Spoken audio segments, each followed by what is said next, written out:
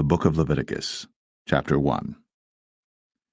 And the Lord called unto Moses, and spake unto him out of the tabernacle of the congregation, saying, Speak unto the children of Israel, and say unto them, If any man of you bring an offering unto the Lord, ye shall bring your offering of the cattle, even of the herd, and of the flock.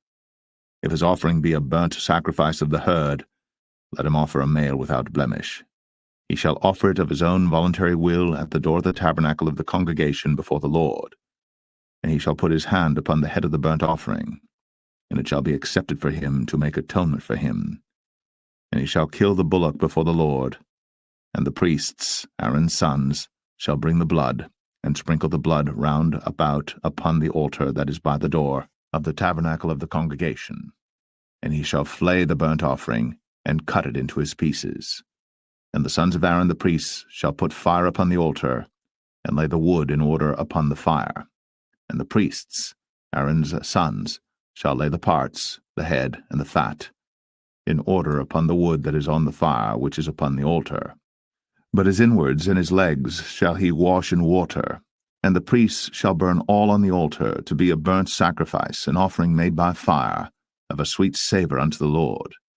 And if his offering be of the flocks, namely of the sheep or of the goats, for a burnt sacrifice, he shall bring it a male without blemish, and he shall kill it on the side of the altar northward before the Lord, and the priests, Aaron's sons, shall sprinkle his blood round about upon the altar, and he shall cut it into his pieces, with his head and his fat, and the priest shall lay them in order on the wood that is on the fire which is upon the altar.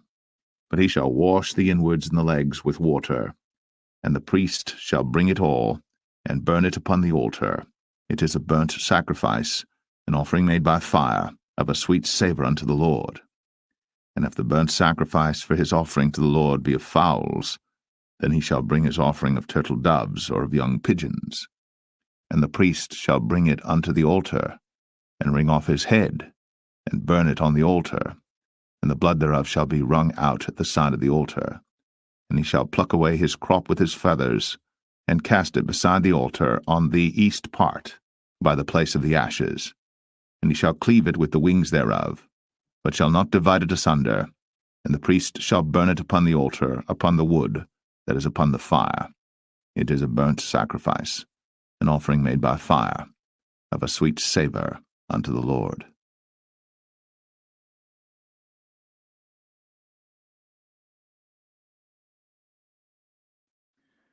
Leviticus 2.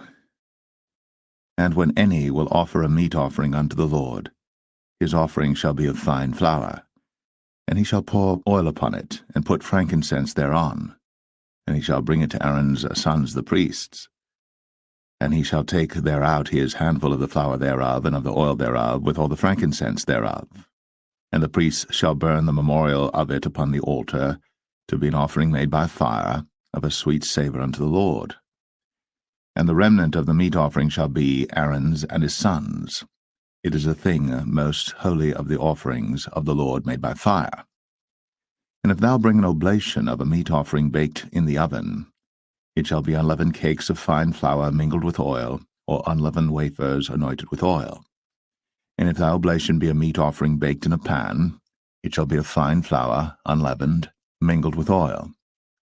Thou shalt part it in pieces, and pour oil thereon. It is a meat offering. And if thy oblation be a meat offering baked in the frying pan, it shall be made of fine flour with oil. And thou shalt bring the meat offering that is made of these things unto the Lord, and when it is presented unto the priest, he shall bring it unto the altar. And the priest shall take from the meat offering a memorial thereof, and shall burn it upon the altar. It is an offering made by fire, of a sweet savour unto the Lord. And that which is left of the meat offering shall be Aaron's and his sons. It is a thing most holy of the offerings of the Lord made by fire.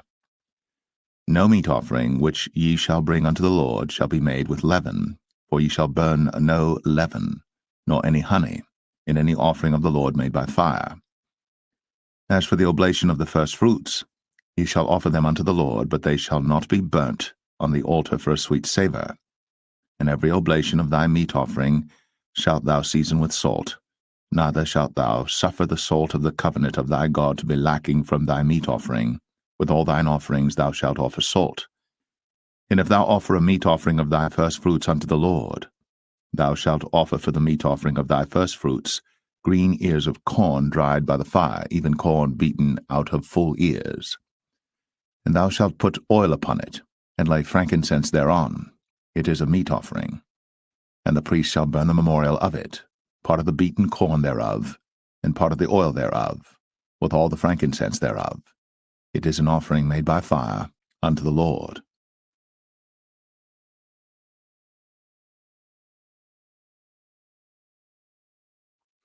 Leviticus 3. And if his oblation be a sacrifice of peace offering, if he offer it of the herd, whether it be a male or female, he shall offer it without blemish before the Lord.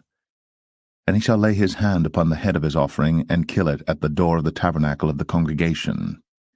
And Aaron's sons, the priests, shall sprinkle the blood upon the altar round about. And he shall offer of the sacrifice of the peace offering an offering made by fire unto the Lord, the fat that covereth the inwards, and all the fat that is upon the inwards, and the 2 kidneys, and the fat that is on them, which is by the flanks, and the caul above the liver, with the kidneys, it shall he take away. And Aaron's sons shall burn it on the altar upon the burnt sacrifice which is upon the wood that is on the fire. It is an offering made by fire, of a sweet savour unto the Lord. And if his offering for a sacrifice of peace offering unto the Lord be of the flock, male or female, he shall offer it without blemish. If he offer a lamb for his offering, then shall he offer it before the Lord. And he shall lay his hand upon the head of his offering, and kill it before the tabernacle of the congregation. And Aaron's sons shall sprinkle the blood thereof round about upon the altar.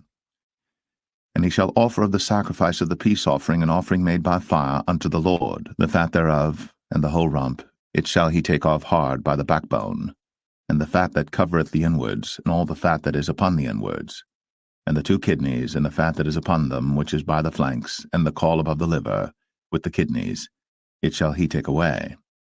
And the priest shall burn it upon the altar. It is the food of the offering made by fire unto the Lord. And if his offering be a goat, then he shall offer it before the Lord. And he shall lay his hand upon the head of it, and kill it before the tabernacle of the congregation. And the sons of Aaron shall sprinkle the blood thereof upon the altar round about. And he shall offer thereof his offering, even an offering made by fire unto the Lord, the fat that covereth the inwards, and all the fat that is upon the inwards, and the 2 kidneys, and the fat that is upon them, which is by the flanks, and the caul above the liver, with the kidneys, it shall he take away. And the priest shall burn them upon the altar. It is the food of the offering made by fire for a sweet savour. All the fat is the Lord's. It shall be a perpetual statute for your generations throughout all your dwellings, that ye eat neither fat nor blood.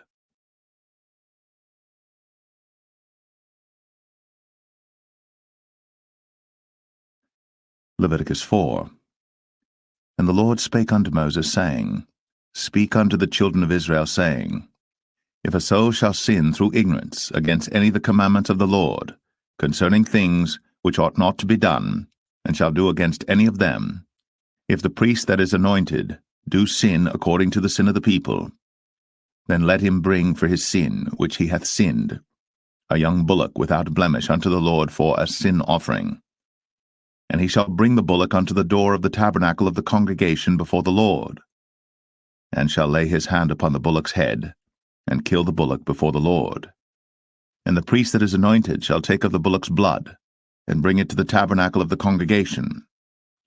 And the priest shall dip his finger in the blood, and sprinkle of the blood 7 times before the Lord, before the veil of the sanctuary.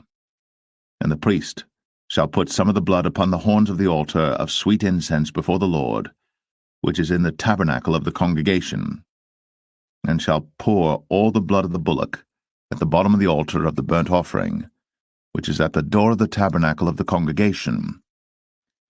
And he shall take off from it all the fat of the bullock for the sin offering, the fat that covereth the inwards, and all the fat that is upon the inwards, and the 2 kidneys, and the fat that is upon them, which is by the flanks, and the caul above the liver, with the kidneys, it shall he take away, as it was taken off from the bullock of the sacrifice of peace offerings, and the priest shall burn them upon the altar of the burnt offering.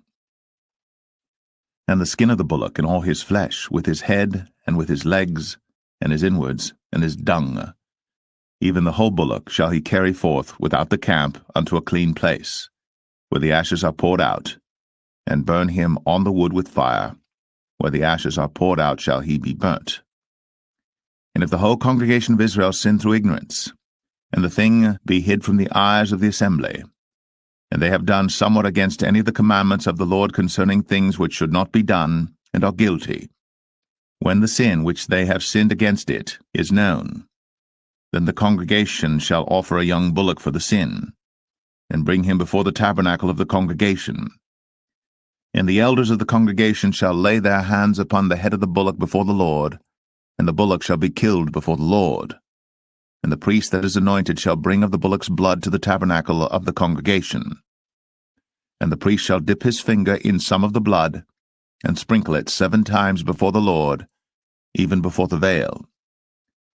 And he shall put some of the blood upon the horns of the altar which is before the Lord, that is, in the tabernacle of the congregation, and shall pour out all the blood at the bottom of the altar of the burnt offering, which is at the door of the tabernacle of the congregation.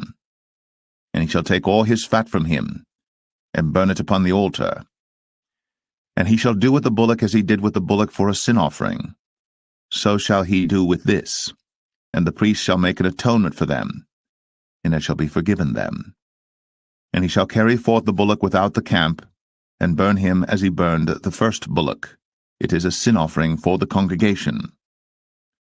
When a ruler hath sinned, and done somewhat through ignorance against any of the commandments of the Lord his God, concerning things which should not be done, and is guilty, or if his sin, wherein he hath sinned, come to his knowledge, he shall bring his offering, a kid of the goats, a male without blemish. And he shall lay his hand upon the head of the goat, and kill it in the place where they killed the burnt offering before the Lord. It is a sin offering. And the priest shall take of the blood of the sin offering with his finger, and put it upon the horns of the altar of burnt offering, and shall pour out his blood at the bottom of the altar of burnt offering. And he shall burn all his fat upon the altar, as the fat of the sacrifice of peace offerings. And the priest shall make an atonement for him as concerning his sin, and it shall be forgiven him. And if any one of the common people sin through ignorance, while he doeth somewhat against any of the commandments of the Lord concerning things which ought not to be done, and be guilty, or if his sin, which he hath sinned, come to his knowledge, then he shall bring his offering, a kid of the goats, a female without blemish, for his sin, which he hath sinned. And he shall lay his hand upon the head of the sin offering, and slay the sin offering in the place of the burnt offering. And the priest shall take of the blood thereof with his finger, and put it upon the horns of the altar of burnt offering, and shall pour out all the blood thereof at the bottom of the altar. And he shall take away all the fat thereof, as the fat is taken away from off the sacrifice of peace offerings. And the priest shall burn it upon the altar for a sweet savour unto the Lord. And the priest shall make an atonement for him, and it shall be forgiven him. And if he bring a lamb for a sin offering, he shall bring it a female without blemish. And he shall lay his hand upon the head of the sin offering, and slay it for a sin offering in the place where they kill the burnt offering. And the priest shall take of the blood of the sin offering with his finger, and put it upon the horns of the altar of burnt offering, and shall pour out all the blood thereof at the bottom of the altar. And he shall take away all the fat thereof, as the fat of the lamb is taken away from the sacrifice of the peace offerings. And the priest shall burn them upon the altar according to the offerings made by fire unto the Lord. And the priest shall make an atonement for his sin that he hath committed, and it shall be forgiven him.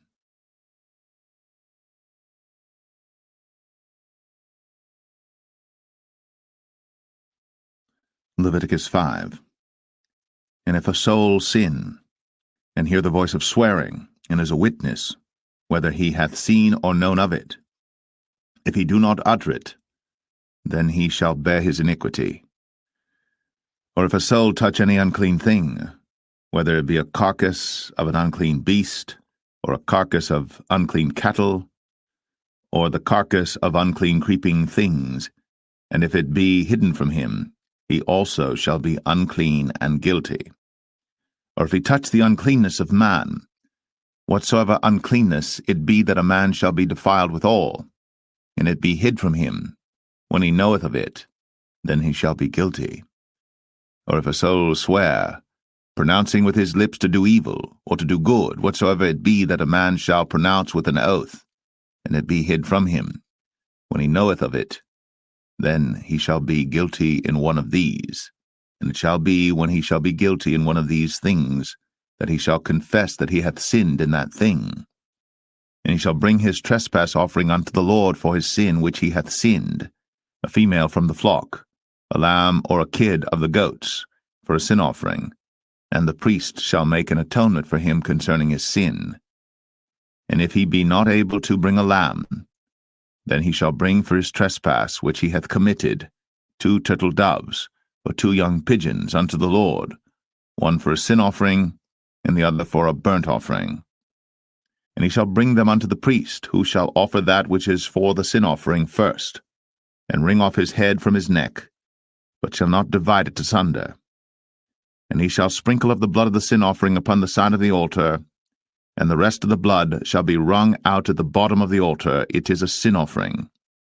And he shall offer the second for a burnt offering according to the manner, and the priest shall make an atonement for him for his sin which he hath sinned, and it shall be forgiven him.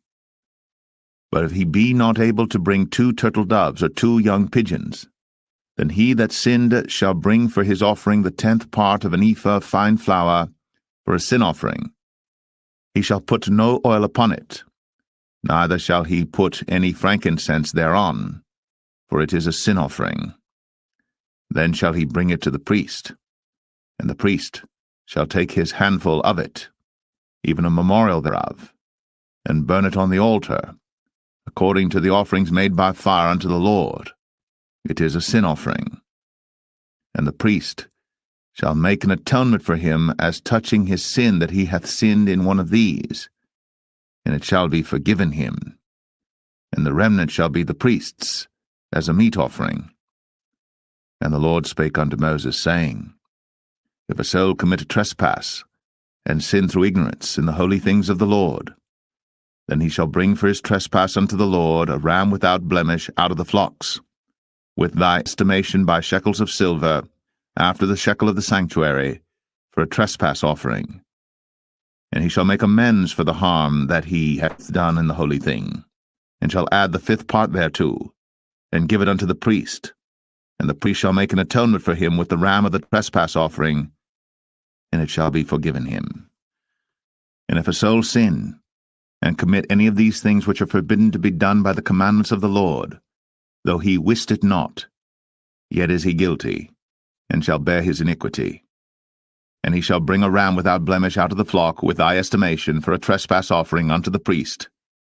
And the priest shall make an atonement for him concerning his ignorance wherein he erred and wist it not, and it shall be forgiven him.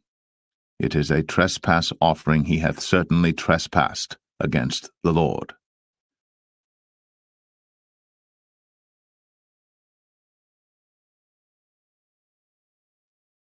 Leviticus 6. And the Lord spake unto Moses, saying, If a soul sin, and commit a trespass against the Lord, and lie unto his neighbor in that which was delivered him to keep, for in fellowship or in a thing taken away by violence, or hath deceived his neighbor, or have found that which was lost, and lieth concerning it, and sweareth falsely, in any of all these that a man doeth, sinning therein, then it shall be, because he hath sinned, and is guilty, that he shall restore that which he took violently away, or the thing which he hath deceitfully gotten, or that which was delivered him to keep, or the lost thing which he found, or all that about which he hath sworn falsely. He shall even restore it in the principal, and shall add the 5th part more thereto, and give it unto him to whom it appertaineth in the day of his trespass offering. And he shall bring his trespass offering unto the Lord, a ram without blemish out of the flock, with thy estimation, for a trespass offering unto the priest. And the priest shall make an atonement for him before the Lord, and it shall be forgiven him for anything of all that he hath done in trespassing therein. And the Lord spake unto Moses, saying, Command Aaron and his sons, saying, This is the law of the burnt offering. It is the burnt offering because of the burning upon the altar all night unto the morning, and the fire of the altar shall be burning in it. And the priest shall put on his linen garment, and his linen breeches shall he put upon his flesh, and take up the ashes which the fire hath consumed with the burnt offering on the altar. And he shall put them beside the altar. And he shall put off his garments, and put on other garments, and carry forth the ashes without the camp unto a clean place. And the fire upon the altar shall be burning in it. It shall not be put out. And the priest shall burn wood on it every morning, and lay the burnt offering in order upon it. And he shall burn thereon the fat of the peace offerings. The fire shall ever be burning upon the altar. It shall never go out. And this is the law of the meat offering. The sons of Aaron shall offer it before the Lord, before the altar. And he shall take of it his handful of the flour of the meat offering, and of the oil thereof, and all the frankincense which is upon the meat offering, and shall burn it upon the altar for a sweet savour, even the memorial of it, unto the Lord. And the remainder thereof shall Aaron and his sons eat. With unleavened bread shall it be eaten in the holy place. In the court of the tabernacle of the congregation they shall eat it. It shall not be baked with leaven. I have given it unto them for their portion of my offerings made by fire. It is most holy, as is the sin offering, and as the trespass offering. All the males among the children of Aaron shall eat of it. It shall be a statute for ever in your generations concerning the offerings of the Lord made by fire. Every one that toucheth them shall be holy. And the Lord spake unto Moses, saying, This is the offering of Aaron and of his sons, which they shall offer unto the Lord in the day when he is anointed. The 10th part of an ephah of fine flour for a meat offering perpetual, half of it in the morning, and half thereof at night. In a pan it shall be made with oil, and when it is baked, thou shalt bring it in. And the baked pieces of the meat offering shalt thou offer for a sweet savour unto the Lord. And the priest of his sons that is anointed in his stead shall offer it. It is a statute for ever unto the Lord. It shall be wholly burnt. For every meat offering for the priest shall be wholly burnt. It shall not be eaten. And the Lord spake unto Moses, saying, Speak unto Aaron and to his sons, saying, This is the law of the sin offering. In the place where the burnt offering is killed shall the sin offering be killed before the Lord. It is most holy. The priest that offereth it for sin shall eat it. In the holy place shall it be eaten, in the court of the tabernacle of the congregation. Whatsoever shall touch the flesh thereof shall be holy. And when there is sprinkled of the blood thereof upon any garment, thou shalt wash that whereon it was sprinkled in the holy place. But the earthen vessel wherein it is sodden shall be broken, and if it be sodden in a brazen pot, it shall be both scoured and rinsed in water. All the males among the priests shall eat thereof. It is most holy. And no sin offering whereof any of the blood is brought into the tabernacle of the congregation to reconcile with all in the holy place shall be eaten. It shall be burnt in the fire.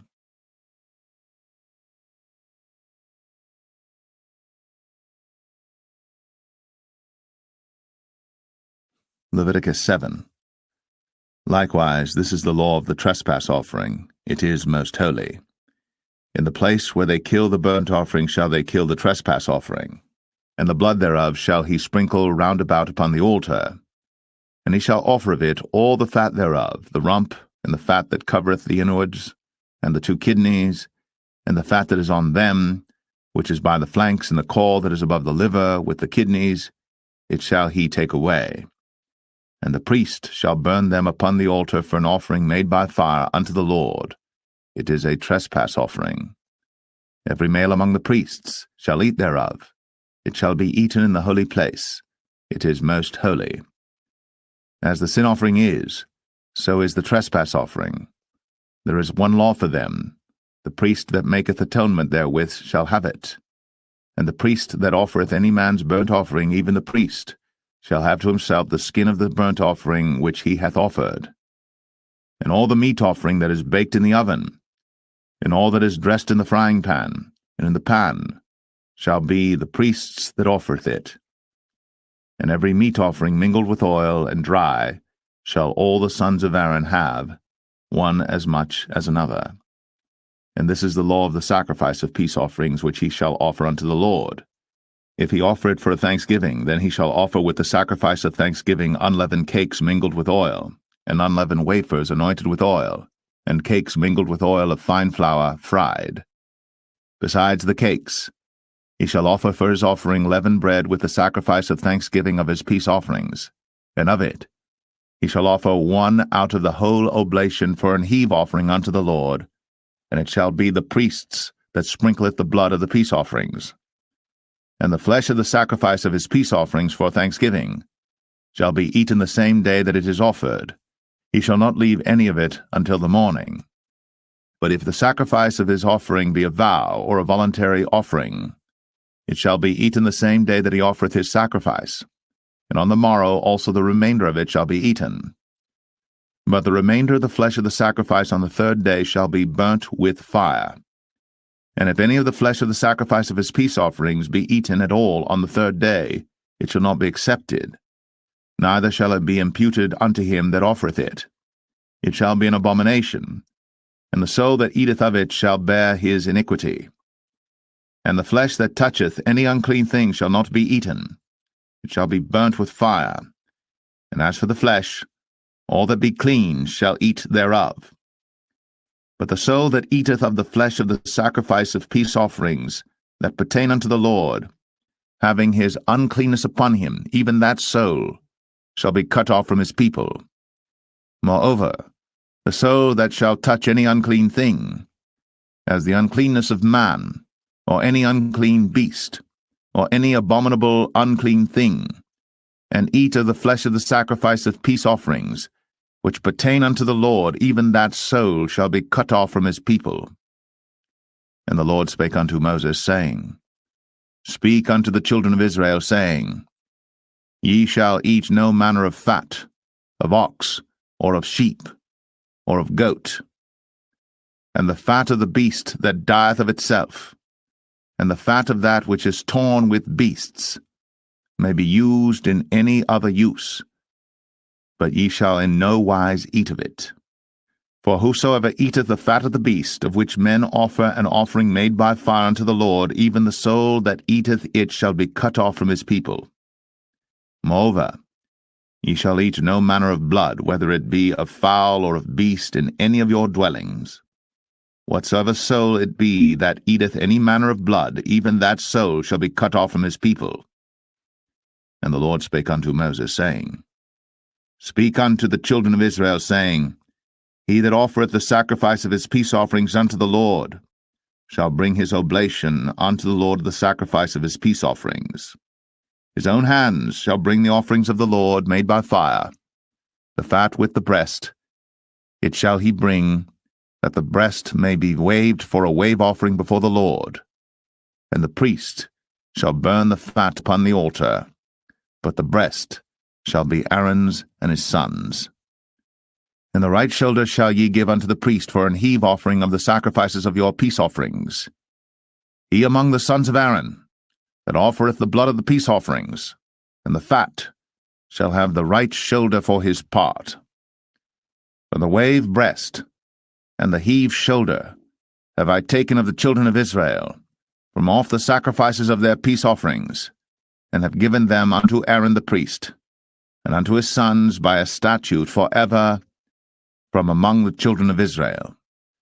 This is the portion of the anointing of Aaron, and of the anointing of his sons, out of the offerings of the Lord made by fire, in the day when he presented them to minister unto the Lord in the priest's office, which the Lord commanded to be given them of the children of Israel, in the day that he anointed them, by a statute forever throughout their generations. This is the law of the burnt offering, of the meat offering, and of the sin offering, and of the trespass offering, and of the consecrations, and of the sacrifice of the peace offerings, which the Lord commanded Moses in Mount Sinai, in the day that he commanded the children of Israel to offer their oblations unto the Lord in the wilderness of Sinai.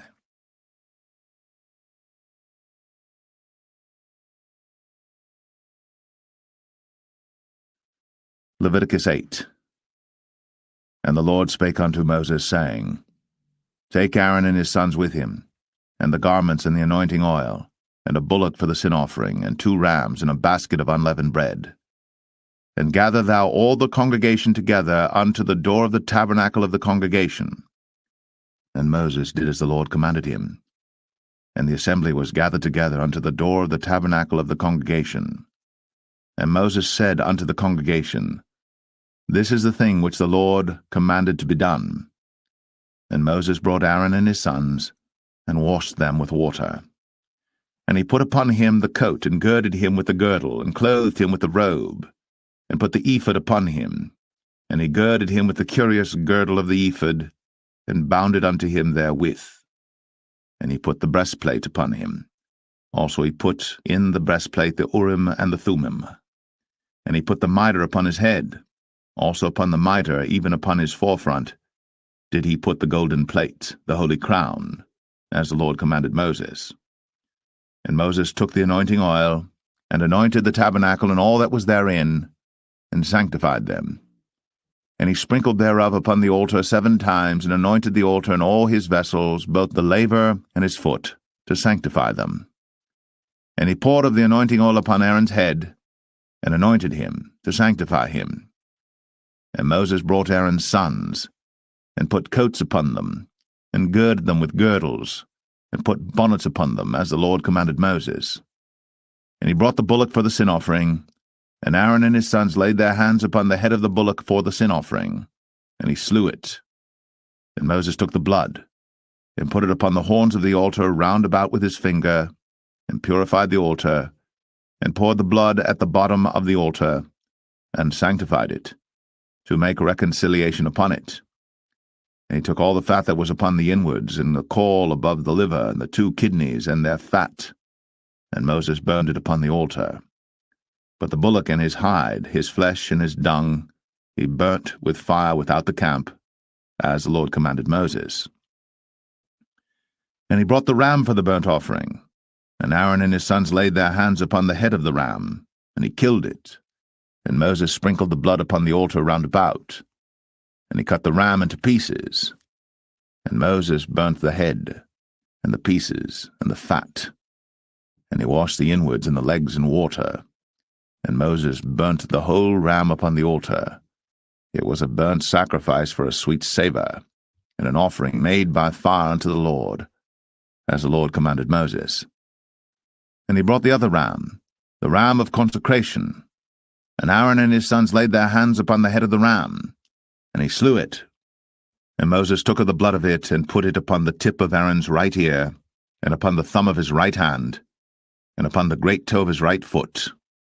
And he brought Aaron's sons, and Moses put of the blood upon the tip of their right ear, and upon the thumbs of their right hands, and upon the great toes of their right feet. And Moses sprinkled the blood upon the altar round about. And he took the fat, and the rump, and all the fat that was upon the inwards, and the caul above the liver, and the 2 kidneys in their fat, and the right shoulder, and out of the basket of unleavened bread that was before the Lord, he took 1 unleavened cake, and a cake of oiled bread, and 1 wafer, and put them on the fat, and upon the right shoulder, and he put all upon Aaron's hands, and upon his sons' hands, and waved them for a wave offering before the Lord. And Moses took them from off their hands, and burnt them on the altar upon the burnt offering. They were consecrations for a sweet savour. It is an offering made by fire unto the Lord. And Moses took the breast, and waved it for a wave offering before the Lord. For of the ram of consecration it was Moses' part, as the Lord commanded Moses. And Moses took of the anointing oil, and of the blood which was upon the altar, and sprinkled it upon Aaron, and upon his garments, and upon his sons, and upon his sons' garments with him, and sanctified Aaron, and his garments, and his sons' garments with him. And Moses said unto Aaron and to his sons, Boil the flesh at the door of the tabernacle of the congregation, and there eat it with the bread that is in the basket of consecrations, as I commanded, saying, Aaron and his sons shall eat it. and that which remaineth of the flesh and of the bread shall ye burn with fire. And ye shall not go out of the door of the tabernacle of the congregation in 7 days, until the days of your consecration be at an end. For 7 days shall he consecrate you. As he hath done this day, so the Lord hath commanded to do, to make an atonement for you. Therefore shall ye abide at the door of the tabernacle of the congregation day and night, 7 days, and keep the charge of the Lord, that ye die not, for so I am commanded. So Aaron and his sons did all things which the Lord commanded by the hand of Moses.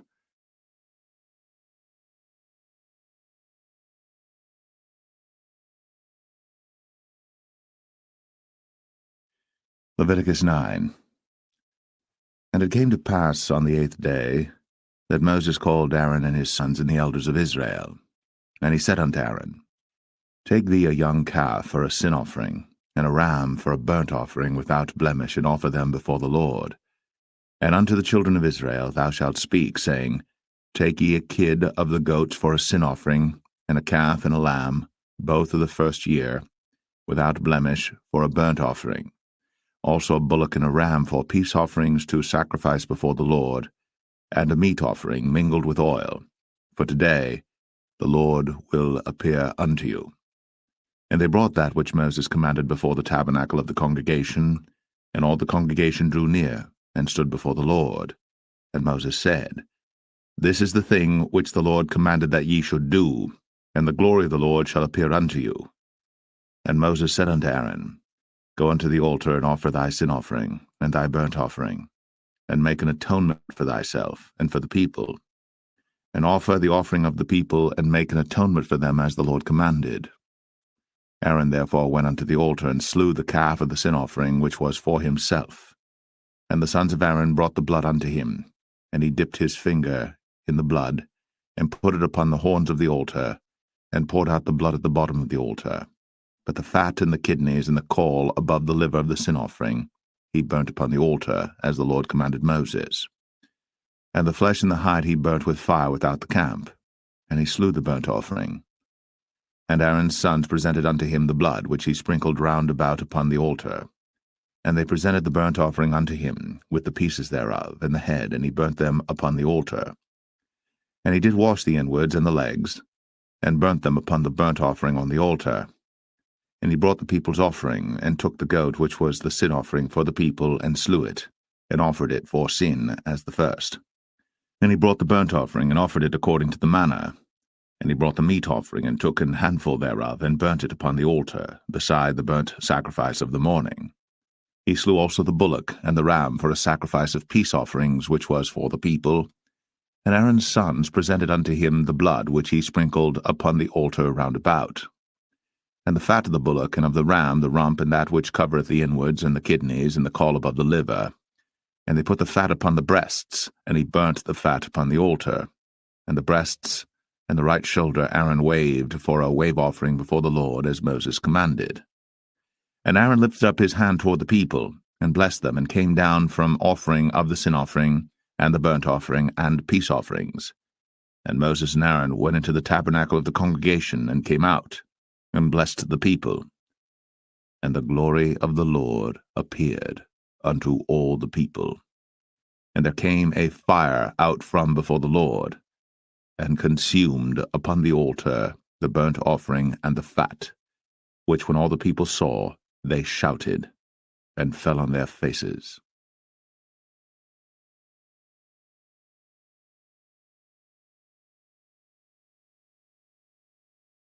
Leviticus 10. And Nadab and Abihu, the sons of Aaron, took either of them his censer, and put fire therein, and put incense thereon, and offered strange fire before the Lord, which he commanded them not. And there went out fire from the Lord, and devoured them, and they died before the Lord. Then Moses said unto Aaron, This is it that the Lord spake, saying, I will be sanctified in them that come nigh me, and before all the people I will be glorified. And Aaron held his peace. And Moses called Mishael and Elzaphan, the sons of Uzziel, the uncle of Aaron, and said unto them, Come near. Carry your brethren from before the sanctuary out of the camp. So they went near, and carried them in their coats out of the camp, as Moses had said. And Moses said unto Aaron, and unto Eleazar, and unto Ithamar his sons, Uncover not your heads, neither rend your clothes, lest ye die, and lest wrath come upon all the people. But let your brethren, the whole house of Israel, bewail the burning which the Lord hath kindled. And ye shall not go out from the door of the tabernacle of the congregation, lest ye die. For the anointing oil of the Lord is upon you. And they did according to the word of Moses. And the Lord spake unto Aaron, saying, Do not drink wine nor strong drink, thou nor thy sons with thee, when ye go into the tabernacle of the congregation, lest ye die. It shall be a statute for ever throughout your generations. And that ye may put difference between holy and unholy, and between unclean and clean, and that ye may teach the children of Israel all the statutes which the Lord hath spoken unto them by the hand of Moses. And Moses spake unto Aaron, and unto Eleazar, and unto Ithamar, his sons that were left, Take the meat offering that remaineth of the offerings of the Lord made by fire, and eat it without leaven beside the altar, for it is most holy. And ye shall eat it in the holy place, because it is thy due, and thy son's due, of the sacrifices of the Lord made by fire, for so I am commanded.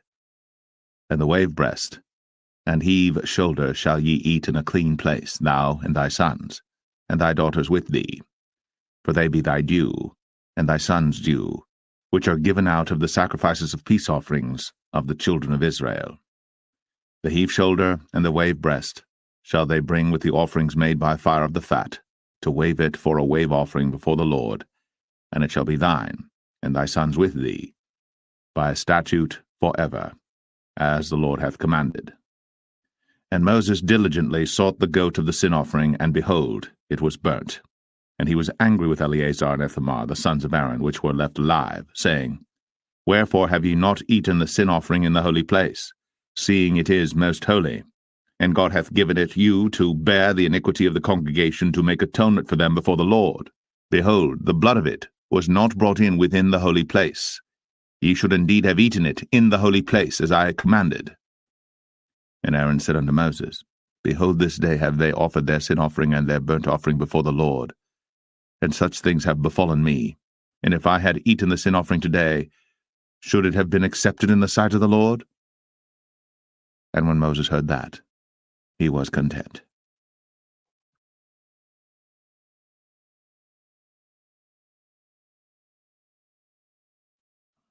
Leviticus 11. And the Lord spake unto Moses and to Aaron, saying unto them, Speak unto the children of Israel, saying, These are the beasts, which ye shall eat among all the beasts that are on the earth.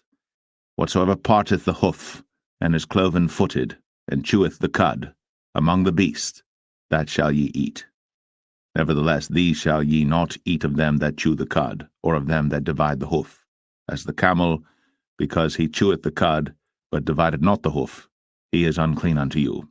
And the coney, because he cheweth the cud, but divideth not the hoof, he is unclean unto you. And the hare, because he cheweth the cud, but divideth not the hoof, he is unclean unto you.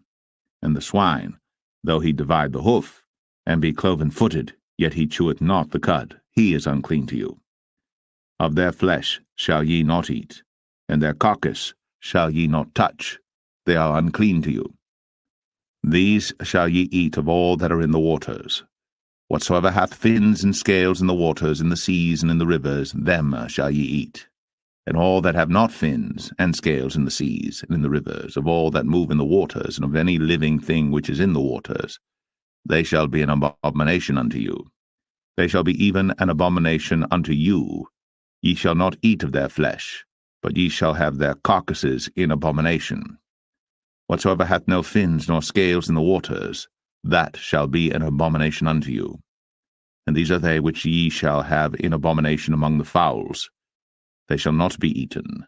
They are an abomination, the eagle, and the ossifrage, and the osprey, and the vulture, and the kite after his kind, every raven after his kind, and the owl, and the nighthawk, and the cuckoo, and the hawk after his kind, and the little owl, and the cormorant, and the great owl, and the swan, and the pelican, and the gyre eagle, and the stork, the heron after her kind, and the lapwing, and the bat.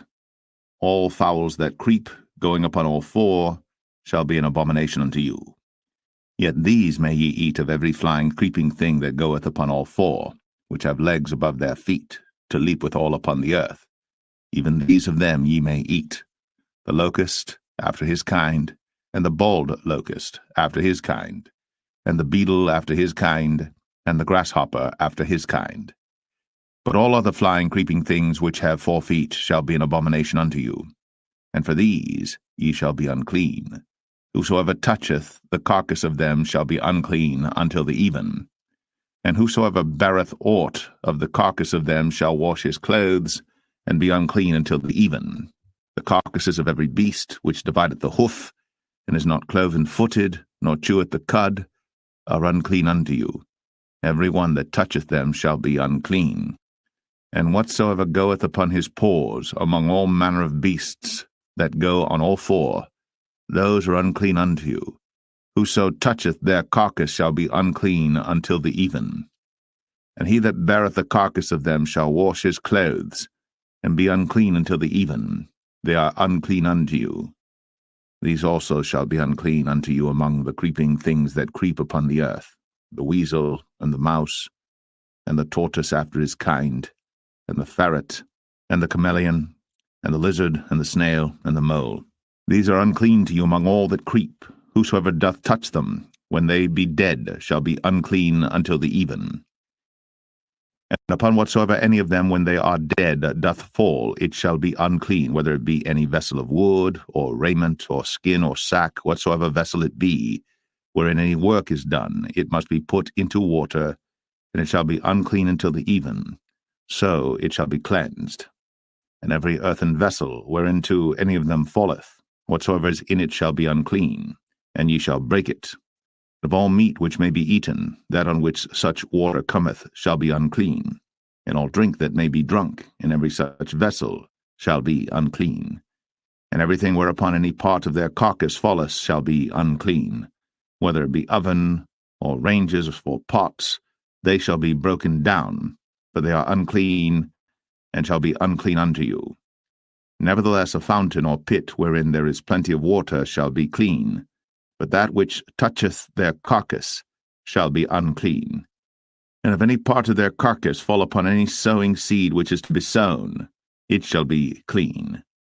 But if any water be put upon the seed, and any part of their carcass fall thereon, it shall be unclean unto you. And if any beast of which ye may eat die, he that toucheth the carcass thereof shall be unclean until the even.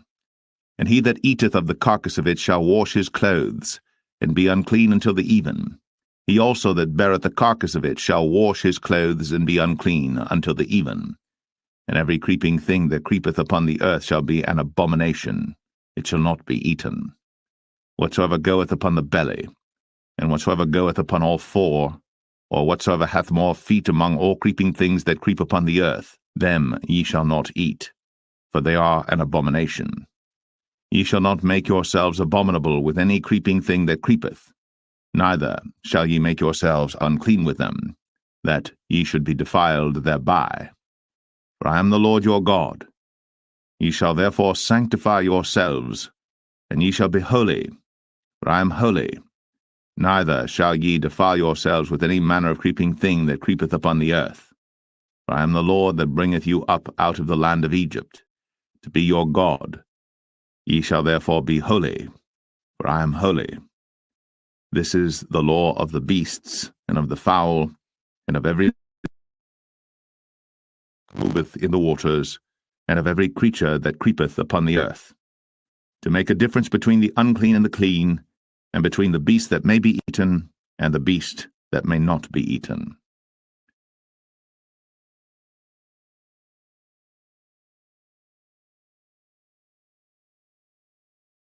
Leviticus 12.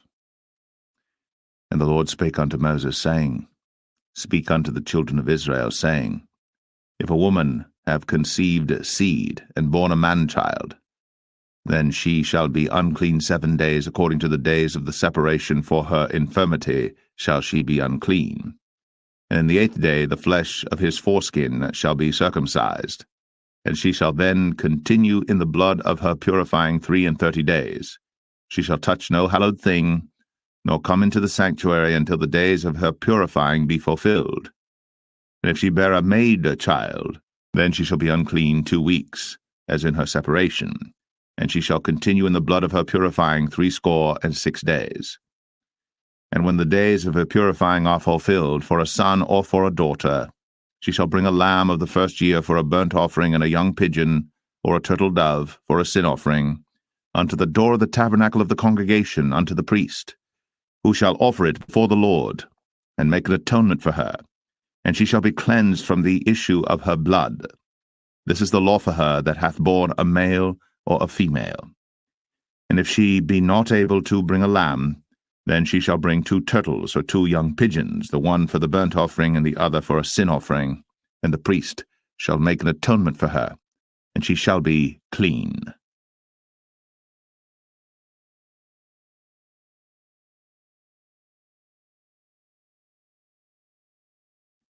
Leviticus 13.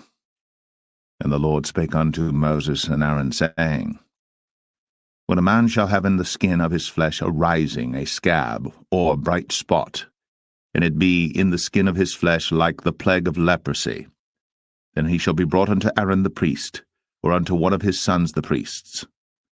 And the priest shall look on the plague in the skin of the flesh, and when the hair in the plague is turned white, and the plague in sight be deeper than the skin of his flesh, it is a plague of leprosy, and the priest shall look on him and pronounce him unclean. If the bright spot be white in the skin of his flesh, and in sight be not deeper than the skin, and the hair thereof be not turned white, then the priest shall shut up him that hath the plague 7 days. And the priest shall look on him the 7th day, and behold, if the plague in his sight be at a stay, and the plague spread not in the skin, then the priest shall shut him up 7 days more. And the priest shall look on him again the 7th day, and behold, if the plague be somewhat dark, and the plague spread not in the skin, the priest shall pronounce him clean. It is but a scab, and he shall wash his clothes, and be clean. But if the scab spread much abroad in the skin, after that he hath been seen of the priest for his cleansing, he shall be seen of the priest again. And if the priest see that, behold, the scab spreadeth in the skin, then the priest shall pronounce him unclean. It is a leprosy. When the plague of leprosy is in a man, then he shall be brought unto the priest. And the priest shall see him, and behold, if the rising be white in the skin, and it have turned the hair white, and there be quick raw flesh in the rising, it is an old leprosy in the skin of his flesh, and the priest shall pronounce him unclean, and shall not shut him up, for he is unclean. And if a leprosy break out abroad in the skin, and the leprosy cover all the skin of him that hath the plague from his head even to his foot, wheresoever the priest looketh, then the priest shall consider, and behold, if the leprosy have covered all his flesh, he shall pronounce him clean that hath the plague. It is all turned white, he is clean. But when raw flesh appeareth in him, he shall be unclean. And the priest shall see the raw flesh, and pronounce him to be unclean. For the raw flesh is unclean, it is a leprosy. Or if the raw flesh turn again, and be changed unto white, he shall come unto the priest. And the priest shall see him, and behold, if the plague be turned into white, then the priest shall pronounce him clean that hath the plague. He is clean. The flesh also, in which even in the skin thereof was a boil, and is healed, and in the place of the boil there be a white rising, or a bright spot, white and somewhat reddish, and it be shown to the priest. And if, when the priest seeth it, behold, it be in sight lower than the skin, and the hair thereof be turned white, the priest shall pronounce him unclean. It is a plague of leprosy broken out of the boil. But if the priest look on it, and behold, there be no white hairs therein, and if it be not lower than the skin, but be somewhat dark, then the priest shall shut him up 7 days. And if it spread much abroad in the skin, then the priest shall pronounce him unclean. It is a plague.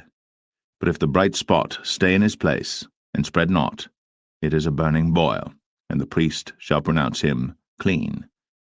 Or if there be any flesh in the skin whereof there is a hot burning, and the quick flesh that burneth have a white bright spot, somewhat reddish or white, then the priest shall look upon it, and behold, if the hair in the bright spot be turned white, and it be in sight deeper than the skin, it is a leprosy broken out of the burning. Wherefore the priest shall pronounce him unclean. It is the plague of leprosy. But if the priest look on it, and behold, there be no white hair in the bright spot, and it be no lower than the other skin, but be somewhat dark, then the priest shall shut him up 7 days. And the priest shall look upon him the 7th day, and if it be spread much abroad in the skin, then the priest shall pronounce him unclean. It is the plague of leprosy. And if the bright spot stay in his place, and spread not in the skin, but it be somewhat dark, it is a rising of the burning, and the priest shall pronounce him clean. For it is an inflammation of the burning. If a man or woman have a plague upon the head or the beard, then the priest shall see the plague, and behold, if it be in sight deeper than the skin, and there be in it a yellow thin hair, then the priest shall pronounce him unclean. It is a dry scall, even a leprosy upon the head or beard. And if the priest look on the plague of the scall, and behold, it be not in sight deeper than the skin, and that there is no black hair in it, then the priest shall shut up him that hath the plague of the scall 7 days. And in the 7th day the priest shall look on the plague, and behold, if the scall spread not, and there be in it no yellow hair, and the scall be not in sight deeper than the skin, he shall be shaven, but the scall shall he not shave, and the priest shall shut up him that hath the scall 7 days more. And the 7th day the priest shall look on the scall, and behold, if the scall be not spread in the skin, nor be in sight deeper than the skin, then the priest shall pronounce him clean, and he shall wash his clothes, and be clean.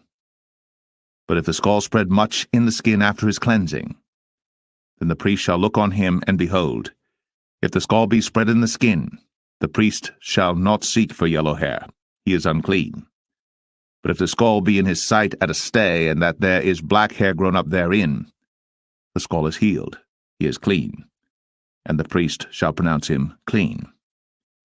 If a man also or a woman have in the skin of their flesh bright spots, even white bright spots, then the priest shall look, and behold, if the bright spots in the skin of their flesh be darkish white, it is a freckled spot that groweth in the skin, he is clean.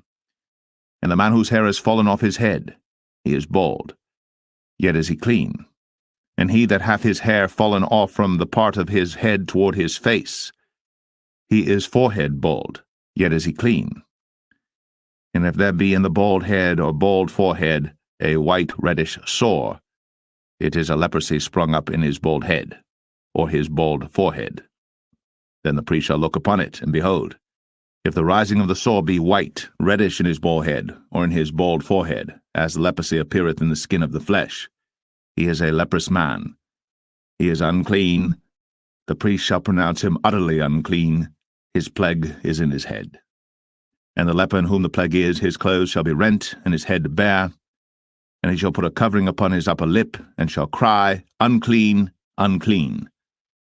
All the days wherein the plague shall be in him, he shall be defiled. He is unclean. He shall dwell alone. Without the camp shall his habitation be. The garment also that the plague of leprosy is in, whether it be a woolen garment or a linen garment, whether it be in the warp or woof of linen or of woolen, whether in a skin or in anything made of skin, and if the plague be greenish or reddish in the garment or in the skin, either in the warp or in the woof or in anything of skin, it is a plague of leprosy, and shall be shown unto the priest. And the priest shall look upon the plague, and shut up it that hath the plague 7 days. And he shall look on the plague on the 7th day, if the plague be spread in the garment, either in the warp, or in the woof, or in a skin, or in any work that is made of skin, the plague is a fretting leprosy, it is unclean. He shall therefore burn the garment, whether warp or woof, in woolen or in linen, or anything of skin, wherein the plague is, for it is a fretting leprosy, it shall be burnt in the fire. And if the priest shall look, and behold, the plague be not spread in the garment, either in the warp, or in the woof, or in anything of skin, then the priest shall command that they wash the thing wherein the plague is, and he shall shut it up 7 days more. And the priest shall look on the plague after that it is washed, and behold, if the plague have not changed his colour, and the plague be not spread, it is unclean. Thou shalt burn it in the fire. It is fret inward, whether it be bare within or without. And if the priest look, and behold, the plague be somewhat dark after the washing of it, then he shall rend it out of the garment, or out of the skin, or out of the warp, or out of the woof. And if it appear still in the garment, either in the warp, or in the woof, or in anything of skin, it is a spreading plague. Thou shalt burn that wherein the plague is, with fire. And the garment, either warp, or woof, or whatsoever thing of skin it be, which thou shalt wash, if the plague be departed from them, then it shall be washed the second time, and shall be clean. This is the law of the plague of leprosy in a garment of woolen or linen, either in the warp or woof, or anything of skins, to pronounce it clean, or to pronounce it unclean.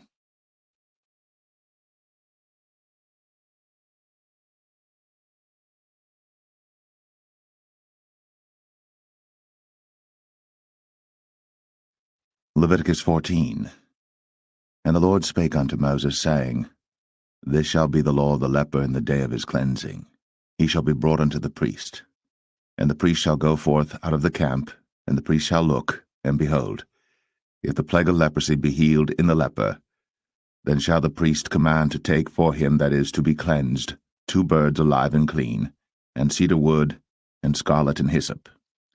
And the priest shall command that one of the birds be killed in an earthen vessel over running water. As for the living bird, he shall take it, and the cedar wood, and the scarlet, and the hyssop, and shall dip them and the living bird in the blood of the bird that was killed over the running water. And he shall sprinkle upon him that is to be cleansed from the leprosy 7 times, and shall pronounce him clean, and shall let the living bird loose into the open field. And he that is to be cleansed shall wash his clothes, and shave off all his hair, and wash himself in water, that he may be clean. And after that he shall come into the camp, and shall tarry abroad out of his tent 7 days.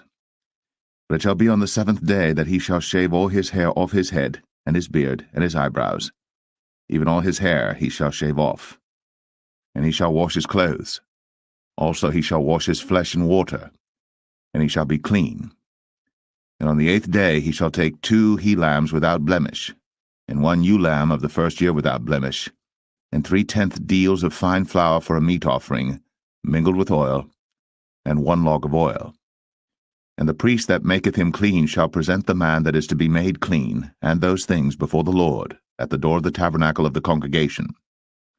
And the priest shall take 1 he-lamb, and offer him for a trespass offering, and the log of oil, and wave them for a wave offering before the Lord.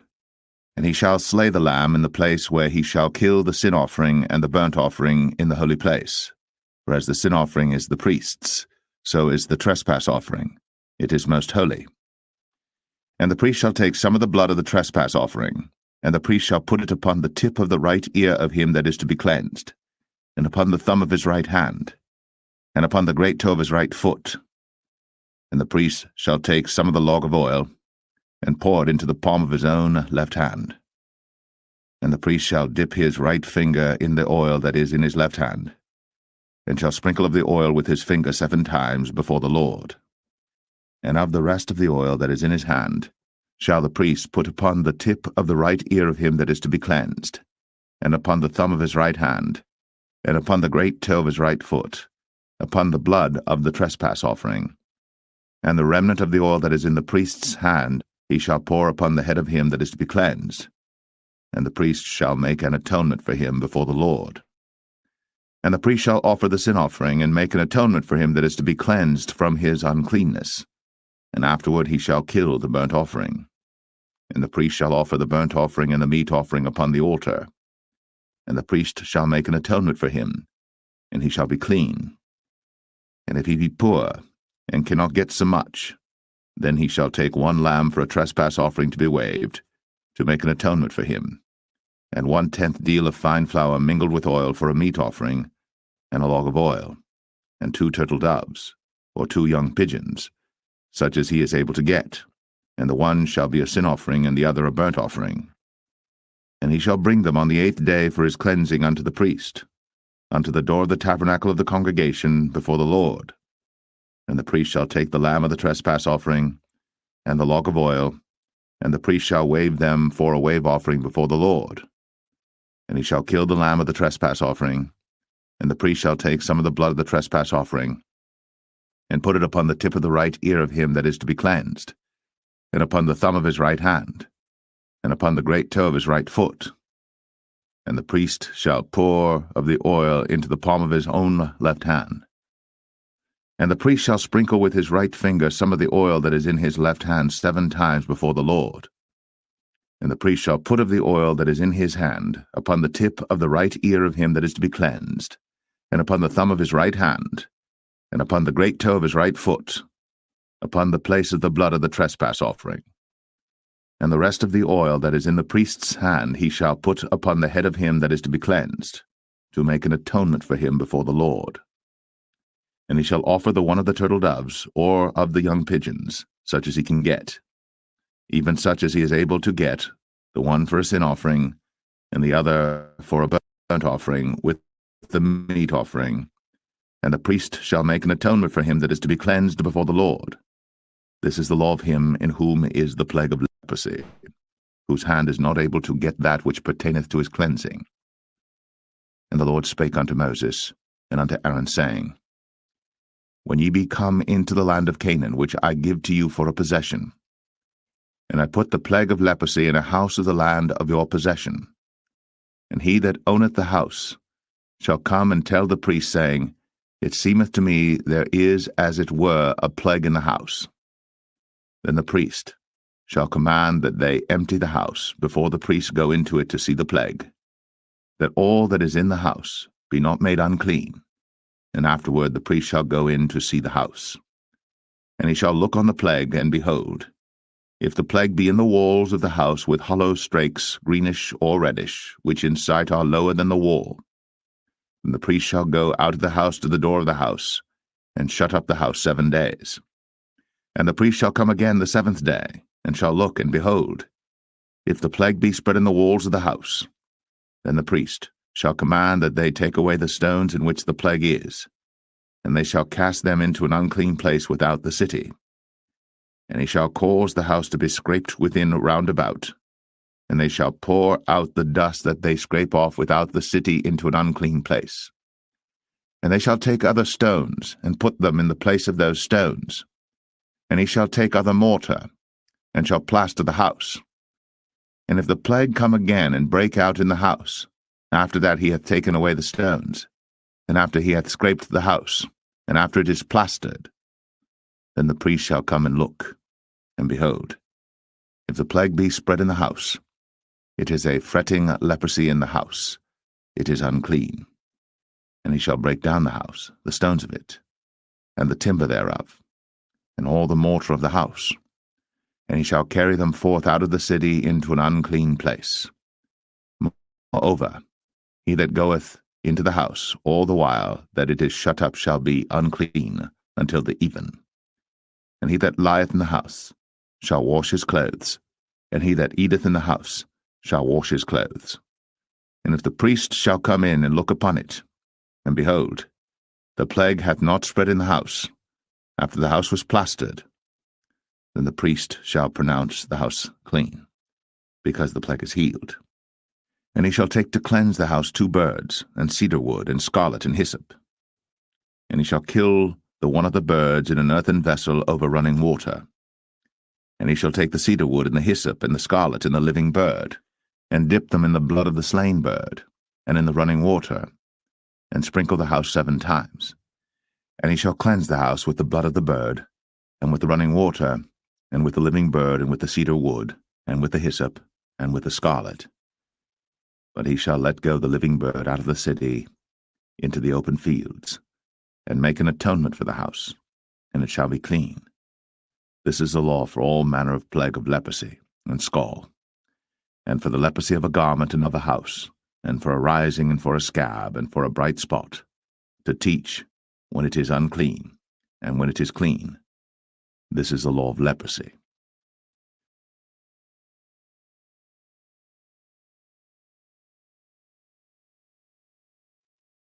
Leviticus 15. And the Lord spake unto Moses and to Aaron, saying, Speak unto the children of Israel, and say unto them, When any man hath a running issue out of his flesh, because of his issue he is unclean. And this shall be his uncleanness in his issue. Whether his flesh run with his issue, or his flesh be stopped from his issue, it is his uncleanness. Every bed whereon he lieth that hath the issue is unclean, and everything whereon he sitteth shall be unclean. And whosoever toucheth his bed shall wash his clothes, and bathe himself in water, and be unclean until the even. And he that sitteth on anything whereon he sat that hath the issue shall wash his clothes, and bathe himself in water, and be unclean until the even. And he that toucheth the flesh of him that hath the issue shall wash his clothes, and bathe himself in water, and be unclean until the even. And if he that hath the issue spit upon him that is clean, then he shall wash his clothes, and bathe himself in water, and be unclean until the even. And what saddle soever he rideth upon that hath the issue shall be unclean. And whosoever toucheth anything that was under him shall be unclean until the even. And he that beareth any of those things shall wash his clothes, and bathe himself in water, and be unclean until the even. And whomsoever he toucheth that hath the issue, and hath not rinsed his hands in water, he shall wash his clothes, and bathe himself in water, and be unclean until the even. And the vessel of earth that he toucheth, which hath the issue, shall be broken, and every vessel of wood shall be rinsed in water. And when he that hath an issue is cleansed of his issue, then he shall number to himself 7 days for his cleansing, and wash his clothes, and bathe his flesh in running water, and shall be clean. And on the 8th day he shall take to him 2 turtle doves, or 2 young pigeons, and come before the Lord unto the door of the tabernacle of the congregation, and give them unto the priest. And the priest shall offer them, the one for a sin offering, and the other for a burnt offering. And the priest shall make an atonement for him before the Lord for his issue. And if any man's seed of copulation go out from him, then he shall wash all his flesh in water, and be unclean until the even. And every garment and every skin whereon is the seed of copulation shall be washed with water, and be unclean until the even. The woman also with whom man shall lie with seed of copulation, they shall both bathe themselves in water, and be unclean until the even. And if a woman have an issue, and her issue in her flesh be blood, she shall be put apart 7 days, and whosoever toucheth her shall be unclean until the even. And everything that she lieth upon in her separation shall be unclean. Everything also that she sitteth upon shall be unclean. And whosoever toucheth her bed shall wash his clothes, and bathe himself in water, and be unclean until the even. And whosoever toucheth anything that she sat upon shall wash his clothes, and bathe himself in water, and be unclean until the even. And if it be on her bed, or on any thing whereon she sitteth, when he toucheth it, he shall be unclean until the even. And if any man lie with her at all, and her flowers be upon him, he shall be unclean 7 days, and all the bed whereon he lieth shall be unclean. And if a woman have an issue of her blood many days out of the time of her separation, or if it run beyond the time of her separation, all the days of the issue of her uncleanness shall be as the days of her separation. She shall be unclean. Every bed whereon she lieth all the days of her issue shall be unto her as the bed of her separation. And whatsoever she sitteth upon shall be unclean, as the uncleanness of her separation. And whosoever toucheth those things shall be unclean, and shall wash his clothes, and bathe himself in water, and be unclean until the even. But if she be cleansed of her issue, then she shall number to herself 7 days, and after that she shall be clean. And on the 8th day she shall take unto her 2 turtles, or 2 young pigeons, and bring them unto the priest, to the door of the tabernacle of the congregation. And the priest shall offer the one for a sin offering, and the other for a burnt offering, and the priest shall make an atonement for her before the Lord for the issue of her uncleanness. Thus shall ye separate the children of Israel from their uncleanness, that they die not in their uncleanness, when they defile my tabernacle that is among them. This is the law of him that hath an issue, and of him whose seed goeth from him, and is defiled therewith, and of her that is sick of her flowers, and of him that hath an issue, of the man, and of the woman, and of him that lieth with her, that is unclean.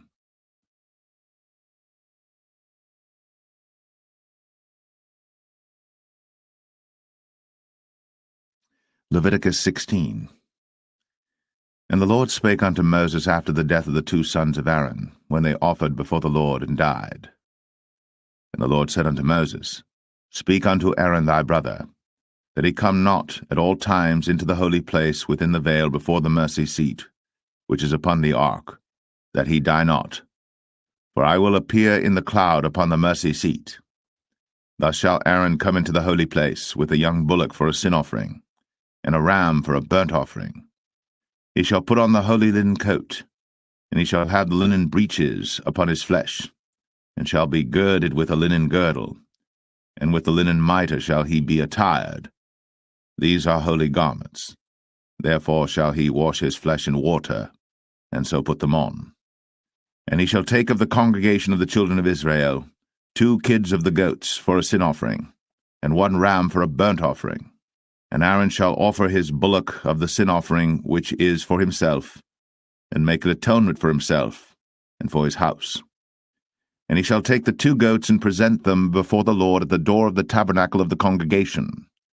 And Aaron shall cast lots upon the 2 goats, 1 lot for the Lord, and the other lot for the scapegoat. And Aaron shall bring the goat upon which the Lord's lot fell, and offer him for a sin offering. But the goat on which the lot fell to be the scapegoat shall be presented alive before the Lord to make an atonement with him, and to let him go for a scapegoat into the wilderness. And Aaron shall bring the bullock of the sin offering which is for himself, and shall make an atonement for himself and for his house, and shall kill the bullock of the sin offering which is for himself. And he shall take a censer full of burning coals of fire from off the altar before the Lord, and his hands full of sweet incense beaten small, and bring it within the veil. And he shall put the incense upon the fire before the Lord, that the cloud of the incense may cover the mercy seat that is upon the testimony, that he die not. And he shall take of the blood of the bullock, and sprinkle it with his finger upon the mercy seat eastward, and before the mercy seat shall he sprinkle of the blood with his finger 7 times. Then shall he kill the goat of the sin offering that is for the people, and bring his blood within the veil, and do with that blood as he did with the blood of the bullock, and sprinkle it upon the mercy seat, and before the mercy seat. And he shall make an atonement for the holy place, because of the uncleanness of the children of Israel, and because of their transgressions and all their sins. And so shall he do for the tabernacle of the congregation that remaineth among them in the midst of their uncleanness. And there shall be no man in the tabernacle of the congregation when he goeth in to make an atonement in the holy place, until he come out, and have made an atonement for himself, and for his household, and for all the congregation of Israel. And he shall go out unto the altar that is before the Lord, and make an atonement for it, and shall take of the blood of the bullock, and of the blood of the goat, and put it upon the horns of the altar round about. And he shall sprinkle of the blood upon it with his finger 7 times, and cleanse it, and hallow it from the uncleanness of the children of Israel. And when he hath made an end of reconciling the holy place, and the tabernacle of the congregation, and the altar, he shall bring the live goat. And Aaron shall lay both his hands upon the head of the live goat, and confess over him all the iniquities of the children of Israel, and all their transgressions and all their sins, putting them upon the head of the goat, and shall send him away by the hand of a fit man into the wilderness. And the goat shall bear upon him all their iniquities unto a land not inhabited. And he shall let go the goat in the wilderness. And Aaron shall come into the tabernacle of the congregation, and shall put off the linen garments, which he put on when he went into the holy place, and shall leave them there. And he shall wash his flesh with water in the holy place, and put on his garments, and come forth, and offer his burnt offering, and the burnt offering of the people, and make an atonement for himself and for the people. And the fat of the sin offering shall he burn upon the altar. And he that let go the goat for the scapegoat shall wash his clothes, and bathe his flesh in water, and afterward come into the camp. And the bullock for the sin offering, and the goat for the sin offering, whose blood was brought in to make atonement in the holy place, shall one carry forth without the camp, and they shall burn in the fire their skins, and their flesh, and their dung. And he that burneth them shall wash his clothes, and bathe his flesh in water, and afterward he shall come into the camp. And this shall be a statute for ever unto you, that in the 7th month, on the 10th day of the month, ye shall afflict your souls, and do no work at all, whether it be one of your own country or a stranger that sojourneth among you. For on that day shall the priest make an atonement for you, to cleanse you, that ye may be clean from all your sins before the Lord. It shall be a Sabbath of rest unto you, and ye shall afflict your souls, by a statute for ever. And the priest, whom he shall anoint, and whom he shall consecrate to minister in the priest's office in his father's stead, shall make the atonement, and shall put on the linen clothes, even the holy garments.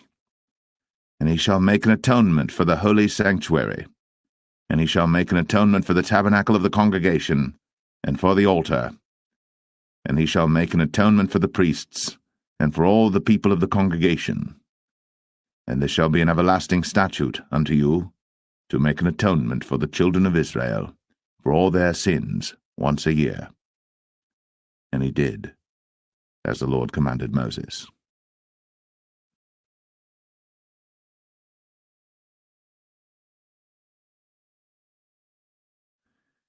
Leviticus 17.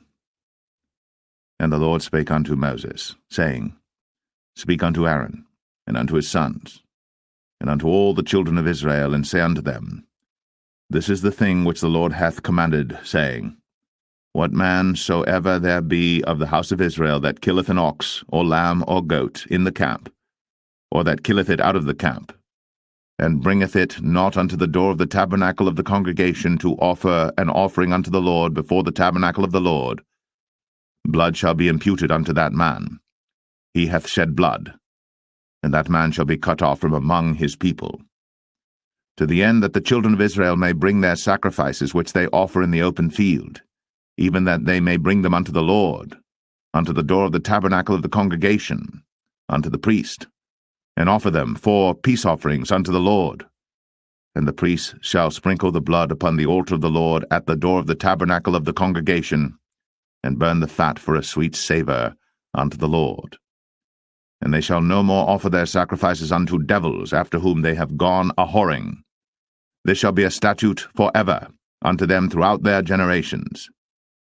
And thou shalt say unto them, Whatsoever man there be of the house of Israel, or of the strangers which sojourn among you, that offereth a burnt offering or sacrifice, and bringeth it not unto the door of the tabernacle of the congregation, to offer it unto the Lord, even that man shall be cut off from among his people. And whatsoever man there be of the house of Israel, or of the strangers that sojourn among you, that eateth any manner of blood, I will even set my face against that soul that eateth blood, and will cut him off from among his people. For the life of the flesh is in the blood, and I have given it to you upon the altar to make an atonement for your souls. For it is the blood that maketh an atonement for the soul. Therefore I said unto the children of Israel, No soul of you shall eat blood, neither shall any stranger that sojourneth among you eat blood. And whatsoever man there be of the children of Israel, or of the strangers that sojourn among you, which hunteth and catcheth any beast or fowl that may be eaten, he shall even pour out the blood thereof, and cover it with dust. For it is the life of all flesh, the blood of it is for the life thereof. Therefore I said unto the children of Israel, Ye shall eat the blood of no manner of flesh, for the life of all flesh is the blood thereof. Whosoever eateth it shall be cut off. And every soul that eateth that which died of itself, or that which was torn with beasts, whether it be one of your own country or a stranger, he shall both wash his clothes, and bathe himself in water, and be unclean until the even. Then shall he be clean. But if he wash them not, nor bathe his flesh, then he shall bear his iniquity.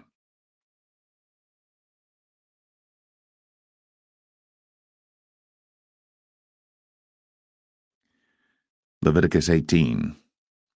And the Lord spake unto Moses, saying, Speak unto the children of Israel, and say unto them, I am the Lord your God. After the doings of the land of Egypt, wherein ye dwelt, shall ye not do, and after the doings of the land of Canaan, whither I bring you, shall ye not do, neither shall ye walk in their ordinances. Ye shall do my judgments, and keep mine ordinances, to walk therein. I am the Lord your God. Ye shall therefore keep my statutes and my judgments, which if a man do, he shall live in them. I am the Lord. None of you shall approach to any that is near of kin to him, to uncover their nakedness. I am the Lord. The nakedness of thy father, or the nakedness of thy mother, shalt thou not uncover. She is thy mother, thou shalt not uncover her nakedness. The nakedness of thy father's wife shalt thou not uncover. It is thy father's nakedness.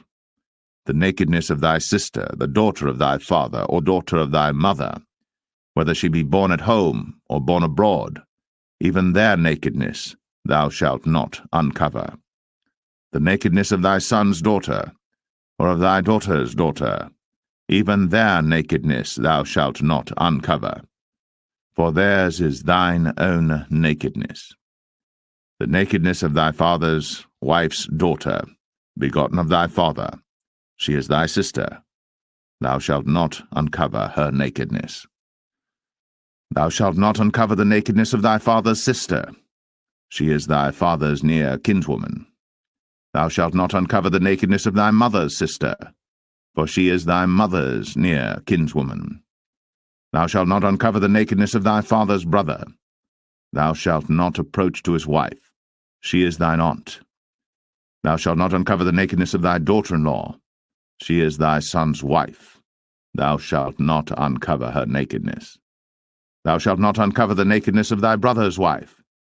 It is thy brother's nakedness. Thou shalt not uncover the nakedness of a woman and her daughter, neither shalt thou take her son's daughter, or her daughter's daughter, to uncover her nakedness, for they are her near kinswoman. It is wickedness. Neither shalt thou take a wife to her sister, to vex her, to uncover her nakedness, beside the other in her lifetime. Also thou shalt not approach unto a woman to uncover her nakedness, as long as she is put apart for her uncleanness. Moreover, thou shalt not lie carnally with thy neighbor's wife, to defile thyself with her.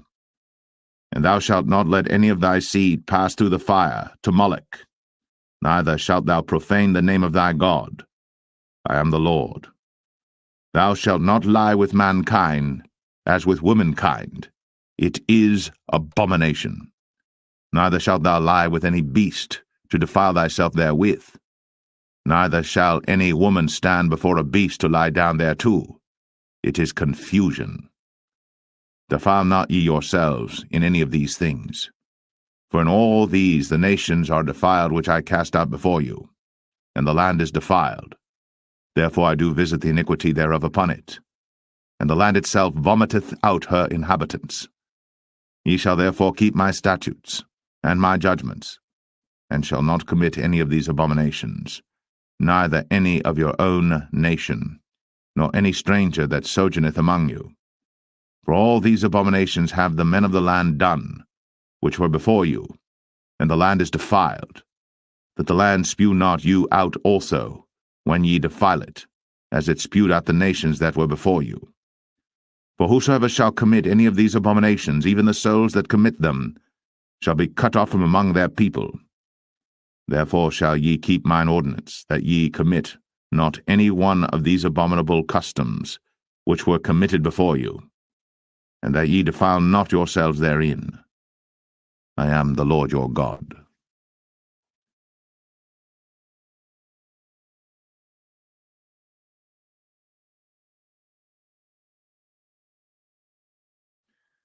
Leviticus 19.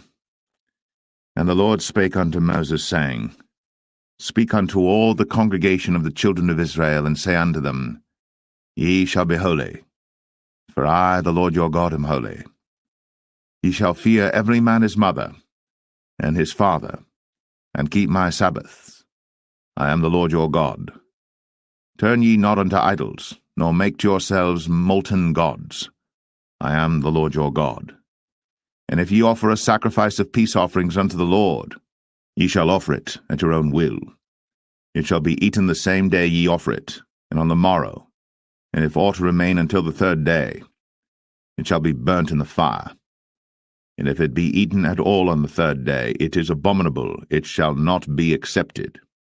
Therefore every one that eateth it shall bear his iniquity, because he hath profaned the hallowed thing of the Lord, and that so shall be cut off from among his people.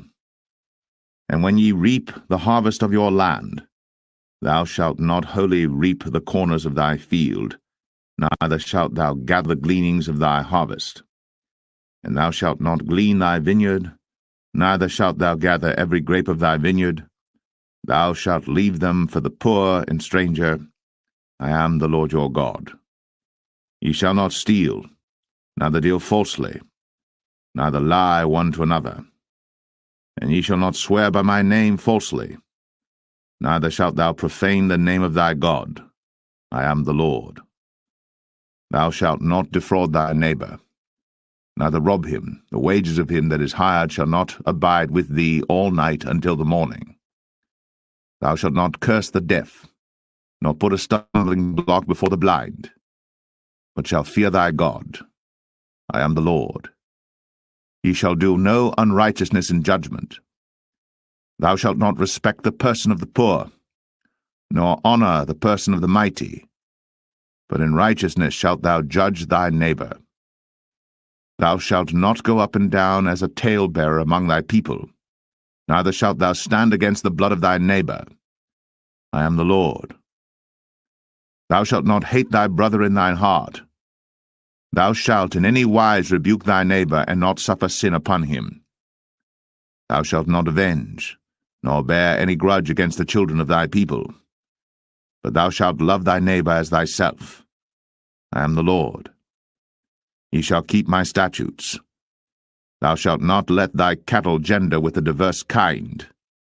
Thou shalt not sow thy field with mingled seed, neither shall a garment mingled of linen and woolen come upon thee. And whosoever lieth carnally with a woman that is a bondmaid, betrothed to an husband, and not at all redeemed, nor freedom given her, she shall be scourged. They shall not be put to death, because she was not free. And he shall bring his trespass offering unto the Lord, unto the door of the tabernacle of the congregation, even a ram for a trespass offering. And the priest shall make an atonement for him with the ram of the trespass offering before the Lord for his sin which he hath done, and the sin which he hath done shall be forgiven him. And when ye shall come into the land, and shall have planted all manner of trees for food, then ye shall count the fruit thereof as uncircumcised. 3 years shall it be as uncircumcised unto you. It shall not be eaten of. But in the 4th year all the fruit thereof shall be holy, to praise the Lord withal. And in the 5th year shall ye eat of the fruit thereof, that it may yield unto you the increase thereof. I am the Lord your God. Ye shall not eat anything with the blood, neither shall ye use enchantment, nor observe times. Ye shall not round the corners of your heads, neither shalt thou mar the corners of thy beard. Ye shall not make any cuttings in your flesh for the dead, nor print any marks upon you. I am the Lord. Do not prostitute thy daughter to cause her to be a whore, lest the land fall to whoredom, and the land become full of wickedness. Ye shall keep my Sabbaths, and reverence my sanctuary. I am the Lord. Regard not them that have familiar spirits, neither seek after wizards, to be defiled by them. I am the Lord your God. Thou shalt rise up before the hoary head, and honour the face of the old man, and fear thy God. I am the Lord. And if a stranger sojourn with thee in your land, ye shall not vex him. But the stranger that dwelleth with you shall be unto you as one born among you, and thou shalt love him as thyself. For ye were strangers in the land of Egypt. I am the Lord your God. Ye shall do no unrighteousness in judgment, and mete yard in weight or in measure. Just balances, just weights, a just ephah, and a just hin shall ye have. I am the Lord your God, which brought you out of the land of Egypt. Therefore shall ye observe all my statutes, and all my judgments, and do them. I am the Lord.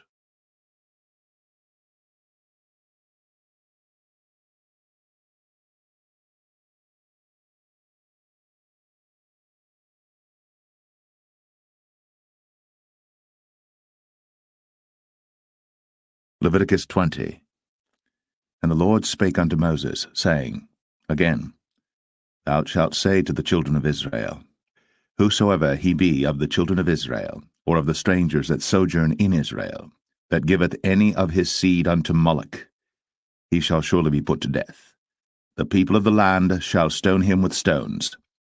And I will set my face against that man, and will cut him off from among his people, because he hath given of his seed unto Moloch, to defile my sanctuary, and to profane my holy name.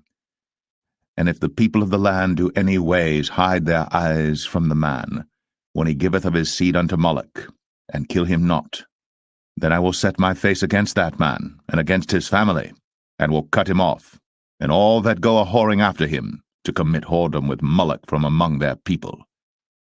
And the soul that turneth after such as have familiar spirits, and after wizards, to go a-whoring after them, I will even set my face against that soul, and will cut him off from among his people. Sanctify yourselves, therefore, and be ye holy, for I am the Lord your God. And ye shall keep my statutes, and do them. I am the Lord which sanctify you. For every one that curseth his father or his mother shall be surely put to death. He hath cursed his father or his mother, his blood shall be upon him.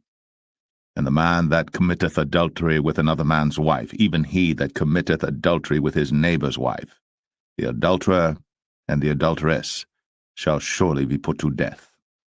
And the man that lieth with his father's wife hath uncovered his father's nakedness. Both of them shall surely be put to death. Their blood shall be upon them. And if a man lie with his daughter-in-law, both of them shall surely be put to death. They have wrought confusion. Their blood shall be upon them. If a man also lie with mankind, as he lieth with a woman, both of them have committed an abomination. They shall surely be put to death. Their blood shall be upon them. And if a man take a wife and her mother, it is wickedness. They shall be burnt with fire, both he and they, that there be no wickedness among you.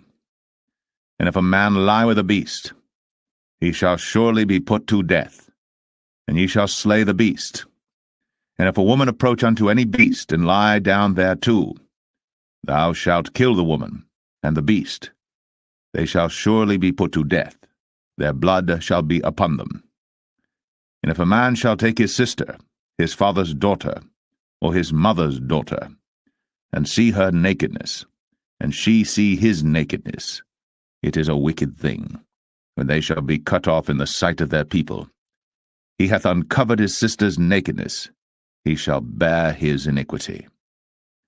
And if a man shall lie with a woman having her sickness, and shall uncover her nakedness, he hath discovered her fountain, and she hath uncovered the fountain of her blood, and both of them shall be cut off from among their people. And thou shalt not uncover the nakedness of thy mother's sister, nor of thy father's sister, for he uncovereth his near kin. They shall bear their iniquity. And if a man shall lie with his uncle's wife, he hath uncovered his uncle's nakedness. They shall bear their sin. They shall die childless. And if a man shall take his brother's wife, it is an unclean thing. He hath uncovered his brother's nakedness. They shall be childless. Ye shall therefore keep all my statutes and all my judgments, and do them, that the land, whither I bring you to dwell therein, spew you not out. And ye shall not walk in the manners of the nation, which I cast out before you. For they committed all these things, and therefore I abhorred them. But I have said unto you, Ye shall inherit their land, and I will give it unto you to possess it, a land that floweth with milk and honey. I am the Lord your God, which have separated you from other people. Ye shall therefore put difference between clean beasts and unclean, and between unclean fowls and clean. And ye shall not make your souls abominable by beast, or by fowl, or by any manner of living thing that creepeth on the ground, which I have separated from you as unclean. And ye shall be holy unto me, for I the Lord am holy, and have severed you from other people, that ye should be mine. A man also, or woman that hath a familiar spirit, or that is a wizard, shall surely be put to death. They shall stone them with stones, their blood shall be upon them.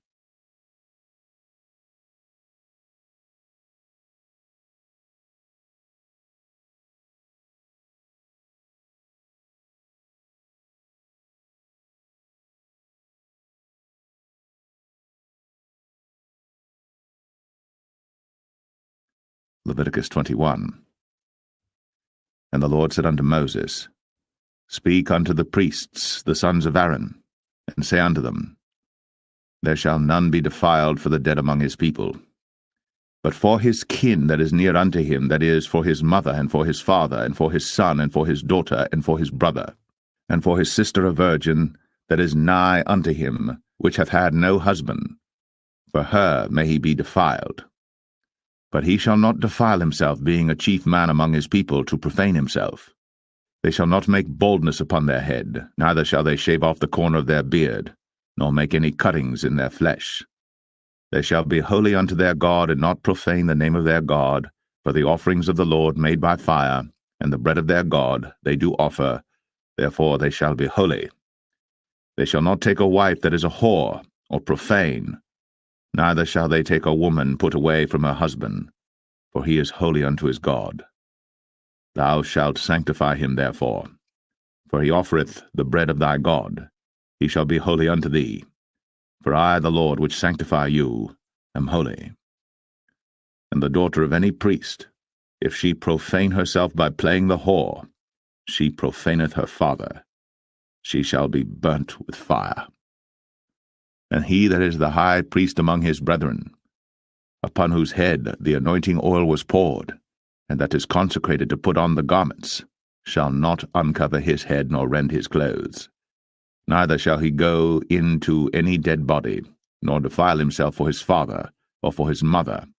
Neither shall he go out of the sanctuary, nor profane the sanctuary of his God. For the crown of the anointing oil of his God is upon him. I am the Lord. And he shall take a wife in her virginity, a widow, or a divorced woman, or profane, or an harlot. These shall he not take, but he shall take a virgin of his own people to wife. Neither shall he profane his seed among his people, for I the Lord do sanctify him. And the Lord spake unto Moses, saying, Speak unto Aaron, saying, Whosoever he be of thy seed in their generations that hath any blemish, let him not approach to offer the bread of his God. For whatsoever man he be that hath a blemish, he shall not approach, a blind man, or a lame, or he that hath a flat nose, or anything superfluous, or a man that is broken-footed, or broken-handed, or crooked-backed, or a dwarf, or that hath a blemish in his eye, or be scurvy, or scabbed, or hath his stones broken. No man that hath a blemish of the seed of Aaron the priest shall come nigh to offer the offerings of the Lord made by fire. He hath a blemish. He shall not come nigh to offer the bread of his God. He shall eat the bread of his God, both of the most holy and of the holy. Only he shall not go in unto the veil, nor come nigh unto the altar, because he hath a blemish, that he profane not my sanctuaries. For I the Lord do sanctify them. And Moses told it unto Aaron and to his sons, and unto all the children of Israel.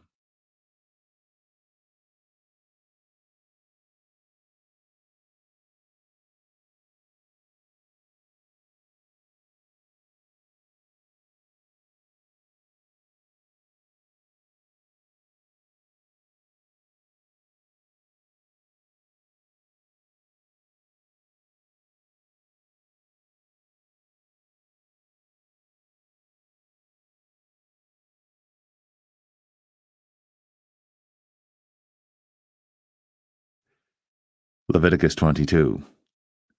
And the Lord spake unto Moses, saying, Speak unto Aaron and to his sons, that they separate themselves from the holy things of the children of Israel, and that they profane not my holy name in those things which they hallow unto me.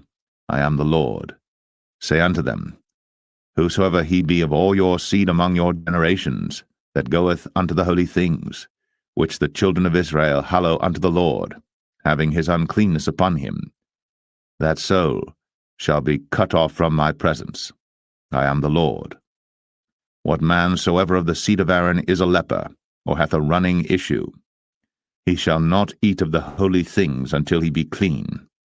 And whoso toucheth anything that is unclean by the dead, or a man whose seed goeth from him, or whosoever toucheth any creeping thing, whereby he may be made unclean, or a man of whom he may take uncleanness, whatsoever uncleanness he hath, the soul which hath touched any such shall be unclean until even, and shall not eat of the holy things, unless he wash his flesh with water. And when the sun is down, he shall be clean, and shall afterward eat of the holy things, because it is his food. That which dieth of itself, or is torn with beasts, he shall not eat to defile himself therewith. I am the Lord. They shall therefore keep mine ordinance, lest they bear sin for it, and die therefore if they profane it. I the Lord do sanctify them. There shall no stranger eat of the holy thing. A sojourner of the priest, or an hired servant, shall not eat of the holy thing. But if the priest buy any soul with his money, he shall eat of it. And he that is born in his house, they shall eat of his meat. If the priest's daughter also be married unto a stranger, she may not eat of an offering of the holy things. But if the priest's daughter be a widow, or divorced, and have no child, and is returned unto her father's house, as in her youth, she shall eat of her father's meat. But there shall no stranger eat thereof. And if a man eat of the holy thing unwittingly, then he shall put the fifth part thereof unto it, and shall give it unto the priest with the holy thing. And they shall not profane the holy things of the children of Israel, which they offer unto the Lord, or suffer them to bear the iniquity of trespass, when they eat their holy things. For I the Lord do sanctify them. And the Lord spake unto Moses, saying, Speak unto Aaron and to his sons, and unto all the children of Israel, and say unto them, Whatsoever he be of the house of Israel, or of the strangers in Israel, that will offer his oblation for all his vows, and for all his freewill offerings, which they will offer unto the Lord for a burnt offering, ye shall offer at your own will a male without blemish of the beeves, of the sheep, or of the goats. But whatsoever hath a blemish, that shall ye not offer, for it shall not be acceptable for you. And whosoever offereth a sacrifice of peace offerings unto the Lord to accomplish his vow, or a freewill offering in beeves or sheep, it shall be perfect to be accepted. There shall be no blemish therein. Blind, or broken, or maimed, or having a wen, or scurvy, or scabbed, ye shall not offer these unto the Lord, nor make an offering by fire of them upon the altar unto the Lord, either a bullock, or a lamb that hath anything superfluous or lacking in his parts, that mayest thou offer for a freewill offering, but for a vow it shall not be accepted. Ye shall not offer unto the Lord that which is bruised, or crushed, or broken, or cut. Neither shall ye make any offering thereof in your land. Neither from a stranger's hand shall ye offer the bread of your God of any of these, because their corruption is in them, and blemishes be in them. They shall not be accepted for you. And the Lord spake unto Moses, saying, When a bullock or a sheep or a goat is brought forth, then it shall be 7 days under the dam, and from the 8th day and thenceforth it shall be accepted for an offering made by fire unto the Lord. And whether it be cow or ewe, ye shall not kill it and her young both in one day. And when ye will offer a sacrifice of thanksgiving unto the Lord, offer it at your own will. On the same day it shall be eaten up. Ye shall leave none of it until the morrow. I am the Lord. Therefore shall ye keep my commandments, and do them. I am the Lord.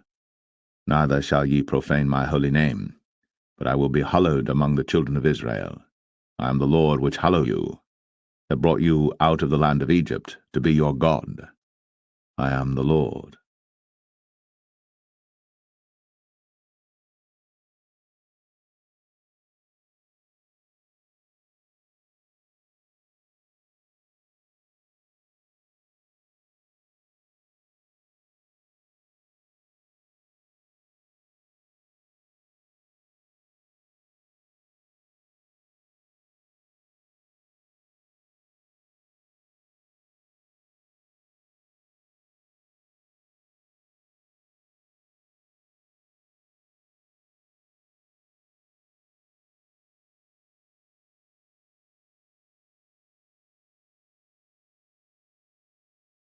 Leviticus 23.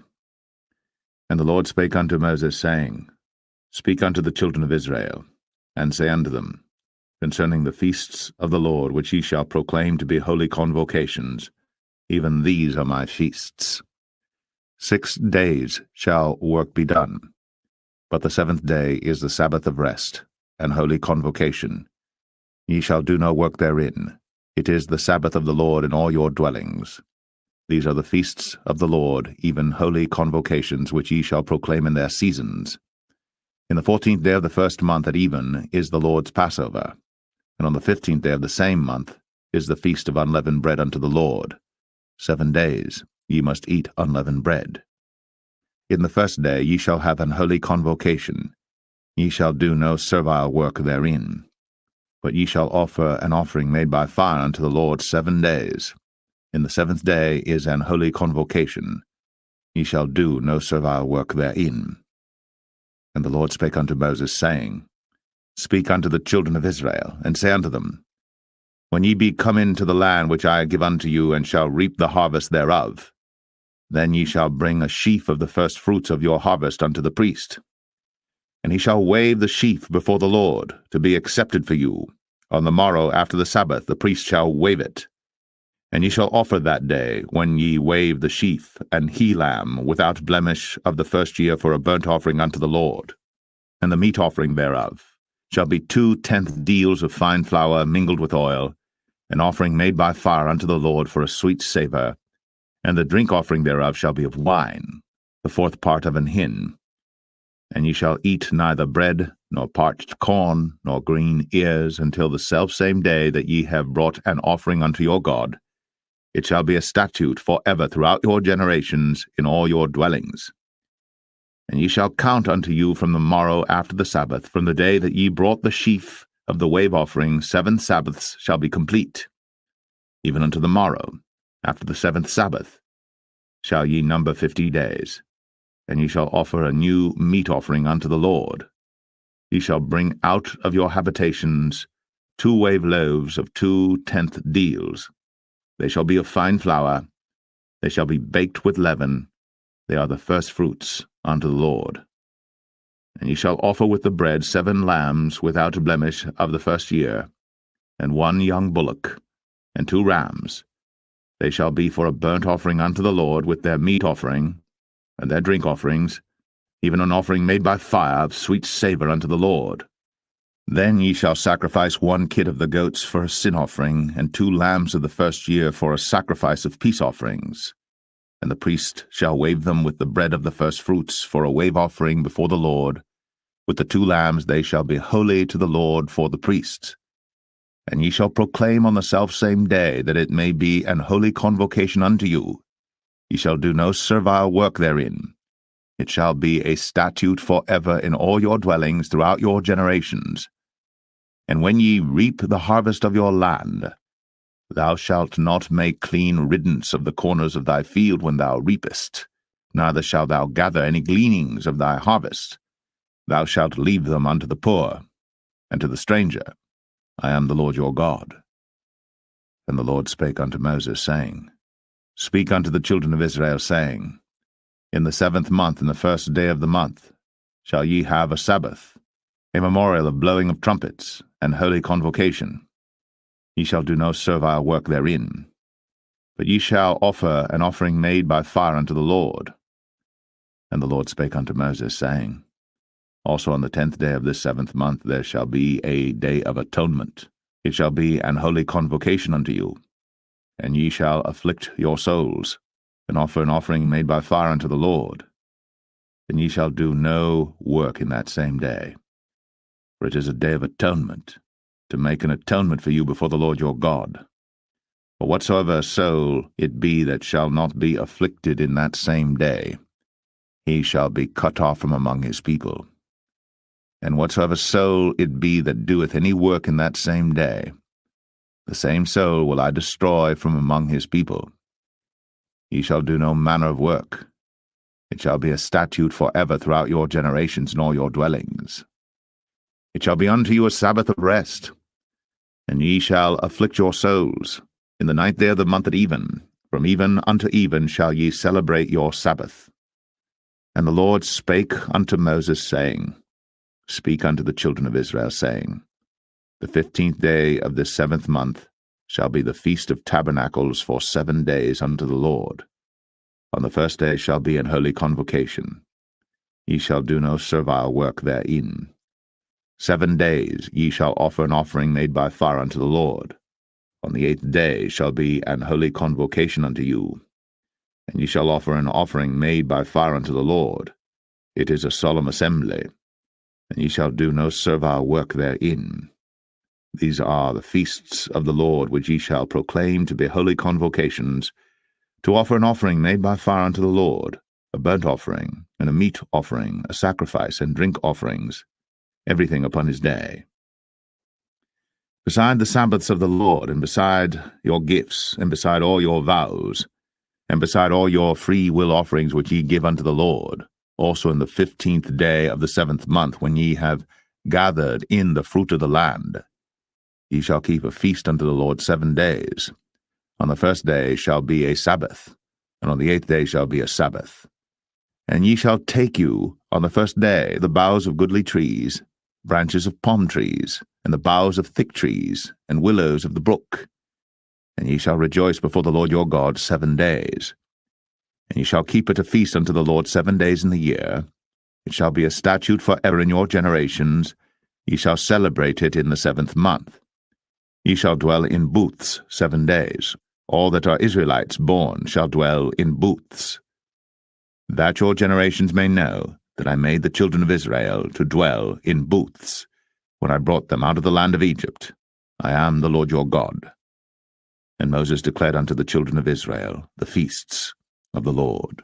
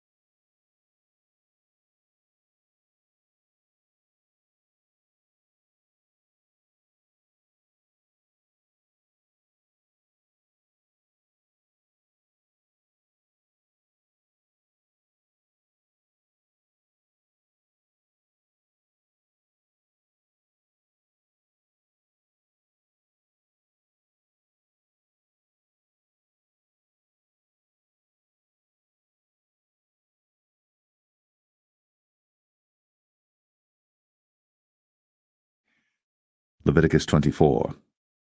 And the Lord spake unto Moses, saying, Command the children of Israel, that they bring unto thee pure oil olive beaten for the light, to cause the lamps to burn continually.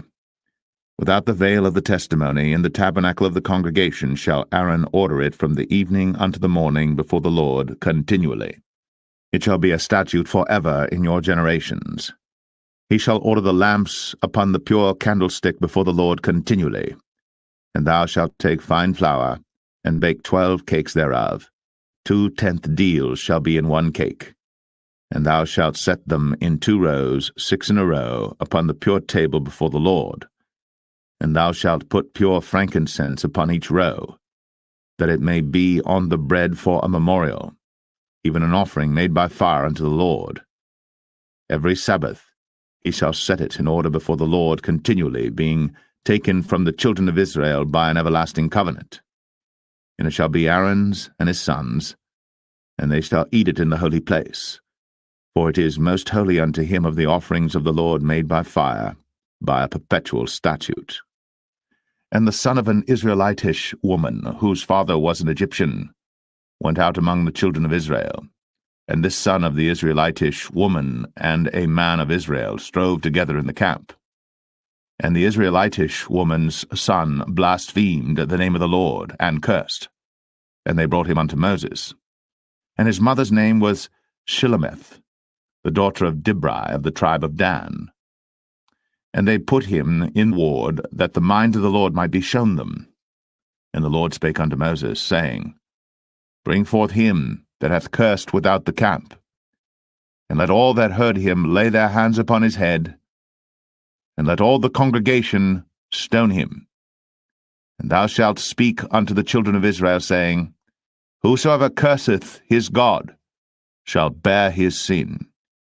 And he that blasphemeth the name of the Lord, he shall surely be put to death. And all the congregation shall certainly stone him, as well the stranger, as he that is born in the land, when he blasphemeth the name of the Lord, shall be put to death.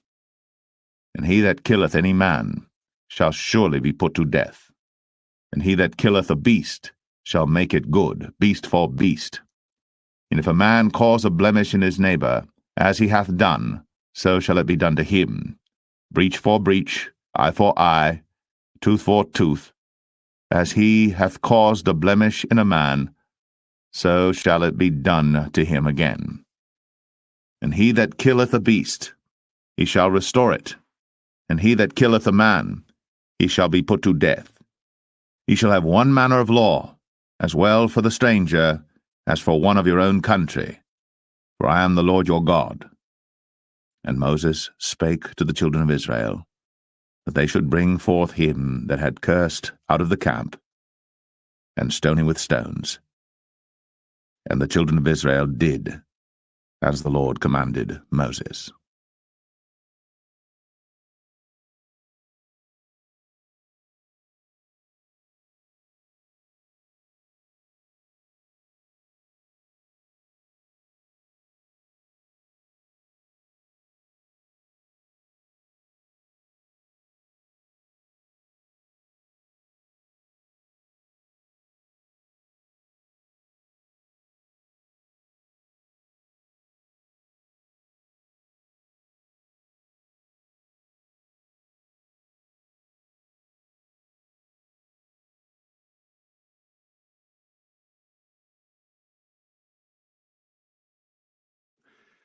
Leviticus 25.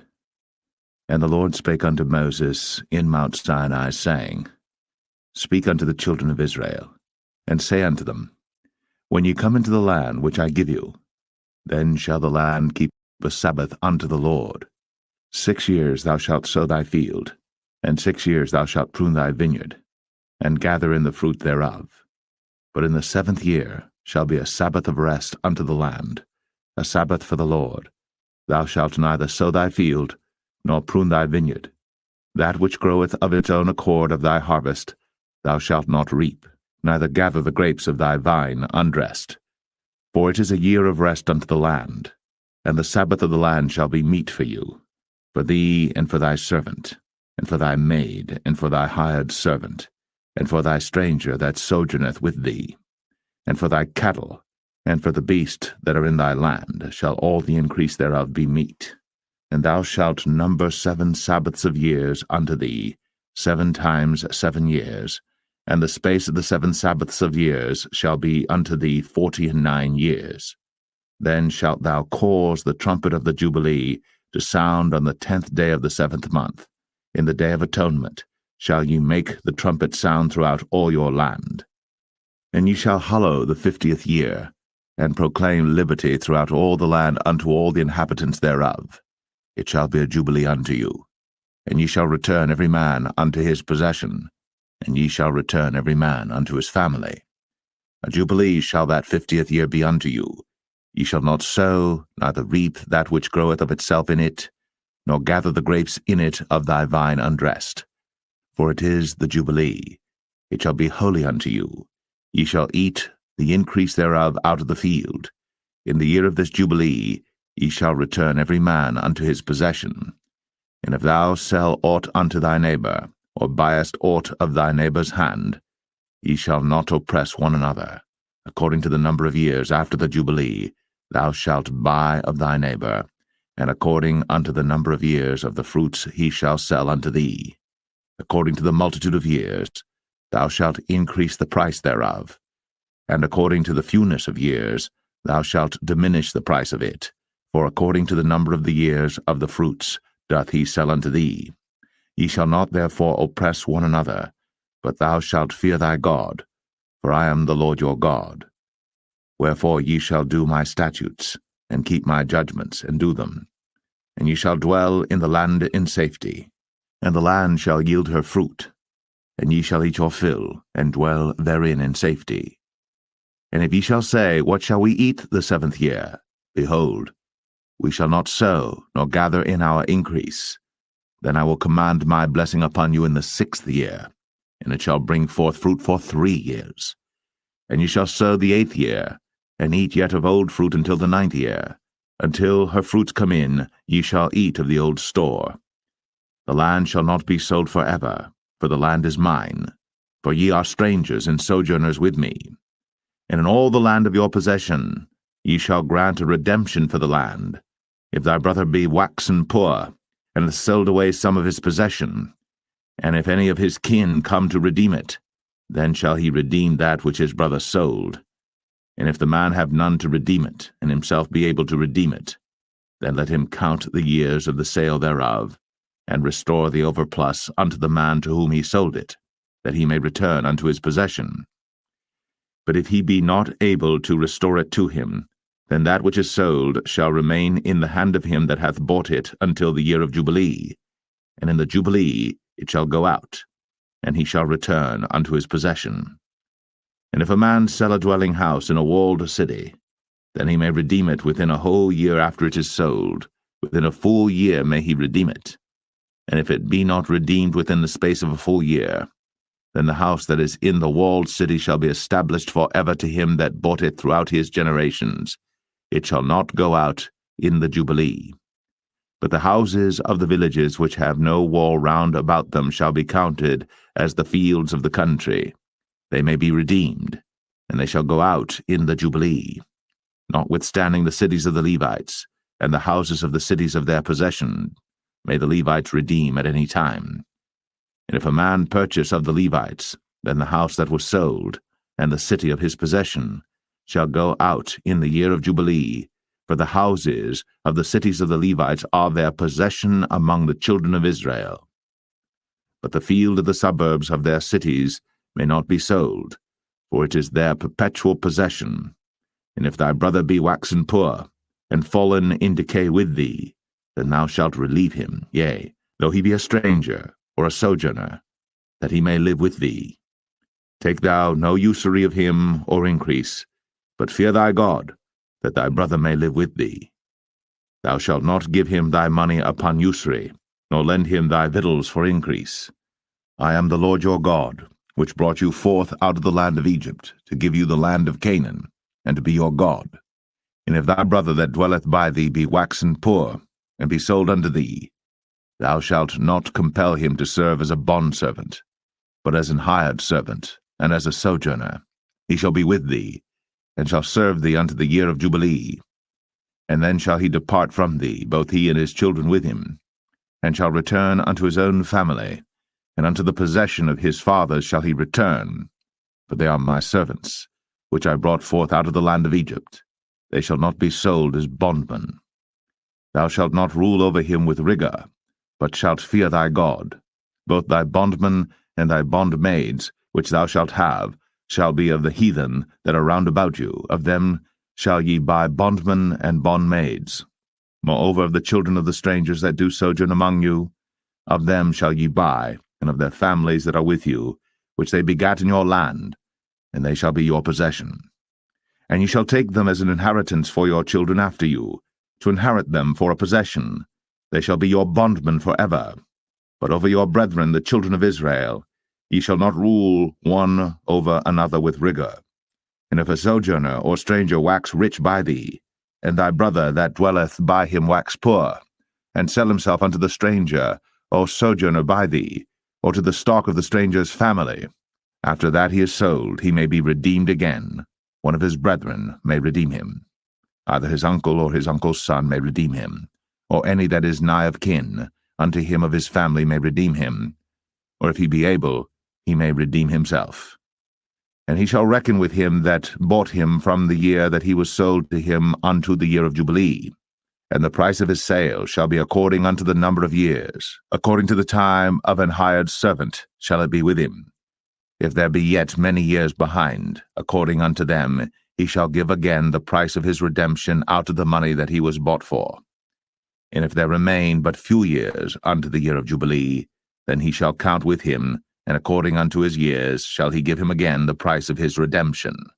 And as a yearly hired servant shall he be with him, and the other shall not rule with rigor over him in thy sight. And if he be not redeemed in these years, then he shall go out in the year of Jubilee, both he and his children with him. For unto me the children of Israel are servants. They are my servants whom I brought forth out of the land of Egypt. I am the Lord your God.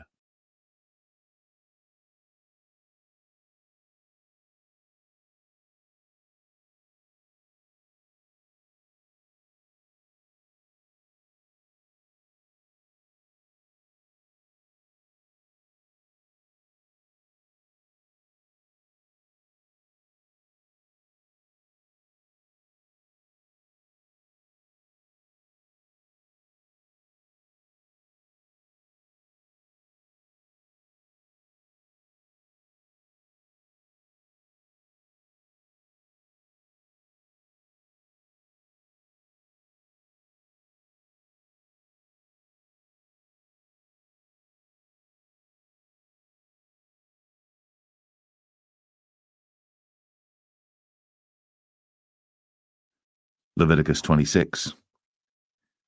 Ye shall make you no idols nor graven image, neither rear you up a standing image, neither shall ye set up any image of stone in your land, to bow down unto it, for I am the Lord your God. Ye shall keep my Sabbaths, and reverence my sanctuary. I am the Lord. If ye walk in my statutes, and keep my commandments, and do them, then I will give you rain in due season, and the land shall yield her increase, and the trees of the field shall yield their fruit. And your threshing shall reach unto the vintage, and the vintage shall reach unto the sowing time. And ye shall eat your bread to the full, and dwell in your land safely. And I will give peace in the land, and ye shall lie down, and none shall make you afraid. And I will rid evil beasts out of the land, neither shall the sword go through your land. And ye shall chase your enemies, and they shall fall before you by the sword. And 5 of you shall chase 100, and 100 of you shall put 10,000 to flight. And your enemies shall fall before you by the sword. For I will have respect unto you, and make you fruitful, and multiply you, and establish my covenant with you. And ye shall eat old store, and bring forth the old because of the new. And I will set my tabernacle among you, and my soul shall not abhor you. And I will walk among you, and will be your God, and ye shall be my people. I am the Lord your God, which brought you forth out of the land of Egypt, that ye should not be their bondmen. and I have broken the bands of your yoke, and made you go upright. But if ye will not hearken unto me, and will not do all these commandments, and if ye shall despise my statutes, or if your soul abhor my judgments, so that ye will not do all my commandments, but that ye break my covenant, I also will do this unto you. I will even appoint over you terror, consumption, and the burning ague, that shall consume the eyes, and cause sorrow of heart. And ye shall sow your seed in vain, for your enemies shall eat it. And I will set my face against you, and ye shall be slain before your enemies. They that hate you shall reign over you, and ye shall flee when none pursueth you. And if ye will not yet for all this hearken unto me, then I will punish you 7 times more for your sins. And I will break the pride of your power, and I will make your heaven as iron, and your earth as brass, and your strength shall be spent in vain. For your land shall not yield her increase, neither shall the trees of the land yield their fruits. And if ye walk contrary unto me, and will not hearken unto me, I will bring 7 times more plagues upon you according to your sins. I will also send wild beasts among you, which shall rob you of your children, and destroy your cattle, and make you few in number, and your highways shall be desolate. And if ye will not be reformed by me by these things, but will walk contrary unto me, then will I also walk contrary unto you, and will punish you yet 7 times for your sins. And I will bring a sword upon you, that shall avenge the quarrel of my covenant. And when ye are gathered together within your cities, I will send the pestilence among you, and ye shall be delivered into the hand of the enemy. And when I have broken the staff of your bread, 10 women shall bake your bread in one oven, and they shall deliver you your bread again by weight, and ye shall eat and not be satisfied. And if ye will not for all this hearken unto me, but walk contrary unto me, then I will walk contrary unto you also in fury, and I, even I, will chastise you 7 times for your sins. And ye shall eat the flesh of your sons, and the flesh of your daughters shall ye eat. And I will destroy your high places, and cut down your images, and cast your carcasses upon the carcasses of your idols. And my soul shall abhor you. And I will make your cities waste, and bring your sanctuaries unto desolation, and I will not smell the savour of your sweet odours. And I will bring the land into desolation, and your enemies which dwell therein shall be astonished at it. And I will scatter you among the heathen, and will draw out a sword after you, and your land shall be desolate, and your cities waste. Then shall the land enjoy her Sabbaths, as long as it lieth desolate, and ye be in your enemy's land. Even then shall the land rest, and enjoy her Sabbaths. As long as it lieth desolate it shall rest, because it did not rest in your Sabbaths, when ye dwelt upon it. And upon them that are left alive of you, I will send a faintness into their hearts in the lands of their enemies. And the sound of a shaken leaf shall chase them, and they shall flee, as fleeing from a sword, and they shall fall when none pursueth. And they shall fall one upon another, as it were before a sword, when none pursueth. And ye shall have no power to stand before your enemies, and ye shall perish among the heathen. And the land of your enemies shall eat you up, and they that are left of you shall pine away in their iniquity in your enemies' lands, and also in the iniquities of their fathers shall they pine away with them, if they shall confess their iniquity, and the iniquity of their fathers, with their trespass which they trespassed against me, and that also they have walked contrary unto me, and that I also have walked contrary unto them, and have brought them into the land of their enemies. If then their uncircumcised hearts be humbled, and they then accept of the punishment of their iniquity, then will I remember my covenant with Jacob, and also my covenant with Isaac, and also my covenant with Abraham will I remember, and I will remember the land. The land also shall be left of them, and shall enjoy her Sabbaths, while she lieth desolate without them. And they shall accept of the punishment of their iniquity, even because they despised my judgments, and because their soul abhorred my statutes. And yet for all that, when they be in the land of their enemies, I will not cast them away, neither will I abhor them to destroy them utterly, and to break my covenant with them, for I am the Lord their God. But I will for their sakes remember the covenant of their ancestors, whom I brought forth out of the land of Egypt, in the sight of the heathen, that I might be their God. I am the Lord. These are the statutes and judgments and laws which the Lord made between him and the children of Israel in Mount Sinai by the hand of Moses.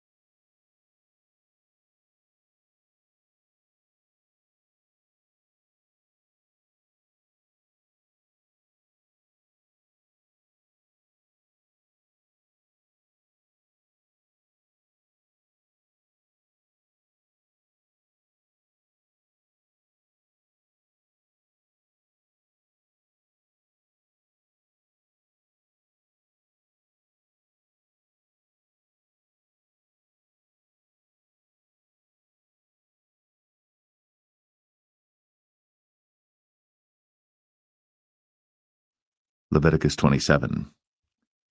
And the Lord spake unto Moses, saying, Speak unto the children of Israel, and say unto them, When a man shall make a singular vow, the person shall be for the Lord by thy estimation. And thy estimation shall be of the male from 20 years old even unto 60 years old. Even thy estimation shall be 50 shekels of silver after the shekel of the sanctuary. And if it be a female, then thy estimation shall be 30 shekels. And if it be from 5 years old even unto 20 years old, then thy estimation shall be of the male 20 shekels, and for the female 10 shekels. And if it be from a month old even unto 5 years old, then thy estimation shall be of the male 5 shekels of silver, and for the female thy estimation shall be 3 shekels of silver.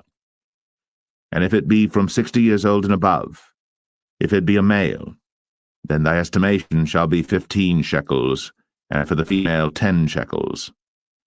But if he put thy nation, he shall put himself before the shall, according to his ability that vowed, shall the priest value him. And if it be a beast, bring an offering unto the Lord. All that any man giveth of such unto the Lord shall be holy. He shall not alter it, nor change it, a good for a bad, or a bad for a good. And if he shall at all change beast for beast, then it and the exchange thereof shall be holy. And if it be any unclean beast, of which they do not offer a sacrifice unto the Lord, then he shall present the beast before the priest. And the priest shall value it, whether it be good or bad, as thou valuest it, who art the priest, so shall it be. But if he will at all redeem it, then he shall add a 5th part thereof unto thy estimation. And when a man shall sanctify his house to be holy unto the Lord, then the priest shall estimate it, whether it be good or bad, as the priest shall estimate it, so shall it stand. And if he that sanctified it will redeem his house, then he shall add the 5th part of the money of thy estimation unto it, and it shall be his.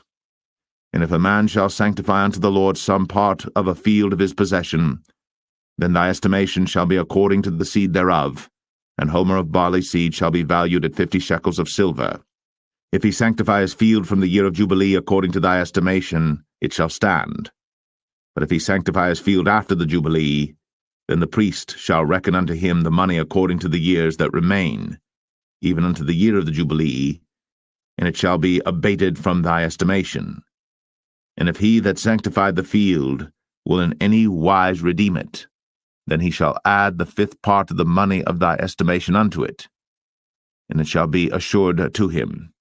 And if he will not redeem the field, or if he have sold the field to another man, it shall not be redeemed any more. But the field, when it goeth out in the Jubilee, shall be holy unto the Lord, as a field devoted. The possession thereof shall be the priest's. And if a man sanctify unto the Lord a field which he hath bought, which is not of the fields of his possession, then the priest shall reckon unto him the worth of thy estimation, even unto the year of the Jubilee. And he shall give thine estimation in that day as a holy thing unto the Lord. In the year of the Jubilee, the field shall return unto him of whom it was bought, even to him to whom the possession of the land did belong. And all thy estimation shall be according to the shekel of the sanctuary. 20 gerahs shall be the shekel. Only the firstling of the beasts, which should be the Lord's firstling, no man shall sanctify it, whether it be ox or sheep, it is the Lord's. And if it be of an unclean beast, then he shall redeem it according to thine estimation, and shall add a fifth part of it thereto. Or if it be not redeemed, then it shall be sold according to thy estimation. Notwithstanding no devoted thing, that a man shall devote unto the Lord of all that he hath, both of man and beast, and of the field of his possession, shall be sold or redeemed. Every devoted thing is most holy unto the Lord. None devoted, which shall be devoted of men, shall be redeemed, but shall surely be put to death.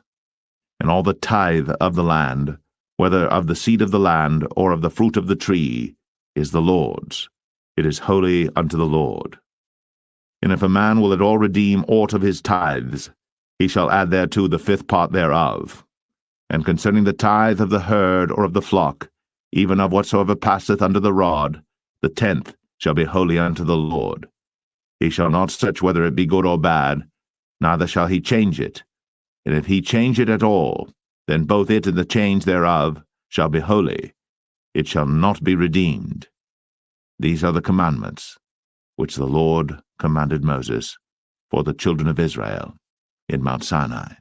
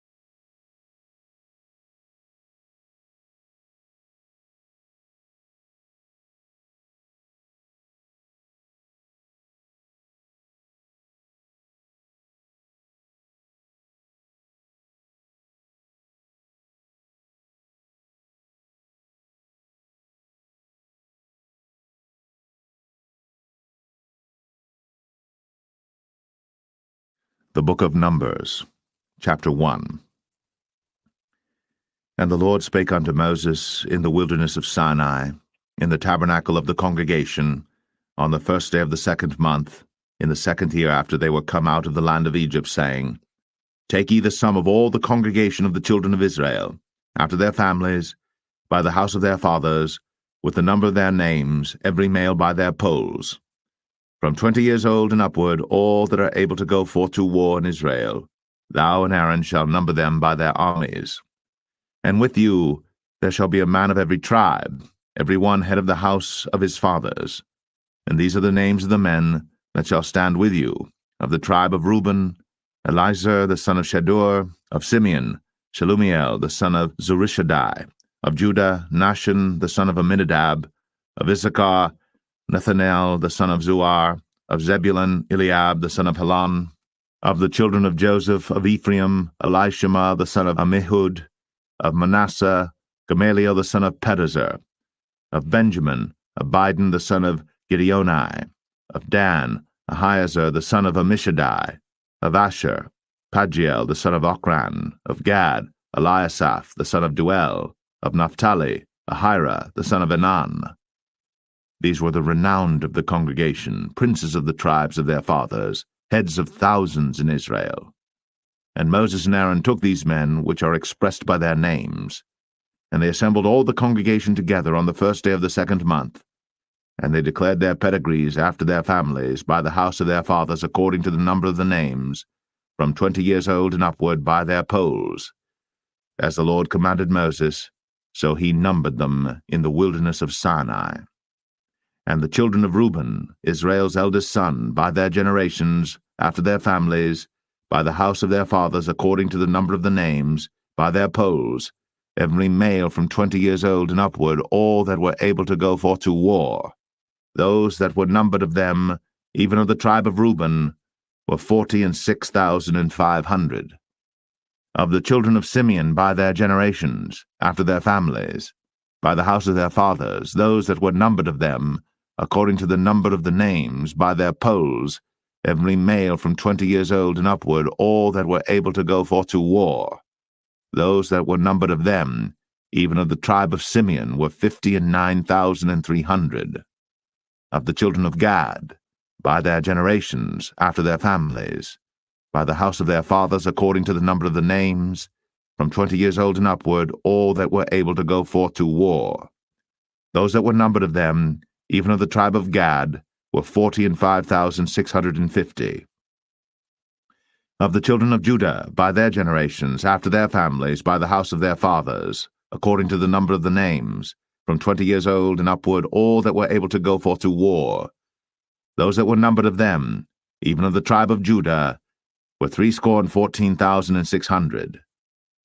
Of the children of Issachar, by their generations, after their families, by the house of their fathers, according to the number of the names, from 20 years old and upward, all that were able to go forth to war. Those that were numbered of them, even of the tribe of Issachar, were 54,400. Of the children of Zebulun, by their generations, after their families, by the house of their fathers, according to the number of the names, from 20 years old and upward, all that were able to go forth to war, those that were numbered of them, even of the tribe of Zebulun, were 57,400. Of the children of Joseph, namely of the children of Ephraim, by their generations, after their families, by the house of their fathers, according to the number of the names, from 20 years old and upward, all that were able to go forth to war. Those that were numbered of them, even of the tribe of Ephraim, were 40,500. Of the children of Manasseh, by their generations, after their families, by the house of their fathers, according to the number of the names, from 20 years old and upward, all that were able to go forth to war. Those that were numbered of them, even of the tribe of Manasseh, were 32,200. Of the children of Benjamin, by their generations, after their families, by the house of their fathers, according to the number of the names, from 20 years old and upward, all that were able to go forth to war. Those that were numbered of them, even of the tribe of Benjamin, were 35,400. Of the children of Dan, by their generations after their families, by the house of their fathers, according to the number of the names, from 20 years old and upward, all that were able to go forth to war. Those that were numbered of them, even of the tribe of Dan, were 62,700. Of the children of Asher, by their generations, after their families, by the house of their fathers, according to the number of the names, from 20 years old and upward, all that were able to go forth to war. Those that were numbered of them, even of the tribe of Asher, were 41,500. Of the children of Naphtali, throughout their generations, after their families, by the house of their fathers, according to the number of the names, from 20 years old and upward, all that were able to go forth to war, those that were numbered of them, even of the tribe of Naphtali, were 53,400. These are those that were numbered, which Moses and Aaron numbered. And the princes of Israel, being 12 men, each one was for the house of his fathers. So were all those that were numbered of the children of Israel, by the house of their fathers, from 20 years old and upward, all that were able to go forth to war in Israel. Even all they that were numbered were 600,000 and 3,550. But the Levites after the tribe of their fathers were not numbered among them.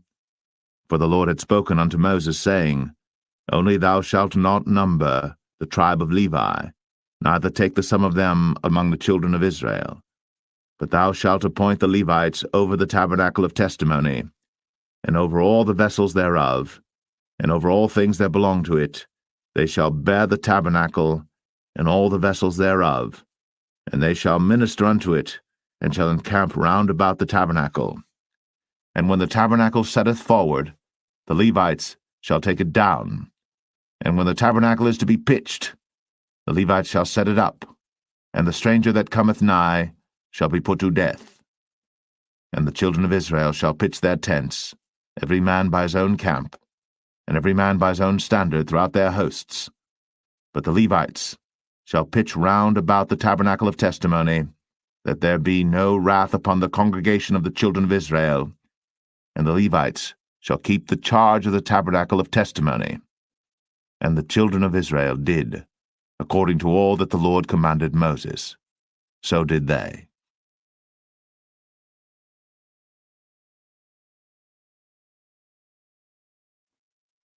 Numbers 2. And the Lord spake unto Moses and unto Aaron, saying, Every man of the children of Israel shall pitch by his own standard, with the ensign of their father's house. Far off about the tabernacle of the congregation shall they pitch. And on the east side toward the rising of the sun shall they of the standard of the camp of Judah pitch throughout their armies. And Nahshon the son of Amminadab shall be captain of the children of Judah. And his host, and those that were numbered of them, were 314,600. And those that do pitch next unto him shall be the tribe of Issachar.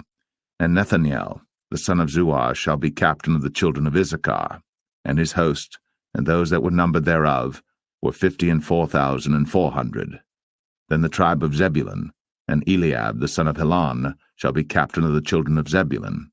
And his host, and those that were numbered thereof, were 57,400. All that were numbered in the camp of Judah were 100,000 and 80,000 and 6,400 throughout their armies. These shall first set forth. On the south side shall be the standard of the camp of Reuben, according to their armies, and the captain of the children of Reuben shall be Elizur, the son of Shedeur. And his host, and those that were numbered thereof, were 46,500. And those which pitched by him shall be the tribe of Simeon. And the captain of the children of Simeon shall be Shelumiel, the son of Zerushadai. And his host, and those that were numbered of them, were 59,300. Then the tribe of Gad, and the captain of the sons of Gad shall be Eliasaph, the son of Ruel. And his host, and those that were numbered of them, were 45,650. All that were numbered in the camp of Reuben were 100,050 and 1,450 throughout their armies, and they shall set forth in the second rank. Then the tabernacle of the congregation shall set forward with the camp of the Levites in the midst of the camp, as they encamp. So shall they set forward, every man in his place by their standards. On the west side shall be the standard of the camp of Ephraim, according to their armies, And the captain of the sons of Ephraim shall be Elishama, the son of Ammihud, and his host, and those that were numbered of them were 40,500. And by him shall be the tribe of Manasseh, and the captain of the children of Manasseh shall be Gamaliel, the son of Pedazur, and his host, and those that were numbered of them were 32,200. Then the tribe of Benjamin, and the captain of the sons of Benjamin shall be Abidan, the son of Gideoni, and his host, and those that were numbered of them were 35,400. All that were numbered of the camp of Ephraim were 100,000 and 8,000 and 100 throughout their armies, and they shall go forward in the third rank. The standard of the camp of Dan shall be on the north side by their armies, and the captain of the children of Dan shall be Ahiezer, the son of Ammishaddai, and his host, and those that were numbered of them were 62,700. And those that encamp by him shall be the tribe of Asher, and the captain of the children of Asher shall be Pagiel, the son of Ochran, and his host, and those that were numbered of them were 41,500. Then the tribe of Naphtali, and the captain of the children of Naphtali shall be Ahira, the son of Enan, and his host, and those that were numbered of them were 53,400. All they that were numbered in the camp of Dan were 100,050 and 7,600. They shall go hindmost with their standards. These are those which were numbered of the children of Israel, by the house of their fathers. All those that were numbered of the camps throughout their hosts were 600,000 and 3,550. But the Levites were not numbered among the children of Israel, as the Lord commanded Moses. And the children of Israel did according to all that the Lord commanded Moses. So they pitched by their standards, and so they set forward, every one after their families, according to the house of their fathers.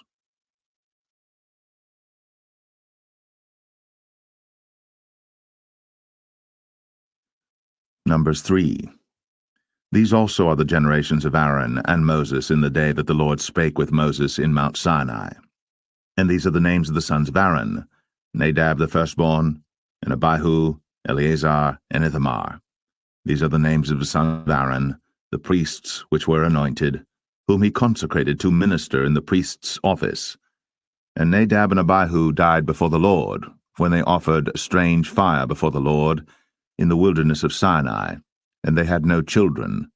And Eleazar and Ithamar ministered in the priest's office in the sight of Aaron their father. And the Lord spake unto Moses, saying, Bring the tribe of Levi near, and present them before Aaron the priest, that they may minister unto him. And they shall keep his charge, and the charge of the whole congregation before the tabernacle of the congregation, to do the service of the tabernacle. And they shall keep all the instruments of the tabernacle of the congregation, and the charge of the children of Israel, to do the service of the tabernacle. And thou shalt give the Levites unto Aaron, and to his sons. They are wholly given unto him out of the children of Israel. And thou shalt appoint Aaron and his sons, and they shall wait on their priest's office, and the stranger that cometh nigh shall be put to death. And the Lord spake unto Moses, saying, And I, behold, I have taken the Levites from among the children of Israel, instead of all the firstborn that openeth the matrix among the children of Israel. Therefore the Levites shall be mine. Because all the firstborn are mine, for on the day that I smote all the firstborn in the land of Egypt, I hallowed unto me all the firstborn in Israel, both man and beast. Mine shall they be. I am the Lord. And the Lord spake unto Moses in the wilderness of Sinai, saying, Number the children of Levi after the house of their fathers by their families. Every male from a month old and upward shalt thou number them. And Moses numbered them according to the word of the Lord, as he was commanded. And these were the sons of Levi by their names, Gershon and Kohath and Merari. And these are the names of the sons of Gershon by their families, Libni and Shimei. And the sons of Kohath by their families, Amram, and Izahar, Hebron, and Uzziel. And the sons of Merari by their families, Malai and Mushai. These are the families of the Levites according to the house of their fathers. Of Gershon was the family of the Libnites, and the family of the Shimites. These are the families of the Gershonites. Those that were numbered of them, according to the number of all the males, from a month old and upward, even those that were numbered of them were 7,500. The families of the Gershonites shall pitch behind the tabernacle westward. And the chief of the house of the father of the Gershonites shall be Eliasaph the son of Lael. And the charge of the sons of Gershon in the tabernacle of the congregation shall be the tabernacle, and the tent, the covering thereof, and the hanging for the door of the tabernacle of the congregation, and the hangings of the court, and the curtain for the door of the court which is by the tabernacle, and by the altar round about, and the cords of it for all the service thereof. And of Kohath was the family of the Amramites, and the family of the Isharites, and the family of the Hebronites, and the family of the Uzzielites. These are the families of the Kohathites. In the number of all the males from a month old and upward were 8,600, keeping the charge of the sanctuary. The families of the sons of Kohath shall pitch on the side of the tabernacle southward. And the chief of the house of the father of the families of the Kohathites shall be Elizaphan the son of Uzziel. And their charge shall be the ark, and the table, and the candlestick, and the altars, and the vessels of the sanctuary wherewith they minister, and the hanging, and all the service thereof.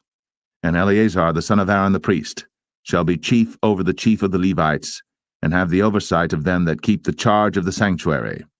Of Merari was the family of the Mahlites, and the family of the Mushites. These are the families of Merari. And those that were numbered of them, according to the number of all the males, from a month old and upward, were 6,200. And the chief of the house of the father of the families of Merari was Zuriel, the son of Abihail. These shall pitch on the side of the tabernacle northward. And under the custody and charge of the sons of Merari shall be the boards of the tabernacle, and the bars thereof, and the pillars thereof, and the sockets thereof, and all the vessels thereof, and all that serveth thereto, and the pillars of the court round about, and their sockets, and their pins, and their cords. But those that encamp before the tabernacle toward the east, even before the tabernacle of the congregation eastward, shall be Moses and Aaron and his sons, keeping the charge of the sanctuary for the charge of the children of Israel, and the stranger that cometh nigh shall be put to death. All that were numbered of the Levites, which Moses and Aaron numbered at the commandment of the Lord, throughout their families, all the males from a month old and upward, were 22,000. And the Lord said unto Moses, Number all the firstborn of the males of the children of Israel from a month old and upward, and take the number of their names. And thou shalt take the Levites for me, I am the Lord, instead of all the firstborn among the children of Israel, and the cattle of the Levites instead of all the firstlings among the cattle of the children of Israel. And Moses numbered, as the Lord commanded him, all the firstborn among the children of Israel, and all the firstborn males by the number of names, from a month old and upward, of those that were numbered of them, were 22,213. And the Lord spake unto Moses, saying, Take the Levites instead of all the firstborn among the children of Israel, and the cattle of the Levites instead of their cattle, and the Levites shall be mine. I am the Lord. And for those that are to be redeemed of the 213 of the firstborn of the children of Israel, which are more than the Levites, thou shalt even take 5 shekels apiece by the poll. After the shekel of the sanctuary shalt thou take them. The shekel is 20 gerahs. And thou shalt give the money wherewith the odd number of them is to be redeemed, unto Aaron and to his sons. And Moses took the redemption money of them that were over and above them that were redeemed by the Levites. Of the firstborn of the children of Israel took he the money, 1,365 shekels, after the shekel of the sanctuary. And Moses gave the money of them that were redeemed unto Aaron and to his sons, according to the word of the Lord, as the Lord commanded Moses.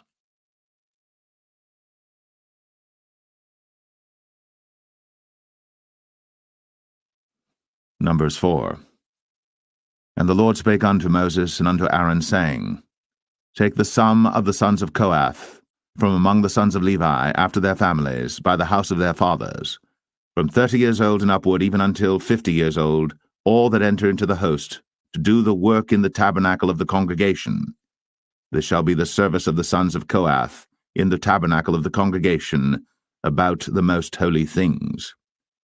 And when the camp setteth forward, Aaron shall come, and his sons, and they shall take down the covering veil, and cover the ark of the testimony with it, and shall put thereon the covering of badgers' skins, and shall spread over it a cloth wholly of blue, and shall put in the staves thereof. And upon the table of showbread they shall spread a cloth of blue, and put thereon the dishes, and the spoons, and the bowls, and covers to cover withal, and the continual bread shall be thereon. And they shall spread upon them a cloth of scarlet, and cover the same with the covering of badgers' skins, and shall put in the staves thereof. And they shall take a cloth of blue, and cover the candlestick of the light, and his lamps, and his tongs, and his snuff dishes, and all the oil vessels thereof, wherewith they minister unto it. And they shall put it in all the vessels thereof within a covering of badgers' skins, and shall put it upon a bar. And upon the golden altar they shall spread a cloth of blue, and cover it with a covering of badgers' skins, and shall put to the staves thereof. And they shall take all the instruments of ministry, wherewith they minister in the sanctuary, and put them in a cloth of blue, and cover them with a covering of badgers' skins, and shall put them on a bar. And they shall take away the ashes from the altar, and spread a purple cloth thereon. And they shall put upon it all the vessels thereof, wherewith they minister about it, even the censers, the flesh hooks, and the shovels, and the basins, all the vessels of the altar, and they shall spread upon it a covering of badgers' skins, and put to the staves of it. And when Aaron and his sons have made an end of covering the sanctuary, and all the vessels of the sanctuary as the camp is to set forward, after that the sons of Kohath shall come to bear it. But they shall not touch any holy thing, lest they die. These things are the burden of the sons of Kohath in the tabernacle of the congregation. And to the office of Eleazar the son of Aaron the priest pertaineth the oil for the light, and the sweet incense, and the daily meat offering, and the anointing oil, and the oversight of all the tabernacle, and of all that therein is, in the sanctuary, and in the vessels thereof. And the Lord spake unto Moses and unto Aaron, saying, Cut ye not off the tribe of the families of the Kohathites from among the Levites, but thus do unto them, that they may live and not die, when they approach unto the most holy things. Aaron and his sons shall go in, and appoint them every one to his service and to his burden. But they shall not go in to see when the holy things are covered, lest they die. And the Lord spake unto Moses, saying, Take also the sum of the sons of Gershon, throughout the houses of their fathers by their families. From 30 years old and upward until 50 years old shalt thou number them, all that enter in to perform the service, to do the work in the tabernacle of the congregation. This is the service of the families of the Gershonites, to serve and for burdens. And they shall bear the curtains of the tabernacle, and the tabernacle of the congregation, his covering, and the covering of the badger skins that is above upon it, and the hanging for the door of the tabernacle of the congregation, and the hangings of the court, and the hanging for the door of the gate of the court, which is by the tabernacle, and by the altar round about, and their cords, and all the instruments of their service, and all that is made for them, so shall they serve. At the appointment of Aaron and his sons shall be all the service of the sons of the Gershonites, in all their burdens, and in all their service, and ye shall appoint unto them in charge all their burdens. This is the service of the families of the sons of Gershon, in the tabernacle of the congregation, and their charge shall be under the hand of Ithamar the son of Aaron the priest. As for the sons of Merari, thou shalt number them after their families by the house of their fathers. From 30 years old and upward, even unto 50 years old, shalt thou number them, every one that entereth into the service, to do the work of the tabernacle of the congregation. And this is the charge of their burden, according to all their service in the tabernacle of the congregation, the boards of the tabernacle, and the bars thereof, and the pillars thereof, and sockets thereof. And the pillars of the court round about, and their sockets, and their pins, and their cords, with all their instruments, and with all their service. And by name ye shall reckon the instruments of the charge of their burden. This is the service of the families of the sons of Merari, according to all their service, in the tabernacle of the congregation under the hand of Ithamar the son of Aaron the priest. And Moses and Aaron, and the chief of the congregation numbered the sons of the Kohathites after their families, and after the house of their fathers, from 30 years old and upward, even unto 50 years old, every one that entereth into the service, for the work in the tabernacle of the congregation. And those that were numbered of them by their families were 2,750. These were they that were numbered of the families of the Kohathites, all that might do service in the tabernacle of the congregation, which Moses and Aaron did number, according to the commandment of the Lord, by the hand of Moses. And those that were numbered of the sons of Gershon throughout their families and by the house of their fathers, from 30 years old and upward, even unto 50 years old, every one that entereth into the service for the work in the tabernacle of the congregation, even those that were numbered of them throughout their families by the house of their fathers, were 2,630. These are they that were numbered of the families of the sons of Gershon, of all that might do service in the tabernacle of the congregation, whom Moses and Aaron did number according to the commandment of the Lord. And those that were numbered of the families of the sons of Merari throughout their families by the house of their fathers, from 30 years old and upward, even unto 50 years old, every one that entereth into the service for the work in the tabernacle of the congregation, even those that were numbered of them after their families were 3,200. These be those that were numbered of the families of the sons of Merari, whom Moses and Aaron numbered according to the word of the Lord by the hand of Moses. All those that were numbered of the Levites, whom Moses and Aaron and the chief of Israel numbered, after their families, and after the house of their fathers, from 30 years old and upward, even unto 50 years old, every one that came to do the service of the ministry and the service of the burden in the tabernacle of the congregation. Even those that were numbered of them were 8,580. According to the commandment of the Lord, they were numbered by the hand of Moses, every one according to his service and according to his burden. Thus were they numbered of him, as the Lord commanded Moses.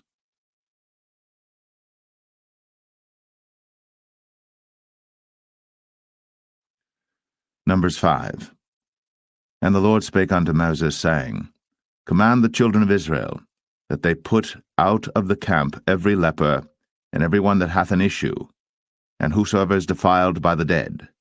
Both male and female shall ye put out, without the camp shall ye put them, that they defile not their camps, in the midst whereof I dwell. And the children of Israel did so, and put them out without the camp, as the Lord spake unto Moses. So did the children of Israel. And the Lord spake unto Moses, saying, Speak unto the children of Israel, when a man or woman shall commit any sin that men commit, to do a trespass against the Lord, and that person be guilty, then they shall confess their sin which they have done, and he shall recompense his trespass with the principal thereof, and add unto it the 5th part thereof, and give it unto him against whom he hath trespassed. But if the man have no kinsman to recompense the trespass unto, let the trespass be recompensed unto the Lord, even to the priest, beside the ram of the atonement, whereby an atonement shall be made for him. And every offering of all the holy things of the children of Israel, which they bring unto the priest, shall be his. And every man's hallowed things shall be his. Whatsoever any man giveth the priest, it shall be his. And the Lord spake unto Moses, saying, Speak unto the children of Israel, and say unto them, If any man's wife go aside and commit a trespass against him, and a man lie with her carnally, and it be hid from the eyes of her husband, and be kept close, and she be defiled, and there be no witness against her, neither she be taken with the manner, and the spirit of jealousy come upon him, and he be jealous of his wife, and she be defiled, or if the spirit of jealousy come upon him, and he be jealous of his wife, and she be not defiled, then shall the man bring his wife unto the priest, and he shall bring her offering for her, the 10th part of an ephah of barley meal. He shall pour no oil upon it, nor put frankincense thereon, for it is an offering of jealousy, an offering of memorial, bringing iniquity to remembrance. And the priest shall bring her near, and set her before the Lord. And the priest shall take holy water in an earthen vessel, and of the dust that is in the floor of the tabernacle the priest shall take, and put it into the water. And the priest shall set the woman before the Lord, and uncover the woman's head, and put the offering of memorial in her hands, which is the jealousy offering. And the priest shall have in his hand the bitter water that causeth the curse. And the priest shall charge her by an oath, and say unto the woman, If no man have lain with thee, And if thou hast not gone aside to uncleanness with another instead of thy husband, be thou free from this bitter water that causeth the curse. But if thou hast gone aside to another instead of thy husband, and if thou be defiled, and some man have lain with thee beside thine husband, then the priest shall charge the woman with an oath of cursing, and the priest shall say unto the woman, The Lord make thee a curse, and an oath among thy people, when the Lord doth make thy thigh to rot, and thy belly to swell. And this water that causeth the curse shall go into thy bowels, to make thy belly to swell, and thy thigh to rot. And the woman shall say, Amen, Amen. And the priest shall write these curses in a book, and he shall blot them out with the bitter water. And he shall cause the woman to drink the bitter water that causeth the curse, and the water that causeth the curse shall enter into her, and become bitter. Then the priest shall take the jealousy offering out of the woman's hand, and shall wave the offering before the Lord, and offer it upon the altar. And the priest shall take an handful of the offering, even the memorial thereof, and burn it upon the altar, and afterward shall cause the woman to drink the water. And when he hath made her to drink the water, then it shall come to pass that if she be defiled, and have done trespass against her husband, that the water that causeth the curse shall enter into her, and become bitter, and her belly shall swell, and her thigh shall rot, and the woman shall be a curse among her people. And if the woman be not defiled, but be clean, then she shall be free, and shall conceive seed. This is the law of jealousies, when a wife goeth aside to another instead of her husband, and is defiled. Or when the spirit of jealousy cometh upon him, and he be jealous over his wife, and shall set the woman before the Lord, and the priest shall execute upon her all this law. Then shall the man be guiltless from iniquity, and this woman shall bear her iniquity.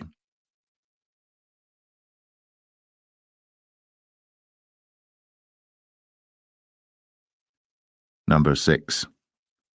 And the Lord spake unto Moses, saying, Speak unto the children of Israel, and say unto them, When either man or woman shall separate themselves to vow a vow of a Nazarite, to separate themselves unto the Lord, he shall separate himself from wine and strong drink, and shall drink no vinegar of wine, or vinegar of strong drink. Neither shall he drink any liquor of grapes, nor eat moist grapes or dried. All the days of his separation shall he eat nothing that is made of the vine tree, from the kernels even to the husk. All the days of the vow of his separation there shall no razor come upon his head, until the days be fulfilled, in the which he separateth himself unto the Lord. He shall be holy, and shall let the locks of the hair of his head grow. All the days that he separateth himself unto the Lord, he shall come at no dead body. He shall not make himself unclean for his father, or for his mother, for his brother, or for his sister when they die, because the consecration of his God is upon his head. All the days of his separation he is holy unto the Lord. And if any man die very suddenly by him, and he hath defiled the head of his consecration, then he shall shave his head in the day of his cleansing. On the 7th day shall he shave it. And on the 8th day he shall bring 2 turtles, or 2 young pigeons, to the priest, to the door of the tabernacle of the congregation, and the priest shall offer the one for a sin offering, and the other for a burnt offering, and make an atonement for him, for that he sinned by the dead, and shall hallow his head that same day. And he shall consecrate unto the Lord the days of his separation, and shall bring a lamb of the first year for a trespass offering, but the days that were before shall be lost, because his separation was defiled. And this is the law of the Nazarite. When the days of his separation are fulfilled, he shall be brought unto the door of the tabernacle of the congregation, and he shall offer his offering unto the Lord, 1 he-lamb of the first year without blemish for a burnt offering, and 1 ewe-lamb of the first year without blemish for a sin offering, and 1 ram without blemish for peace offerings, and a basket of unleavened bread, cakes of fine flour mingled with oil, and wafers of unleavened bread anointed with oil, and their meat offering, and their drink offerings. And the priest shall bring them before the Lord, and shall offer his sin offering and his burnt offering. And he shall offer the ram for a sacrifice of peace offerings unto the Lord, with the basket of unleavened bread. The priest shall offer also his meat offering and his drink offering. And the Nazarite shall shave the head of his separation at the door of the tabernacle of the congregation, and shall take the hair of the head of his separation, and put it in the fire which is under the sacrifice of the peace offerings. And the priest shall take the sodden shoulder of the ram, and one unleavened cake out of the basket, and one unleavened wafer, and shall put them upon the hands of the Nazarite, after the hair of his separation is shaven. And the priest shall wave them for a wave offering before the Lord. This is holy for the priest, with the wave breast and heave shoulder. And after that the Nazarite may drink wine. This is the law of the Nazarite who hath vowed, and of his offering unto the Lord for his separation, beside that his hand shall get, according to the vow which he vowed, so he must do after the law of his separation. And the Lord spake unto Moses, saying, Speak unto Aaron and unto his sons, saying, On this wise ye shall bless the children of Israel, saying unto them, The Lord bless thee, and keep thee. The Lord make his face shine upon thee, and be gracious unto thee. The Lord lift up his countenance upon thee, and give thee peace. And they shall put my name upon the children of Israel, and I will bless them.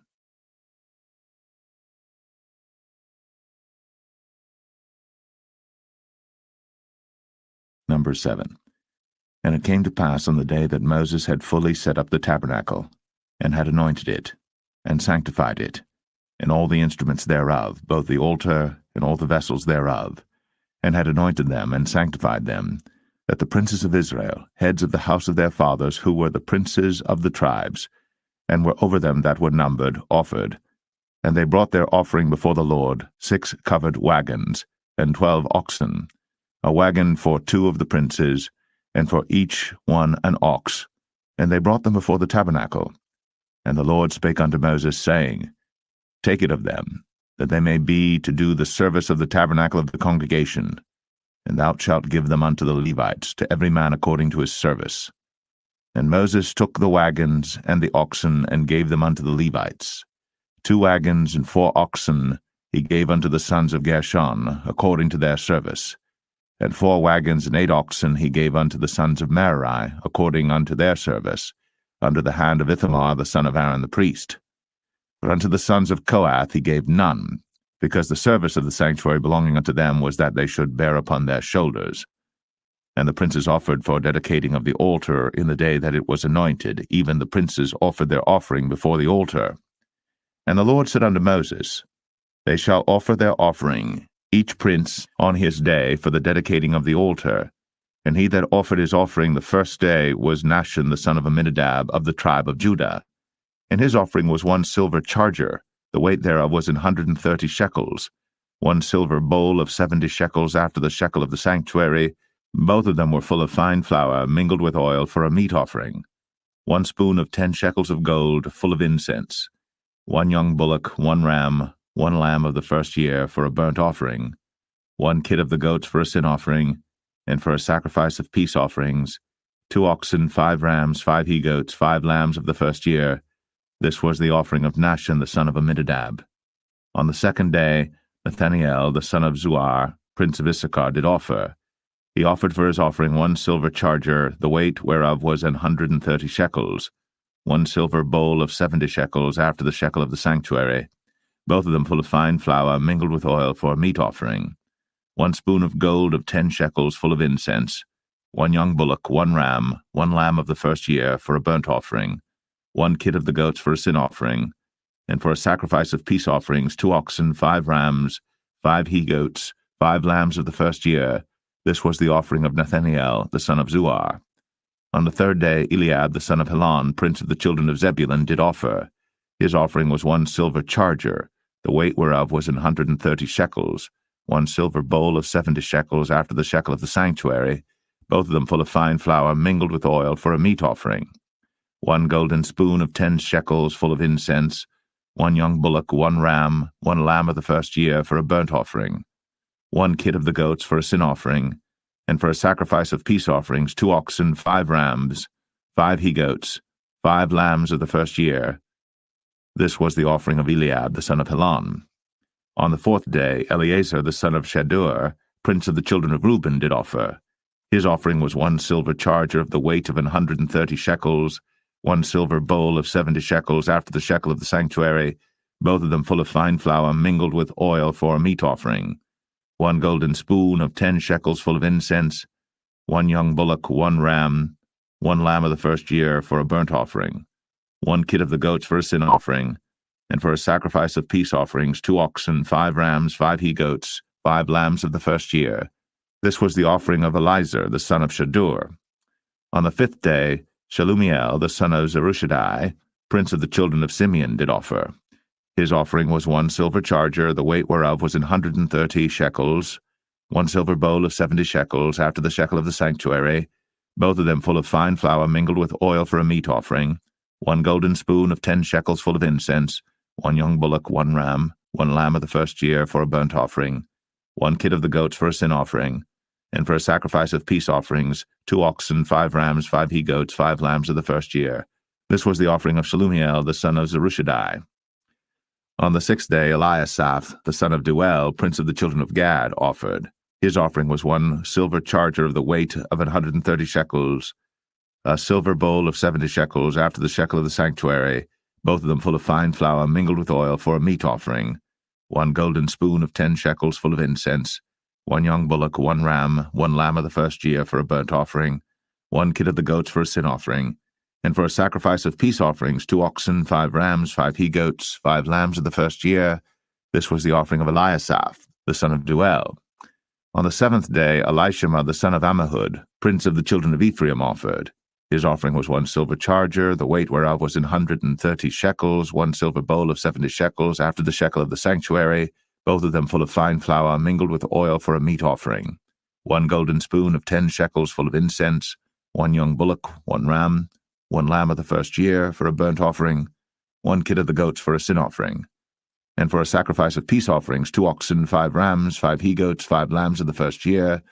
This was the offering of Elishama the son of Ammihud. On the 8th day offered Gamaliel the son of Pedazur, prince of the children of Manasseh. His offering was 1 silver charger of the weight of 130 shekels, 1 silver bowl of 70 shekels after the shekel of the sanctuary, both of them full of fine flour, mingled with oil for a meat offering, 1 golden spoon of 10 shekels full of incense, 1 young bullock, 1 ram, 1 lamb of the first year for a burnt offering, 1 kid of the goats for a sin offering, and for a sacrifice of peace offerings 2 oxen, 5 rams, 5 he-goats, 5 lambs of the first year. This was the offering of Gamaliel the son of Pedazur. On the 9th day, Abidan the son of Gideoni, prince of the children of Benjamin, offered. His offering was 1 silver charger, the weight whereof was 130 shekels, 1 silver bowl of 70 shekels after the shekel of the sanctuary, both of them full of fine flour mingled with oil for a meat offering, 1 golden spoon of 10 shekels full of incense, 1 young bullock, 1 ram, 1 lamb of the first year for a burnt offering, 1 kid of the goats for a sin offering, and for a sacrifice of peace offerings 2 oxen, 5 rams, 5 he-goats, 5 lambs of the first year. This was the offering of Abidan the son of Gideoni. On the 10th day, Ahiezer the son of Ammishaddai, prince of the children of Dan, offered. His offering was 1 silver charger, the weight whereof was 130 shekels, 1 silver bowl of 70 shekels after the shekel of the sanctuary, both of them full of fine flour mingled with oil for a meat offering, 1 golden spoon of 10 shekels full of incense, 1 young bullock, 1 ram, 1 lamb of the first year for a burnt offering, 1 kid of the goats for a sin offering, and for a sacrifice of peace offerings 2 oxen, 5 rams, 5 he-goats, 5 lambs of the first year. This was the offering of Ahiezer the son of Ammishaddai. On the 11th day, Pagiel the son of Ochran, prince of the children of Asher, offered. His offering was 1 silver charger, the weight whereof was 130 shekels, 1 silver bowl of 70 shekels after the shekel of the sanctuary, both of them full of fine flour mingled with oil for a meat offering, 1 golden spoon of 10 shekels full of incense, 1 young bullock, 1 ram, 1 lamb of the first year for a burnt offering, 1 kid of the goats for a sin offering, and for a sacrifice of peace offerings 2 oxen, 5 rams, 5 he-goats, 5 lambs of the first year. This was the offering of Pagiel the son of Ochran. On the 12th day, Ahira the son of Anan, prince of the children of Naphtali, offered.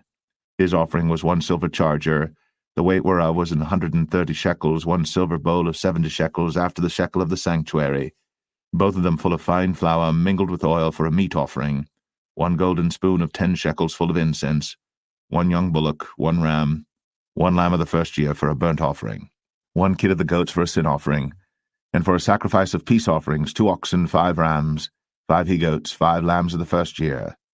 This was the offering of Ahira the son of Anan. This was the dedication of the altar in the day when it was anointed by the princes of Israel. 12 chargers of silver, 12 silver bowls, 12 spoons of gold, each charger of silver weighing 130 shekels, each bowl 70. All the silver vessels weighed 2,400 shekels after the shekel of the sanctuary. The golden spoons were 12, full of incense, weighing 10 shekels apiece, after the shekel of the sanctuary. All the gold of the spoons was 120 shekels. All the oxen for the burnt offering were 12 bullocks.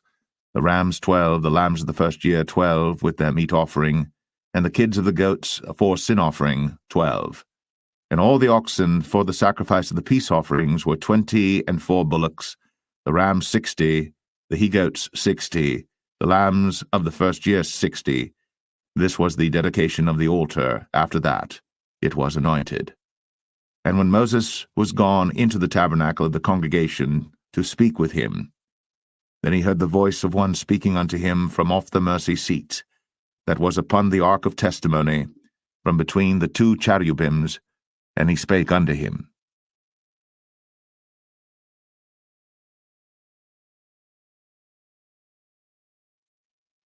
Numbers 8.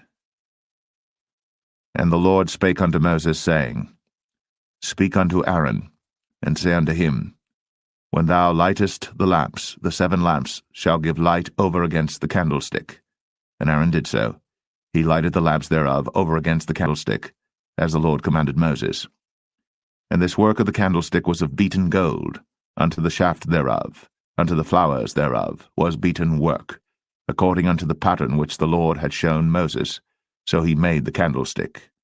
And the Lord spake unto Moses, saying, Take the Levites from among the children of Israel, and cleanse them. And thus shalt thou do unto them to cleanse them. Sprinkle water of purifying upon them, and let them shave all their flesh, and let them wash their clothes, and so make themselves clean. Then let them take a young bullock with his meat offering, even fine flour mingled with oil, and another young bullock shalt thou take for a sin offering. And thou shalt bring the Levites before the tabernacle of the congregation, and thou shalt gather the whole assembly of the children of Israel together. And thou shalt bring the Levites before the Lord, and the children of Israel shall put their hands upon the Levites. And Aaron shall offer the Levites before the Lord for an offering of the children of Israel, that they may execute the service of the Lord.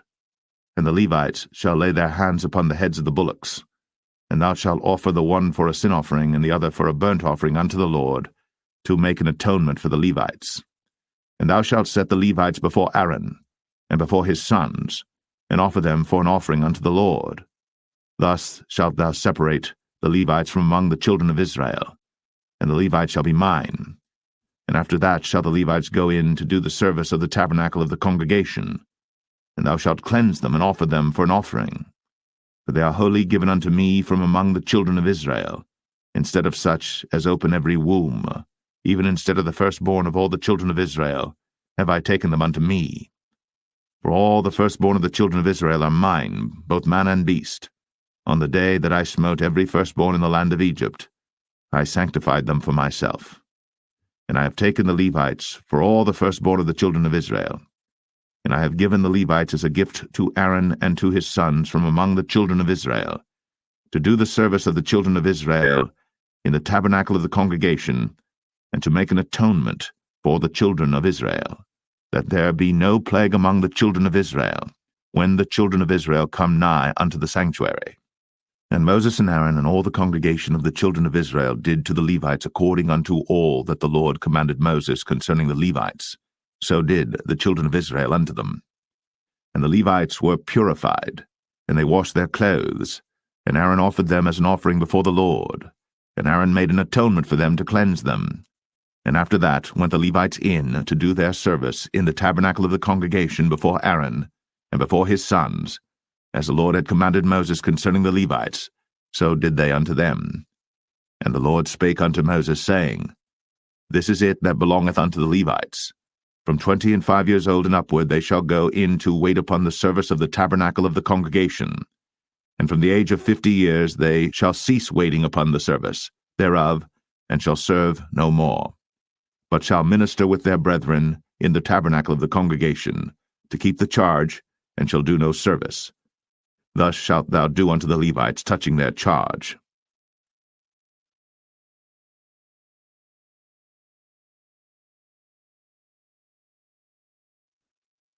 Numbers 9. And the Lord spake unto Moses in the wilderness of Sinai, in the first month of the 2nd year, after they were come out of the land of Egypt, saying, Let the children of Israel also keep the Passover at his appointed season. In the 14th day of this month, at even, ye shall keep it in his appointed season, according to all the rites of it, and according to all the ceremonies thereof, shall ye keep it. And Moses spake unto the children of Israel, that they should keep the Passover. And they kept the Passover on the 14th day of the first month at even in the wilderness of Sinai, according to all that the Lord commanded Moses, so did the children of Israel. And there were certain men who were defiled by the dead body of a man, that they could not keep the Passover on that day. And they came before Moses and before Aaron on that day. And those men said unto him, We are defiled by the dead body of a man. Wherefore are we kept back, that we may not offer an offering of the Lord in his appointed season among the children of Israel? And Moses said unto them, Stand still, and I will hear what the Lord will command concerning you. And the Lord spake unto Moses, saying, Speak unto the children of Israel, saying, If any man of you or of your posterity shall be unclean by reason of a dead body, or be in a journey afar off, yet he shall keep the Passover unto the Lord. The 14th day of the 2nd month at even they shall keep it, and eat it with unleavened bread and bitter herbs. They shall leave none of it unto the morning, nor break any bone of it. According to all the ordinances of the Passover they shall keep it. But the man that is clean, and is not in a journey, and forbeareth to keep the Passover, even the same soul shall be cut off from among his people, because he brought not the offering of the Lord in his appointed season. That man shall bear his sin. And if a stranger shall sojourn among you, and will keep the Passover unto the Lord, according to the ordinance of the Passover, and according to the manner thereof, so shall he do. Ye shall have one ordinance, both for the stranger and for him that was born in the land. And on the day that the tabernacle was reared up, the cloud covered the tabernacle, namely the tent of the testimony. And at even there was upon the tabernacle as it were the appearance of fire until the morning. So it was always. The cloud covered it by day, and the appearance of fire by night. And when the cloud was taken up from the tabernacle, then after that the children of Israel journeyed. In the place where the cloud abode, there the children of Israel pitched their tents. At the commandment of the Lord the children of Israel journeyed, and at the commandment of the Lord they pitched. As long as the cloud abode upon the tabernacle, they rested in their tents. And when the cloud tarried long upon the tabernacle many days, then the children of Israel kept the charge of the Lord, and journeyed not. And so it was, when the cloud was a few days upon the tabernacle, according to the commandment of the Lord, they abode in their tents, and according to the commandment of the Lord they journeyed. And so it was, when the cloud abode from even unto the morning, and that the cloud was taken up in the morning, then they journeyed. Whether it was by day or by night that the cloud was taken up, they journeyed. Or whether it were 2 days, or a month, or a year, that the cloud tarried upon the tabernacle, remaining thereon, the children of Israel abode in their tents, and journeyed not. But when it was taken up, they journeyed. At the commandment of the Lord they rested in the tents, and at the commandment of the Lord they journeyed. They kept the charge of the Lord, at the commandment of the Lord, by the hand of Moses.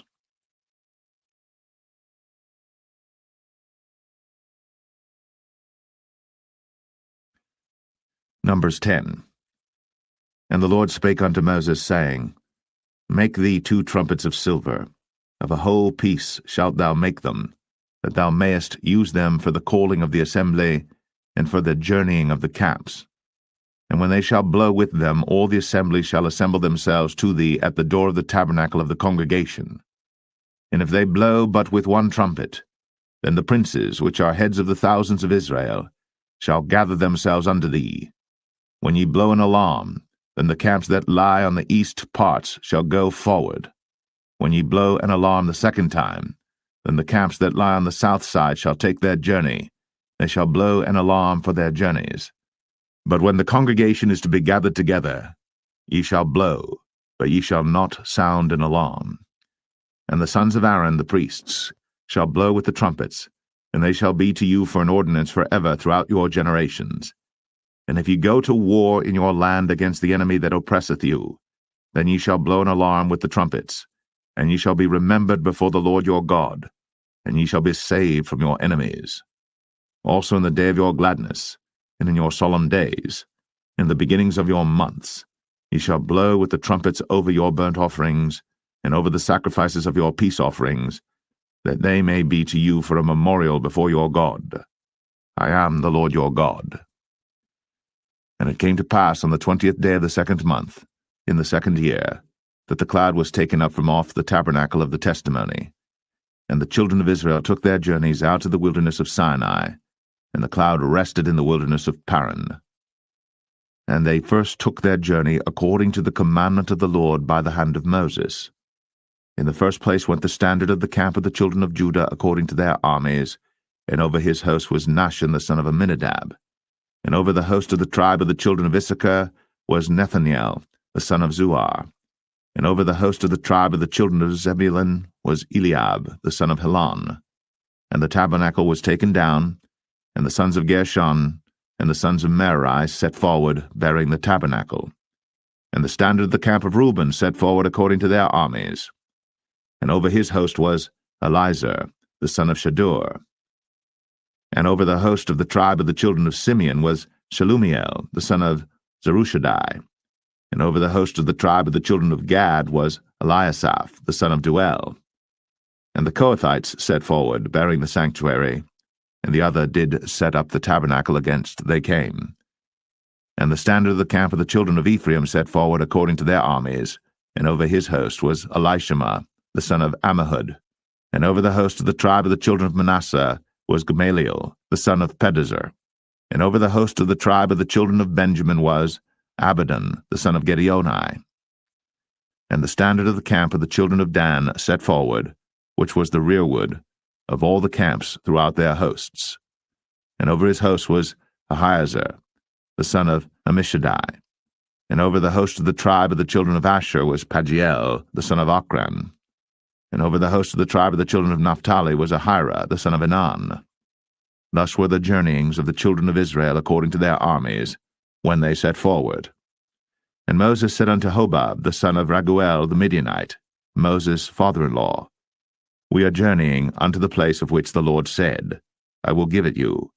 Come thou with us, and we will do thee good. For the Lord hath spoken good concerning Israel. And he said unto him, I will not go, but I will depart to mine own land and to my kindred. And he said, Leave us not, I pray thee, for as much as thou knowest how we are to encamp in the wilderness, and thou mayest be to us instead of eyes. And it shall be, if thou go with us, yea, it shall be that what goodness the Lord shall do unto us, the same will we do unto thee. And they departed from the mount of the Lord 3 days' journey. And the ark of the covenant of the Lord went before them in the 3 days' journey, to search out a resting place for them. And the cloud of the Lord was upon them by day, when they went out of the camp. And it came to pass, when the ark set forward, that Moses said, Rise up, Lord, and let thine enemies be scattered, and let them that hate thee flee before thee. And when it rested, he said, Return, O Lord, unto the many thousands of Israel.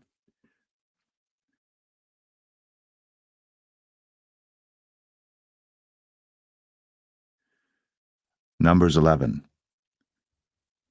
And when the people complained, it displeased the Lord, and the Lord heard it. and his anger was kindled. And the fire of the Lord burnt among them, and consumed them that were in the uttermost parts of the camp. And the people cried unto Moses. And when Moses prayed unto the Lord, the fire was quenched. And he called the name of the place Taberah, because the fire of the Lord burnt among them. And the mixed multitude that was among them fell a-lusting. And the children of Israel also wept again, and said, Who shall give us flesh to eat? We remember the fish which we did eat in Egypt freely, the cucumbers, and the melons, and the leeks, and the onions, and the garlic. But now our soul is dried away. There is nothing at all beside this manna before our eyes. And the manna was as coriander seed, and the color thereof as the color of bdellium. And the people went about, and gathered it, and ground it in mills, or beat it in a mortar, and baked it in pans, and made cakes of it. And the taste of it was as the taste of fresh oil. And when the dew fell upon the camp in the night, the manna fell upon it. Then Moses heard the people weep throughout their families, every man in the door of his tent. And the anger of the Lord was kindled greatly. Moses also was displeased. And Moses said unto the Lord, Wherefore hast thou afflicted thy servant? And wherefore have I not found favor in thy sight, that thou layest the burden of all this people upon me? Have I conceived all this people? Have I begotten them, that thou shouldst say unto me, Carry them in thy bosom, as a nursing father beareth the sucking child, unto the land which thou swarest unto their fathers? Whence should I have flesh to give unto all this people? For they weep unto me, saying, Give us flesh, that we may eat. I am not able to bear all this people alone, because it is too heavy for me. And if thou deal thus with me, kill me, I pray thee, out of hand, if I have found favor in thy sight, and let me not see my wretchedness.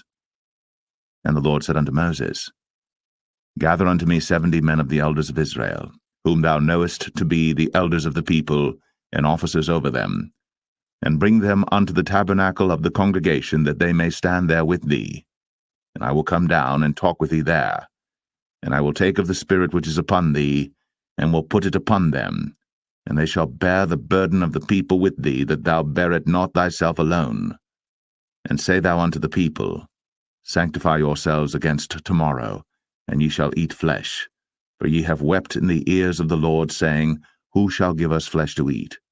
For it was well with us in Egypt. Therefore the Lord will give you flesh, and ye shall eat. Ye shall not eat 1 day, nor 2 days, nor 5 days, neither 10 days, nor 20 days, but even a whole month, until it come out at your nostrils, and it be loathsome unto you, because that ye have despised the Lord which is among you, and have wept before him, saying, Why came we forth out of Egypt? And Moses said, The people among whom I am are 600,000 footmen, and thou hast said, I will give them flesh, that they may eat a whole month. Shall the flocks and the herds be slain for them to suffice them? Or shall all the fish of the sea be gathered together for them to suffice them? And the Lord said unto Moses, Is the Lord's hand waxed short? Thou shalt see now whether my word shall come to pass unto thee or not. And Moses went out, and told the people the words of the Lord, and gathered the 70 men of the elders of the people, and set them round about the tabernacle. And the Lord came down in a cloud, and spake unto him, and took of the Spirit that was upon him, and gave it unto the 70 elders. And it came to pass that, when the Spirit rested upon them, they prophesied, and did not cease. But there remained 2 of the men in the camp. The name of the one was Eldad, and the name of the other Medad. And the Spirit rested upon them, and they were of them that were written, but went not out unto the tabernacle, and they prophesied in the camp. And there ran a young man, and told Moses, and said, Eldad and Medad do prophesy in the camp. And Joshua the son of Nun, the servant of Moses, one of his young men, answered and said, My lord Moses, forbid them. And Moses said unto him, Enviest thou for my sake? Would God that all the Lord's people were prophets, and that the Lord would put his Spirit upon them. And Moses gat him into the camp, he and the elders of Israel. And there went forth a wind from the Lord, and brought quails from the sea, and let them fall by the camp, as it were a day's journey on this side, and as it were a day's journey on the other side, round about the camp. and as it were 2 cubits high upon the face of the earth. And the people stood up all that day, and all that night, and all the next day. And they gathered the quails. He that gathered least gathered 10 homers. And they spread them all abroad for themselves round about the camp. And while the flesh was yet between their teeth, ere it was chewed, the wrath of the Lord was kindled against the people, and the Lord smote the people with a very great plague. And he called the name of that place Kibroth Hattaavah, because there they buried the people that lusted. And the people journeyed from Kibroth Hattaavah unto Hazeroth, and abode at Hazeroth.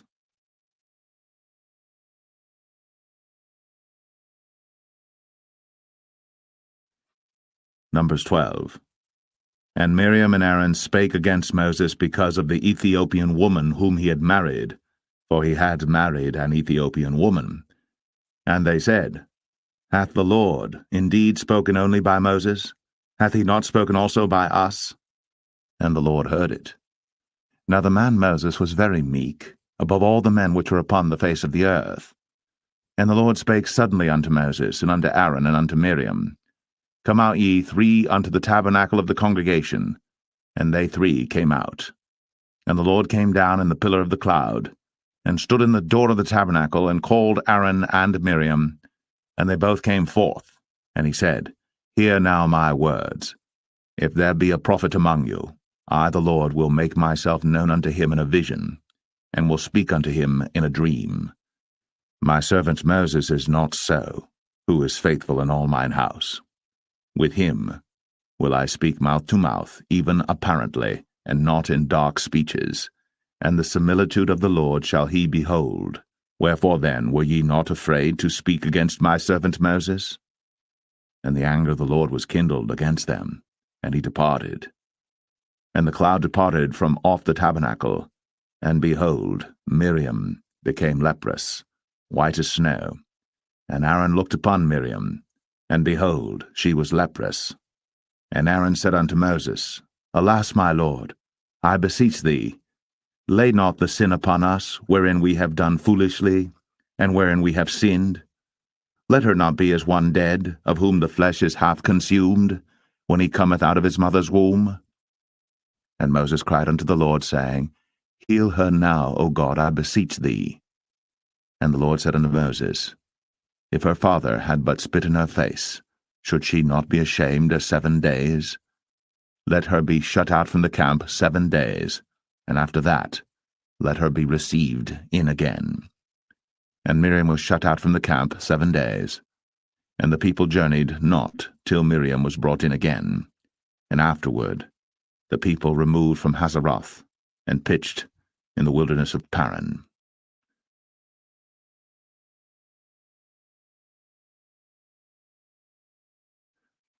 Numbers 13. And the Lord spake unto Moses, saying, Send thou men, that they may search the land of Canaan, which I give unto the children of Israel. Of every tribe of their fathers shall ye send a man, every one a ruler among them. And Moses, by the commandment of the Lord, sent them from the wilderness of Paran. All those men were heads of the children of Israel. And these were their names: of the tribe of Reuben, Shammua, the son of Zakur; of the tribe of Simeon, Shaphat, the son of Ori; of the tribe of Judah, Caleb, the son of Jephunneh; of the tribe of Issachar, Igal, the son of Joseph; of the tribe of Ephraim, Hoshea, the son of Nun; of the tribe of Benjamin, Paltai, the son of Raphu; of the tribe of Zebulun, Gadiel, the son of Sodai; of the tribe of Joseph, namely of the tribe of Manasseh, Gadai, the son of Susai; of the tribe of Dan, Amiel, the son of Gemalli; of the tribe of Asher, Sethar, the son of Michael; of the tribe of Naphtali, Nabai, the son of Vosai; of the tribe of Gad, Geuel, the son of Machi. These are the names of the men which Moses sent to spy out the land. And Moses called Hoshea, the son of Nun, Jehoshua. And Moses sent them to spy out the land of Canaan, and said unto them, Get you up this way southward, and go up into the mountain, and see the land what it is, and the people that dwelleth therein, whether they be strong or weak, few or many, and what the land is that they dwell in. whether it be good or bad, and what cities they be that they dwell in, whether in tents or in strongholds, and what the land is, whether it be fat or lean, whether there be wood therein or not. And be ye of good courage, and bring of the fruit of the land. Now the time was the time of the first ripe grapes. So they went up and searched the land from the wilderness of Zin unto Rehob, as men come to Hamath. And they ascended by the south, and came unto Hebron, where Ahiman, Sheshai, and Talmai, the children of Anak, were. Now Hebron was built 7 years before Zoan in Egypt. And they came unto the brook of Eshcol, and cut down from thence a branch, with one cluster of grapes, and they bare it between two upon a staff. And they brought of the pomegranates and of the figs. The place was called the brook Eshcol, because of the cluster of grapes which the children of Israel cut down from thence. And they returned from searching of the land after 40 days. And they went, and came to Moses, and to Aaron, and to all the congregation of the children of Israel, unto the wilderness of Paran, to Kadesh, and brought back word unto them, and unto all the congregation, and showed them the fruit of the land. And they told him, and said, We came unto the land whither thou sentest us, and surely it floweth with milk and honey, and this is the fruit of it. Nevertheless the people be strong that dwell in the land, and the cities are walled and very great. And moreover, we saw the children of Anak there. The Amalekites dwell in the land of the south, and the Hittites, and the Jebusites, and the Amorites dwell in the mountains, and the Canaanites dwell by the sea, and by the coast of Jordan. And Caleb stilled the people before Moses, and said, Let us go up at once, and possess it, for we are well able to overcome it. But the men that went up with him said, We be not able to go up against the people, for they are stronger than we. And they brought up an evil report of the land, which they had searched unto the children of Israel, saying, The land, through which we have gone to search it, is a land that eateth up the inhabitants thereof, and all the people that we saw in it are men of a great stature. And there we saw the giants, the sons of Anak, which come of the giants. And we were in our own sight as grasshoppers, and so we were in their sight.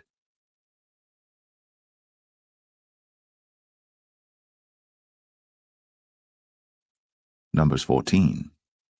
And all the congregation lifted up their voice, and cried, and the people wept that night. And all the children of Israel murmured against Moses, and against Aaron. And the whole congregation said unto them, Would God that we had died in the land of Egypt, or would God we had died in this wilderness? And wherefore hath the Lord brought us unto this land, to fall by the sword, that our wives and our children should be a prey? Were it not better for us to return into Egypt? And they said one to another, Let us make a captain, and let us return into Egypt. Then Moses and Aaron fell on their faces before all the assembly of the congregation of the children of Israel. And Joshua, the son of Nun, and Caleb, the son of Jephunneh, which were of them that searched the land, rent their clothes. And they spake unto all the company of the children of Israel, saying, The land, which we passed through to search it, is an exceeding good land. If the Lord delight in us, then he will bring us into this land, and give it us, a land which floweth with milk and honey. Only rebel not ye against the Lord, neither fear ye the people of the land, for they are bread for us. Their defense is departed from them, and the Lord is with us. Fear them not. But all the congregation bade stone them with stones. And the glory of the Lord appeared in the tabernacle of the congregation before all the children of Israel. And the Lord said unto Moses, How long will this people provoke me? And how long will it be ere they believe me, for all the signs which I have shown among them? I will smite them with the pestilence, and disinherit them, and will make of thee a greater nation, and mightier than they. And Moses said unto the Lord, Then the Egyptians shall hear it, for thou broughtest up this people in thy might from among them, and they will tell it to the inhabitants of this land. For they have heard that thou, Lord, art among this people, that thou, Lord, art seen face to face, and that thy cloud standeth over them, and that thou goest before them by daytime in a pillar of a cloud, and in a pillar of fire by night. Now if thou shalt kill all this people as one man, Then the nations which have heard the fame of thee will speak, saying, Because the Lord was not able to bring this people into the land which he sware unto them, therefore he hath slain them in the wilderness. And now I beseech thee, let the power of my Lord be great, according as thou hast spoken, saying, The Lord is long-suffering, and of great mercy, forgiving iniquity and transgression, and by no means clearing the guilty, visiting the iniquity of the fathers upon the children unto the third and fourth generation. Pardon, I beseech thee, the iniquity of this people according unto the greatness of thy mercy, and as thou hast forgiven this people from Egypt even until now. And the Lord said, I have pardoned according to thy word. But as truly as I live, all the earth shall be filled with the glory of the Lord, because all those men which have seen my glory and my miracles, which I did in Egypt and in the wilderness, and have tempted me now these 10 times, and have not hearkened to my voice, surely they shall not see the land which I swear unto their fathers, neither shall any of them that provoked me see it. But my servant Caleb, because he had another spirit with him, and hath followed me fully, him will I bring into the land whereinto he went, and his seed shall possess it. Now the Amalekites and the Canaanites dwelt in the valley. Tomorrow turn you and get you into the wilderness by the way of the Red Sea. And the Lord spake unto Moses and unto Aaron, saying, How long shall I bear with this evil congregation, which murmur against me? I have heard the murmurings of the children of Israel, which they murmur against me. Say unto them, As truly as I live, saith the Lord, as ye have spoken in mine ears, so will I do to you. Your carcasses shall fall in this wilderness, and all that were numbered of you according to your whole number, from 20 years old and upward, which have murmured against me. Doubtless ye shall not come into the land, concerning which I swear to make you dwell therein, save Caleb the son of Jephunneh, and Joshua the son of Nun. But your little ones, which he said should be a prey, them will I bring in, and they shall know the land which ye have despised. But as for you, your carcasses, they shall fall in this wilderness, and your children shall wander in the wilderness 40 years, and bear your whoredoms until your carcasses be wasted in the wilderness. After the number of the days in which ye searched the land, even 40 days, each day for a year, shall ye bear your iniquities, even 40 years, and ye shall know my breach of promise. I the Lord have said, I will surely do it unto all this evil congregation that are gathered together against me. In this wilderness they shall be consumed, and there they shall die. And the men which Moses sent to search the land, who returned, and made all the congregation to murmur against him by bringing up a slander upon the land, even those men that did bring up the evil report upon the land, died by the plague before the Lord. But Joshua, the son of Nun, and Caleb, the son of Jephunneh, which were of the men that went to search the land, lived still. And Moses told these sayings unto all the children of Israel, and the people mourned greatly. And they rose up early in the morning, and gat them up into the top of the mountain, saying, Lo, we be here, and will go up unto the place which the Lord hath promised, for we have sinned. And Moses said, Wherefore now do ye transgress the commandment of the Lord? But it shall not prosper. Go not up, for the Lord is not among you, that ye be not smitten before your enemies. For the Amalekites and the Canaanites are there before you, and ye shall fall by the sword, because ye are turned away from the Lord. Therefore the Lord will not be with you. But they presumed to go up unto the hilltop. Nevertheless the ark of the covenant of the Lord and Moses departed not out of the camp. Then the Amalekites came down, and the Canaanites which dwelt in that hill, and smote them, and discomfited them, even unto Hormah.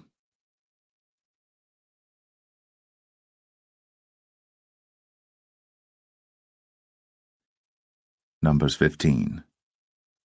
And the Lord spake unto Moses, saying, Speak unto the children of Israel, and say unto them, When ye be come into the land of your habitations, which I give unto you, and will make an offering by fire unto the Lord, a burnt offering, or a sacrifice in performing a vow, or in a freewill offering, or in your solemn feasts, to make a sweet savour unto the Lord, of the herd or of the flock. Then shall he that offereth his offering unto the Lord bring a meat offering of a 10th deal of flour mingled with the 4th part of an hin of oil, and the 4th part of an hin of wine for a drink offering shalt thou prepare with the burnt offering or sacrifice for one lamb. Or for a ram thou shalt prepare for a meat offering 2/10 deals of flour mingled with the 3rd part of an hin of oil. And for a drink offering thou shalt offer the 3rd part of an hin of wine for a sweet savour unto the Lord. And when thou preparest a bullock for a burnt offering, or for a sacrifice in performing a vow, or peace offerings unto the Lord, then shall he bring with a bullock a meat offering of 3/10 deals of flour mingled with half an hin of oil. And thou shalt bring for a drink offering half an hin of wine, for an offering made by fire, of a sweet savour unto the Lord. Thus shall it be done for one bullock, or for one ram, or for a lamb, or a kid, according to the number that ye shall prepare. So shall ye do to every one according to their number. All that are born of the country shall do these things after this manner, in offering an offering made by fire, of a sweet savour unto the Lord. And if a stranger sojourn with you, or whosoever be among you in your generations, and will offer an offering made by fire, of a sweet savour unto the Lord, as ye do, so he shall do. One ordinance shall be both for you of the congregation, and also for the stranger that sojourneth with you, an ordinance for ever in your generations, as ye are, so shall the stranger be before the Lord. One law and one manner shall be for you, and for the stranger that sojourneth with you.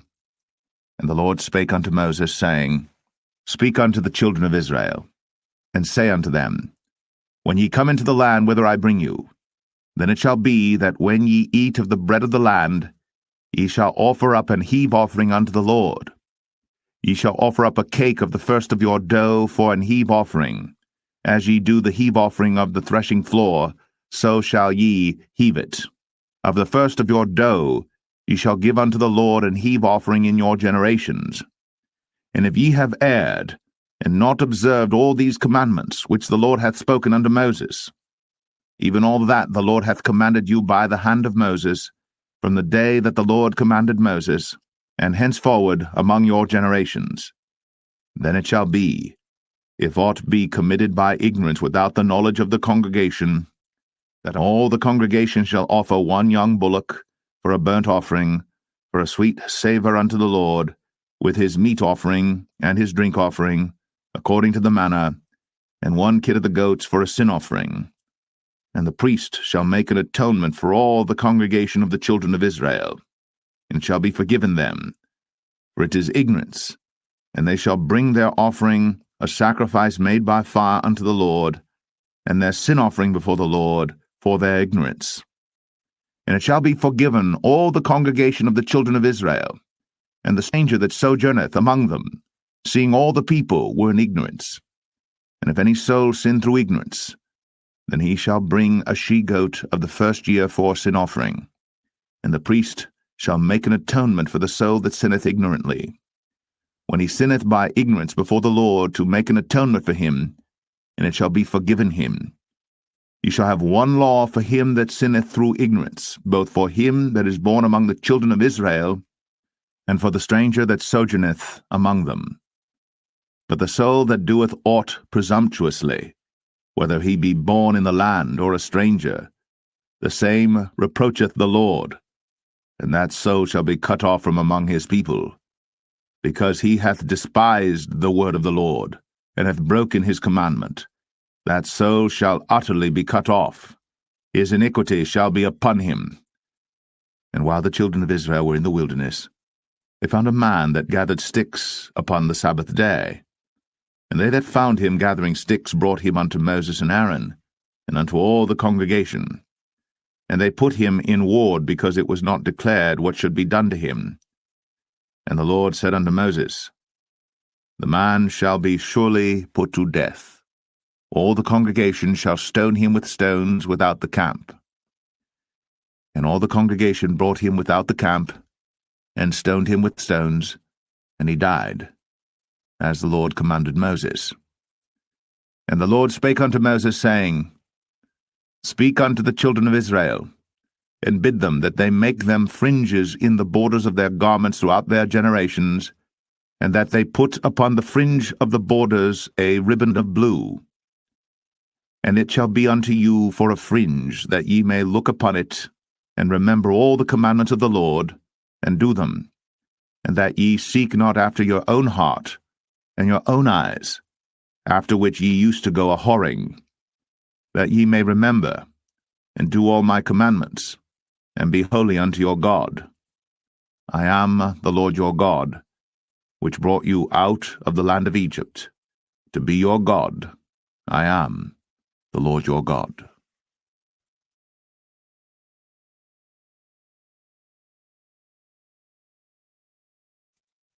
Numbers 16.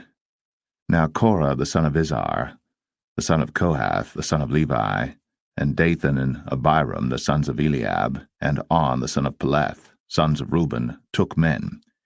And they rose up before Moses with certain of the children of Israel, 250 princes of the assembly, famous in the congregation, men of renown. And they gathered themselves together against Moses and against Aaron, and said unto them, Ye take too much upon you, seeing all the congregation are holy, every one of them, and the Lord is among them. Wherefore then lift ye up yourselves above the congregation of the Lord. And when Moses heard it, he fell upon his face. And he spake unto Korah and unto all his company, saying, Even tomorrow the Lord will show who are his, and who is holy, and will cause him to come near unto him. Even him whom he hath chosen will he cause to come near unto him. This do, take your censers, Korah, and all his company, and put fire therein, and put incense in them before the Lord tomorrow. And it shall be, that the man whom the Lord doth choose, he shall be holy. Ye take too much upon you, ye sons of Levi. And Moses said unto Korah, Hear, I pray you, ye sons of Levi.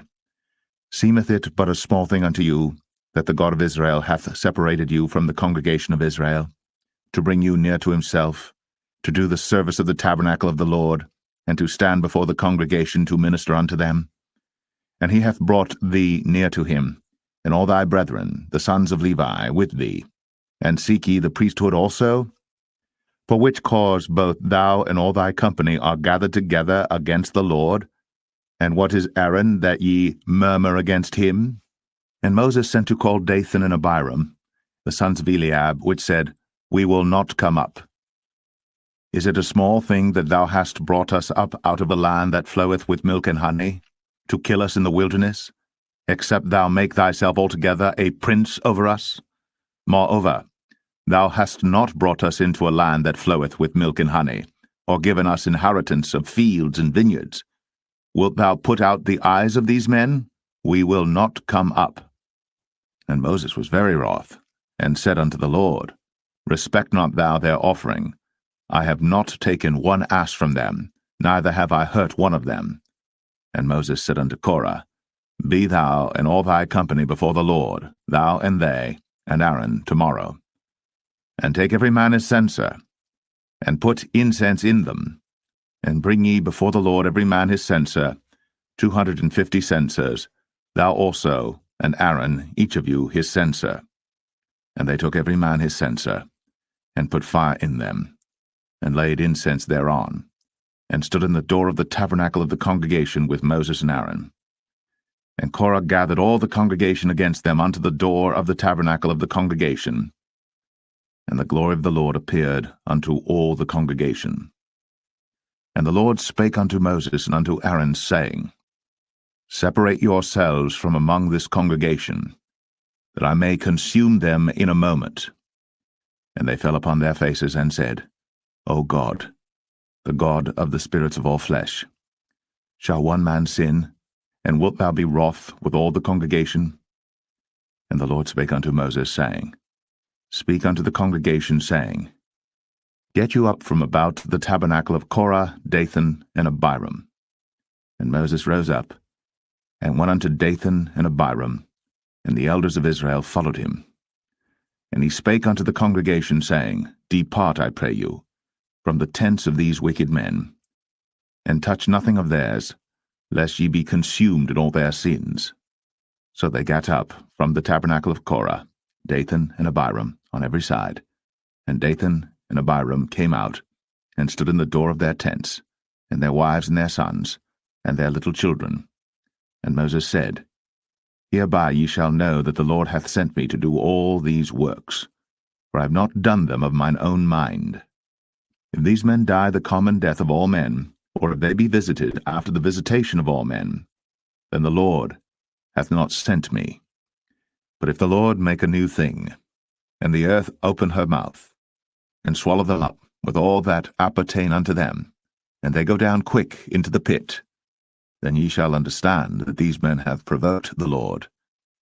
And it came to pass, as he had made an end of speaking all these words, that the ground clave asunder that was under them, and the earth opened her mouth, and swallowed them up, and their houses, and all the men that appertained unto Korah, and all their goods.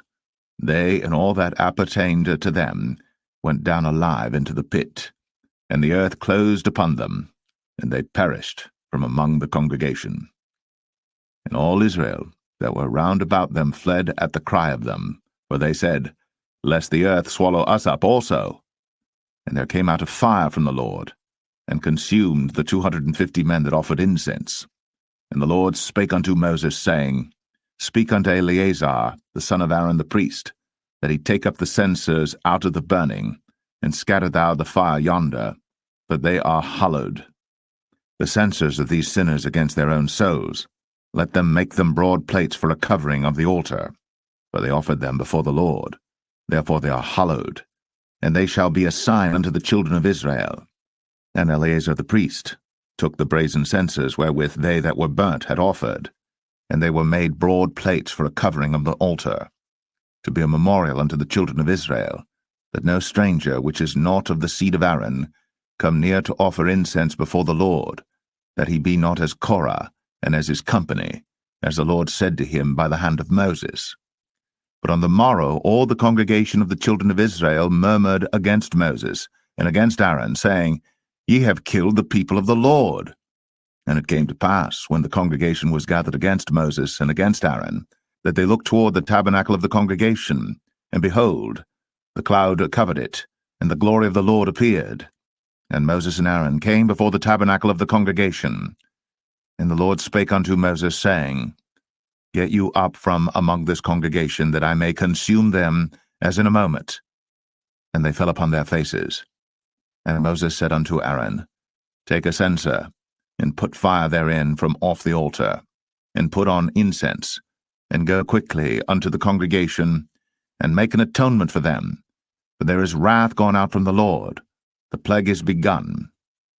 And Aaron took as Moses commanded, and ran into the midst of the congregation, and behold, the plague was begun among the people.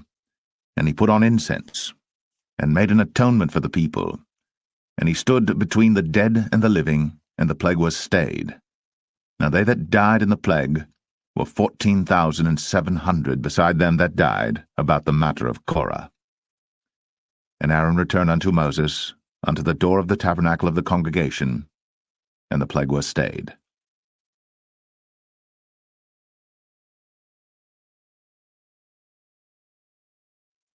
Number 17. And the Lord spake unto Moses, saying, Speak unto the children of Israel, and take of every one of them a rod according to the house of their fathers, of all their princes according to the house of their fathers 12 rods. Write thou every man's name upon his rod. And thou shalt write Aaron's name upon the rod of Levi. For 1 rod shall be for the head of the house of their fathers. And thou shalt lay them up in the tabernacle of the congregation before the testimony, where I will meet with you.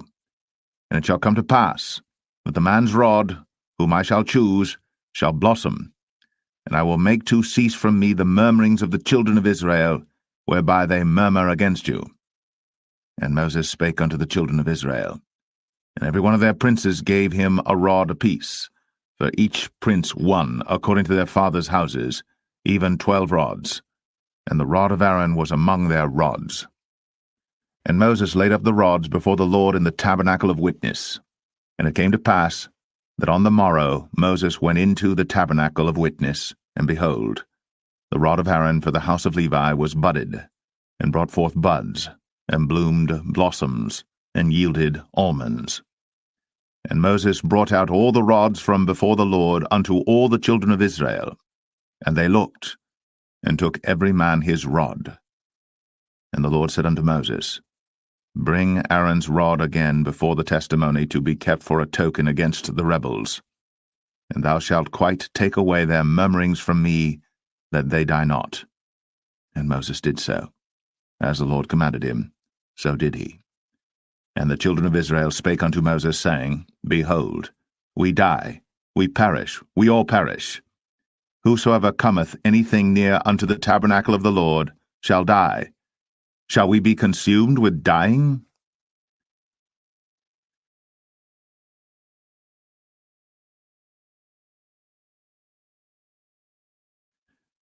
Numbers 18.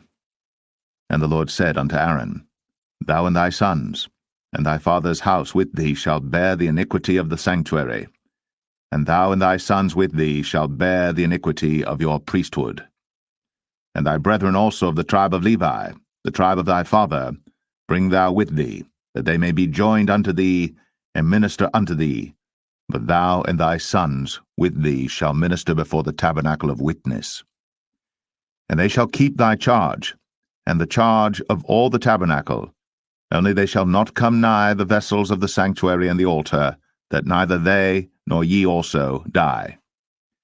And they shall be joined unto thee, and keep the charge of the tabernacle of the congregation, for all the service of the tabernacle, and a stranger shall not come nigh unto you. And ye shall keep the charge of the sanctuary, and the charge of the altar, that there be no wrath any more upon the children of Israel. And I, behold, I have taken your brethren the Levites from among the children of Israel. To you they are given as a gift for the Lord, to do the service of the tabernacle of the congregation. Therefore thou, and thy sons with thee, shall keep your priest's office for everything of the altar, and within the veil, and ye shall serve. I have given your priest's office unto you as a service of gift, and the stranger that cometh nigh shall be put to death. And the Lord spake unto Aaron, Behold, I also have given thee the charge of mine heave offerings of all the hallowed things of the children of Israel. Unto thee have I given them by reason of the anointing, and to thy sons by an ordinance for ever.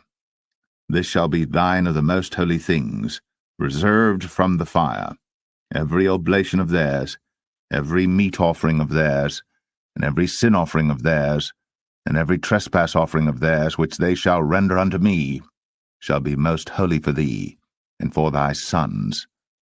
In the most holy place shalt thou eat it, every male shall eat it. It shall be holy unto thee.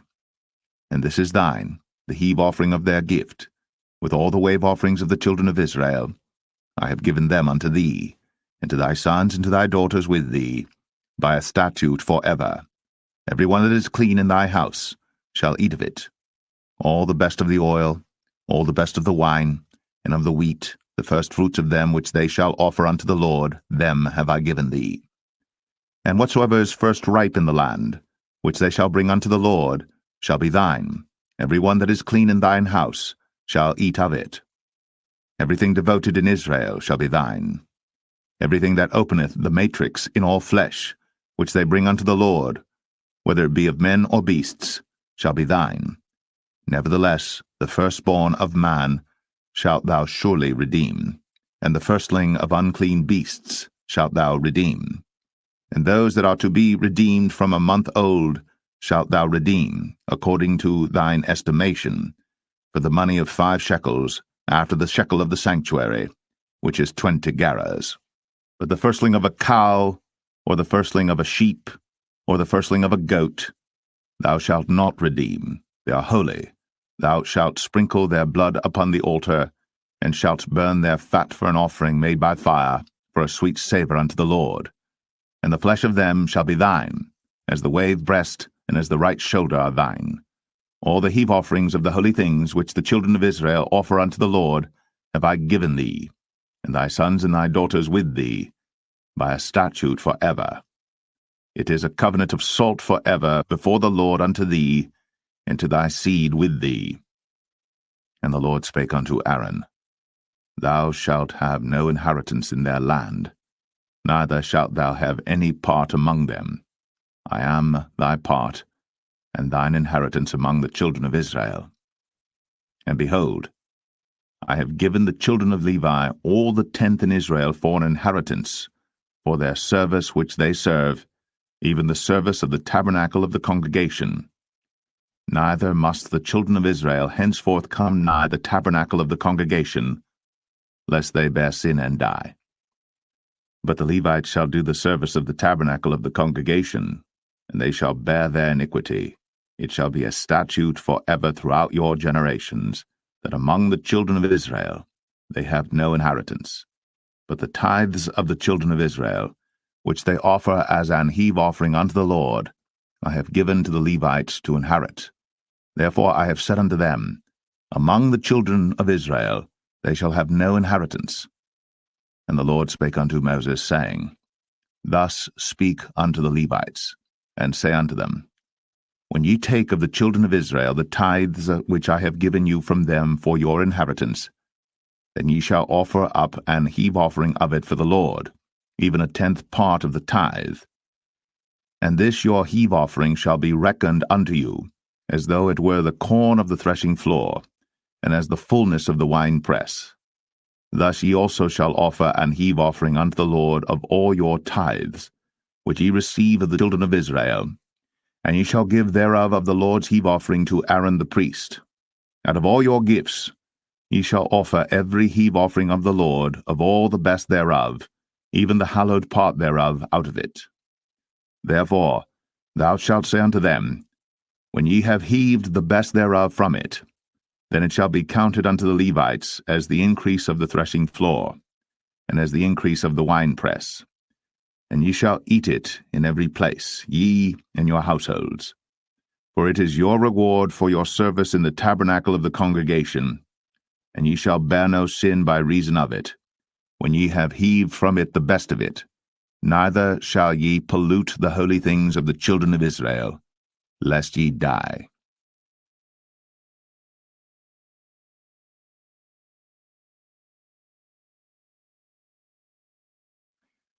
Numbers 19.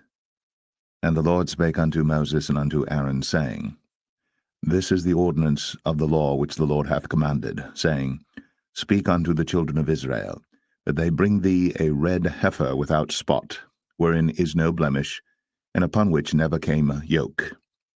And ye shall give her unto Eleazar the priest, that he may bring her forth without the camp, and one shall slay her before his face.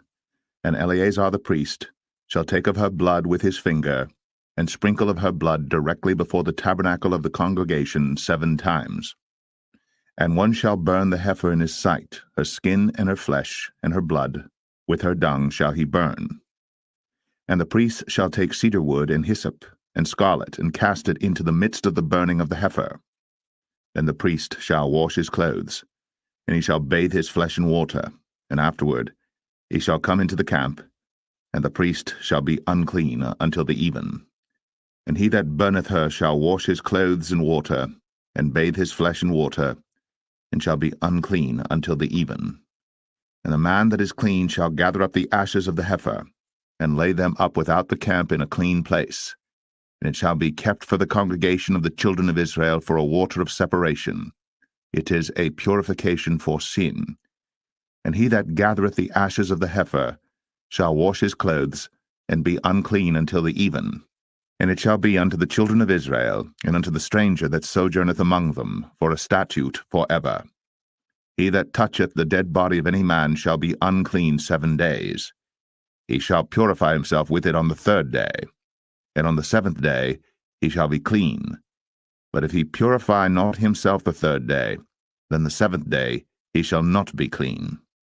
Whosoever toucheth the dead body of any man that is dead, and purifieth not himself, defileth the tabernacle of the Lord, and that soul shall be cut off from Israel, because the water of separation was not sprinkled upon him. He shall be unclean, his uncleanness is yet upon him. This is the law when a man dieth in a tent. All that come into the tent, and all that is in the tent, shall be unclean 7 days. And every open vessel which hath no covering bound upon it is unclean. And whosoever toucheth one that is slain with a sword in the open fields, or a dead body, or a bone of a man, or a grave, shall be unclean 7 days. And for an unclean person they shall take of the ashes of the burnt heifer, of purification for sin, and running water shall be put thereto in a vessel. And a clean person shall take hyssop, and dip it in the water, and sprinkle it upon the tent, and upon all the vessels, and upon the persons that were there, and upon him that touched a bone, or one slain, or one dead, or a grave. And the clean person shall sprinkle upon the unclean on the 3rd day, and on the 7th day. And on the 7th day he shall purify himself, and wash his clothes, and bathe himself in water, and shall be clean at even. But the man that shall be unclean, and shall not purify himself, that soul shall be cut off from among the congregation, because he hath defiled the sanctuary of the Lord. The water of separation hath not been sprinkled upon him. He is unclean.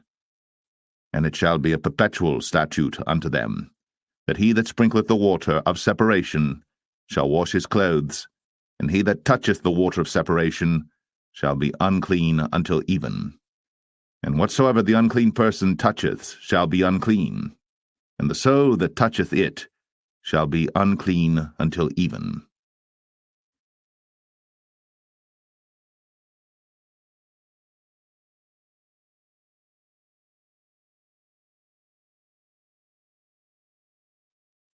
Numbers 20.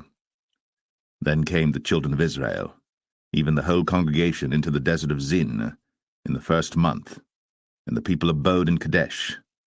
And Miriam died there, and was buried there. And there was no water for the congregation, and they gathered themselves together against Moses and against Aaron. And the people chode with Moses, and spake, saying, Would God that we had died when our brethren died before the Lord! And why have ye brought up the congregation of the Lord into this wilderness, that we and our cattle should die there? And wherefore have ye made us to come up out of Egypt, to bring us in unto this evil place? It is no place of seed, or of figs, or of vines, or of pomegranates, neither is there any water to drink. Then Moses and Aaron went from the presence of the assembly unto the door of the tabernacle of the congregation, and they fell upon their faces, and the glory of the Lord appeared unto them. And the Lord spake unto Moses, saying, Take the rod, and gather thou the assembly together, thou and Aaron thy brother, and speak ye unto the rock before their eyes, and it shall give forth his water. And thou shalt bring forth to them water out of the rock, so thou shalt give the congregation and their beasts drink. And Moses took the rod from before the Lord, as he commanded him. And Moses and Aaron gathered the congregation together before the rock, and he said unto them, Hear now, ye rebels, must we fetch you water out of this rock? And Moses lifted up his hand, and with his rod he smote the rock twice. And the water came out abundantly, and the congregation drank, and their beasts also. And the Lord spake unto Moses and Aaron, Because ye believed me not, to sanctify me in the eyes of the children of Israel, therefore ye shall not bring this congregation into the land which I have given them. This is the water of Meribah, because the children of Israel strove with the Lord, and he was sanctified in them. And Moses sent messengers from Kadesh unto the king of Edom. Thus saith thy brother Israel, Thou knowest all the travail that hath befallen us, how our fathers went down into Egypt, and we have dwelt in Egypt a long time, and the Egyptians vexed us and our fathers. And when we cried unto the Lord, he heard our voice, and sent an angel, and hath brought us forth out of Egypt. And behold, we are in Kadesh, a city in the uttermost of thy border. Let us pass, I pray thee, through thy country. We will not pass through the fields, or through the vineyards, neither will we drink of the water of the wells. We will go by the king's highway. We will not turn to the right hand, nor to the left, until we have passed thy borders. And Edom said unto him, Thou shalt not pass by me, lest I come out against thee with the sword. And the children of Israel said unto him, We will go by the highway, and if I and my cattle drink of thy water, then I will pay for it. I will only, without doing anything else, go through on my feet. And he said, Thou shalt not go through. And Edom came out against him with much people, and with a strong hand. Thus Edom refused to give Israel passage through his border, wherefore Israel turned away from him. And the children of Israel, even the whole congregation, journeyed from Kadesh, and came unto Mount Or. And the Lord spake unto Moses and Aaron in Mount Or, by the coast of the land of Edom, saying, Aaron shall be gathered unto his people, for he shall not enter into the land which I have given unto the children of Israel, because ye rebelled against my word at the water of Meribah. Take Aaron and Eleazar his son, and bring them up unto Mount Or, and strip Aaron of his garments, and put them upon Eleazar his son, and Aaron shall be gathered unto his people, and shall die there. And Moses did as the Lord commanded, and they went up into Mount Or in the sight of all the congregation. And Moses stripped Aaron of his garments, and put them upon Eleazar his son, and Aaron died there in the top of the mount. And Moses and Eleazar came down from the mount. And when all the congregation saw that Aaron was dead, they mourned for Aaron 30 days, even all the house of Israel.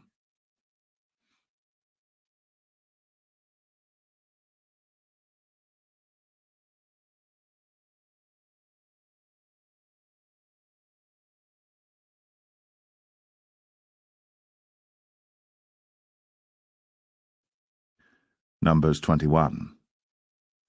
And when King Arad, the Canaanite, which dwelt in the south, heard tell that Israel came by the way of the spies, then he fought against Israel, and took some of them prisoners. And Israel vowed a vow unto the Lord, and said, If thou wilt indeed deliver this people into my hand, then I will utterly destroy their cities. And the Lord hearkened to the voice of Israel, and delivered up the Canaanites, and they utterly destroyed them in their cities. And he called the name of the place Ormah. And they journeyed from Mount Or by the way of the Red Sea to compass the land of Edom. And the soul of the people was much discouraged because of the way. And the people spake against God, and against Moses. Wherefore have ye brought us up out of Egypt to die in the wilderness? For there is no bread, neither is there any water, and our soul loatheth this light bread. And the Lord sent fiery serpents among the people, and they bit the people, and much people of Israel died. Therefore the people came to Moses and said, We have sinned, for we have spoken against the Lord, and against thee. Pray unto the Lord that he take away the serpents from us. And Moses prayed for the people. And the Lord said unto Moses, Make thee a fiery serpent, and set it upon a pole.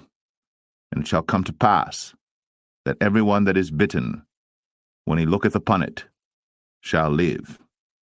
And Moses made a serpent of brass, and put it upon a pole. And it came to pass, that if a serpent had bitten any man, when he beheld the serpent of brass, he lived. And the children of Israel set forward, and pitched in Oboth. And they journeyed from Oboth, and pitched at Ije-Abarim, in the wilderness which is before Moab, toward the sunrising. From thence they removed, and pitched in the valley of Zered. From thence they removed, and pitched on the other side of Arnon, which is in the wilderness that cometh out of the coasts of the Amorites. For Arnon is the border of Moab, between Moab and the Amorites. Wherefore it is said in the book of the wars of the Lord, what he did in the Red Sea, and in the brooks of Arnon, and at the stream of the brooks that goeth down to the dwelling of Ar, and lieth upon the border of Moab. And from thence they went to Beer, that is the well whereof the Lord spake unto Moses, Gather the people together, and I will give them water. Then Israel sang this song, Spring up, O well, sing ye unto it. The princes digged the well, the nobles of the people digged it, by the direction of the lawgiver, with their staves. And from the wilderness they went to Mattanah, and from Mattanah to Nahaliel, and from Nahaliel to Bamoth, and from Bamoth in the valley, that is in the country of Moab, to the top of Pisgah, which looketh toward Jeshimon. And Israel sent messengers unto Sihon, king of the Amorites, saying, Let me pass through thy land. We will not turn into the fields or into the vineyards. We will not drink of the waters of the well, but we will go along by the king's highway until we be past thy borders. And Sihon would not suffer Israel to pass through his border. But Sihon gathered all his people together, and went out against Israel into the wilderness. And he came to Jahaz, and fought against Israel. And Israel smote him with the edge of the sword, and possessed his land from Arnon unto Jabbok, even unto the children of Ammon. For the border of the children of Ammon was strong. And Israel took all these cities, and Israel dwelt in all the cities of the Amorites, in Heshbon, in all the villages thereof. For Heshbon was the city of Sihon the king of the Amorites, who had fought against the former king of Moab, and taken all his land out of his hand, even unto Arnon. Wherefore they that speak in Proverbs say, Come into Heshbon, let the city of Sihon be built and prepared. For there is a fire gone out of Heshbon, a flame from the city of Sihon. It hath consumed Ar of Moab, and the lords of the high places of Arnon.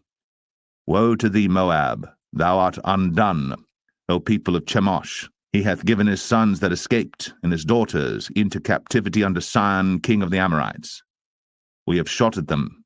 Heshbon is perished even unto Dibon, and we have laid them waste even unto Nephah, which reacheth unto Medeba. Thus Israel dwelt in the land of the Amorites. And Moses sent to spy out Jazer, and they took the villages thereof, and drove out the Amorites that were there.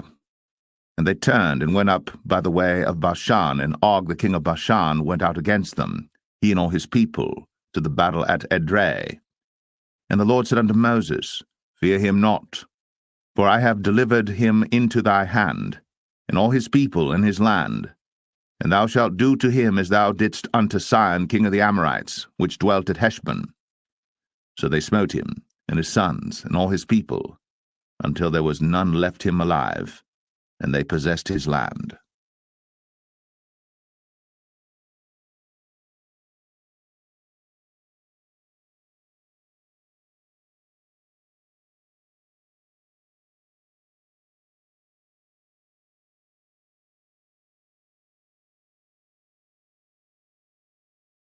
Numbers 22. And the children of Israel set forward, and pitched in the plains of Moab, on this side Jordan, by Jericho. And Balak the son of Zippor saw all that Israel had done to the Amorites. And Moab was sore afraid of the people, because they were many. And Moab was distressed because of the children of Israel. And Moab said unto the elders of Midian, Now shall this company lick up all that are round about us, as the ox licketh up the grass of the field. And Balak the son of Zippor was king of the Moabites at that time. He sent messengers, therefore, unto Balaam the son of Beor to Pethor, which is by the river of the land of the children of his people, to call him, saying, Behold, there is a people come out from Egypt. Behold, they cover the face of the earth, and they abide over against me. Come now, therefore, I pray thee, curse me this people, for they are too mighty for me. Peradventure I shall prevail, that we may smite them, and that I may drive them out of the land. For I wot that he whom thou blessest is blessed, and he whom thou cursest is cursed. And the elders of Moab and the elders of Midian departed with the rewards of divination in their hand. And they came unto Balaam, and spake unto him the words of Balak. And he said unto them, Lodge here this night, and I will bring you word again, as the Lord shall speak unto me. and the princes of Moab abode with Balaam. And God came unto Balaam, and said, What men are these with thee? And Balaam said unto God, Balak the son of Zippor, king of Moab, hath sent unto me, saying, Behold, there is a people come out of Egypt, which covereth the face of the earth.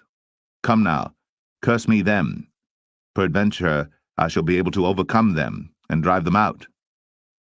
And God said unto Balaam, Thou shalt not go with them. Thou shalt not curse the people, for they are blessed. And Balaam rose up in the morning, and said unto the princes of Balak, Get you into your land, for the Lord refuseth to give me leave to go with you. And the princes of Moab rose up, and they went unto Balak, and said, Balaam refuseth to come with us. And Balak sent yet again princes, more and more honorable than they. And they came to Balaam, and said to him, Thus saith Balak the son of Zippor, Let nothing, I pray thee, hinder thee from coming unto me. For I will promote thee unto very great honor, and I will do whatsoever thou sayest unto me. Come therefore, I pray thee, curse me this people. And Balaam answered and said unto the servants of Balak, If Balak would give me his house full of silver and gold, I cannot go beyond the word of the Lord my God to do less or more. Now therefore I pray you, tarry ye also here this night, that I may know what the Lord will say unto me more. And God came unto Balaam at night, and said unto him, If the men come to call thee, rise up and go with them. But yet the word which I shall say unto thee, that shalt thou do. And Balaam rose up in the morning, and saddled his ass, and went with the princes of Moab. And God's anger was kindled because he went. And the angel of the Lord stood in the way for an adversary against him. Now he was riding upon his ass, and his 2 servants were with him. And the ass saw the angel of the Lord standing in the way, and his sword drawn in his hand. And the ass turned aside out of the way, and went into the field. And Balaam smote the ass, to turn her into the way. But the angel of the Lord stood in a path of the vineyards, a wall being on this side, and a wall on that side. And when the ass saw the angel of the Lord, she thrust herself unto the wall, and crushed Balaam's foot against the wall. And he smote her again.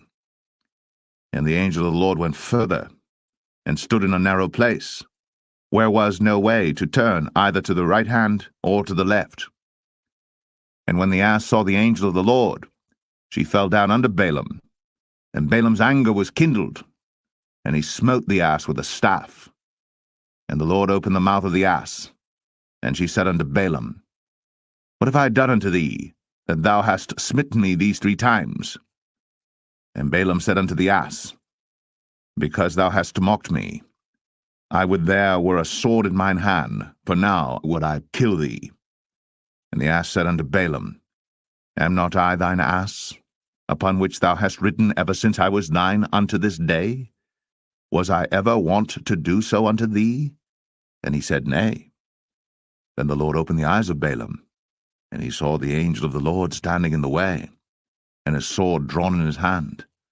And he bowed down his head, and fell flat on his face.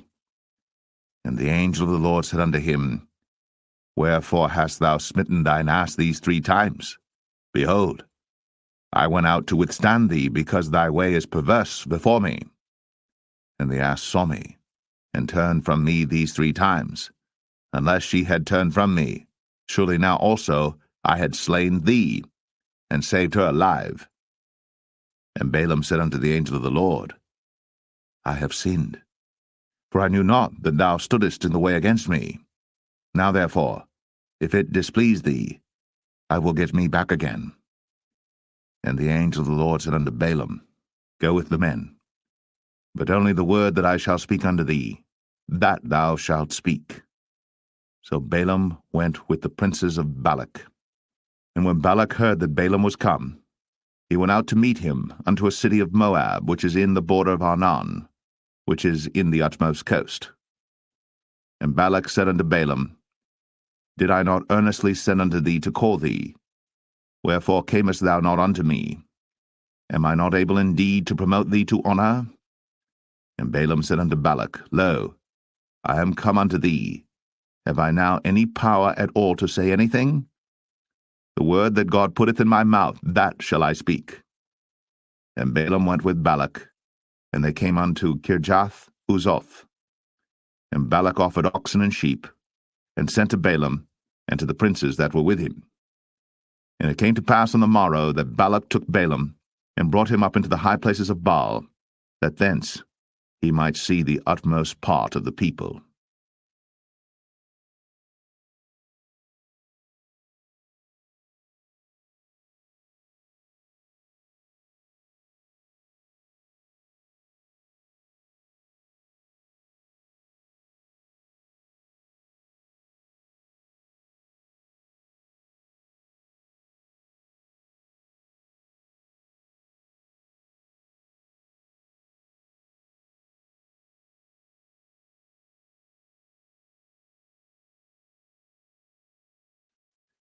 Numbers 23. And Balaam said unto Balak, Build me here 7 altars, and prepare me here 7 oxen and 7 rams. And Balak did as Balaam had spoken. And Balak and Balaam offered on every altar a bullock and a ram. And Balaam said unto Balak, Stand by thy burnt offering, and I will go. Peradventure the Lord will come to meet me, and whatsoever he showeth me, I will tell thee. And he went to an high place. And God met Balaam, and he said unto him, I have prepared 7 altars, and I have offered upon every altar a bullock and a ram. And the Lord put a word in Balaam's mouth, and said, Return unto Balak, and thus thou shalt speak.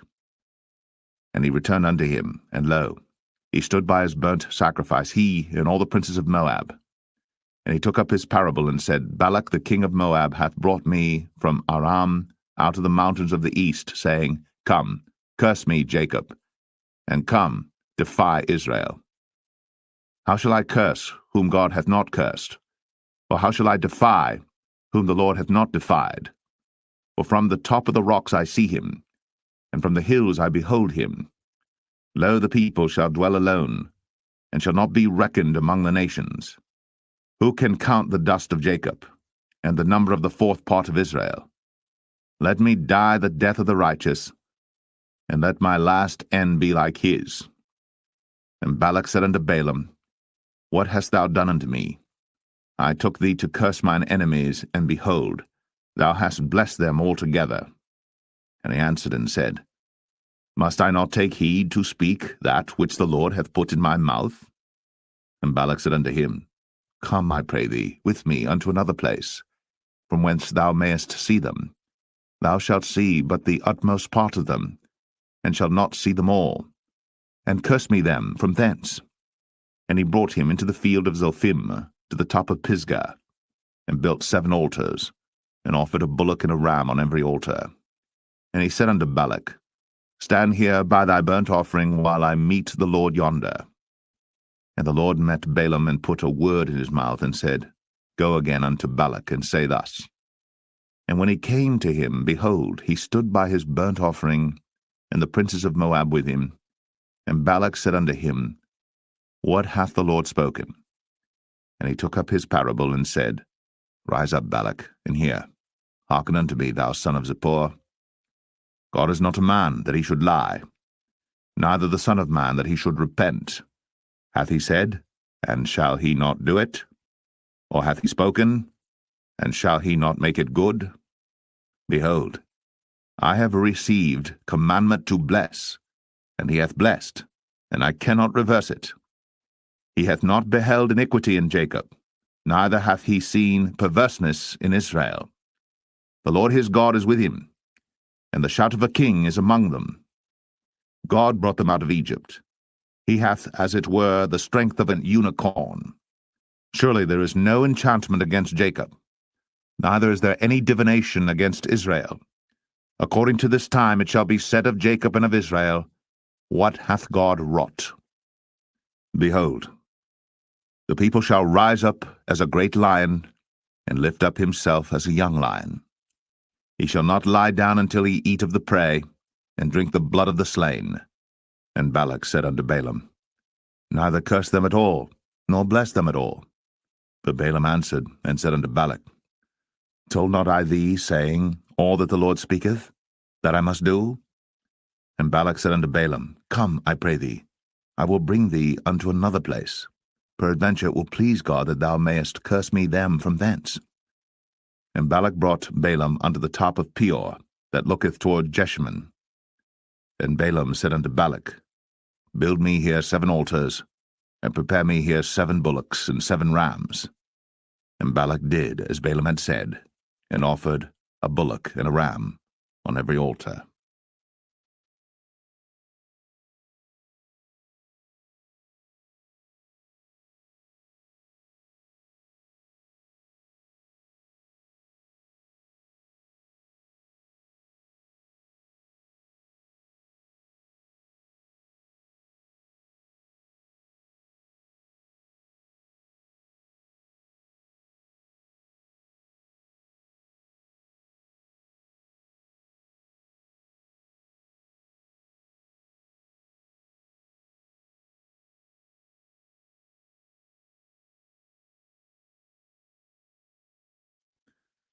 Numbers 24.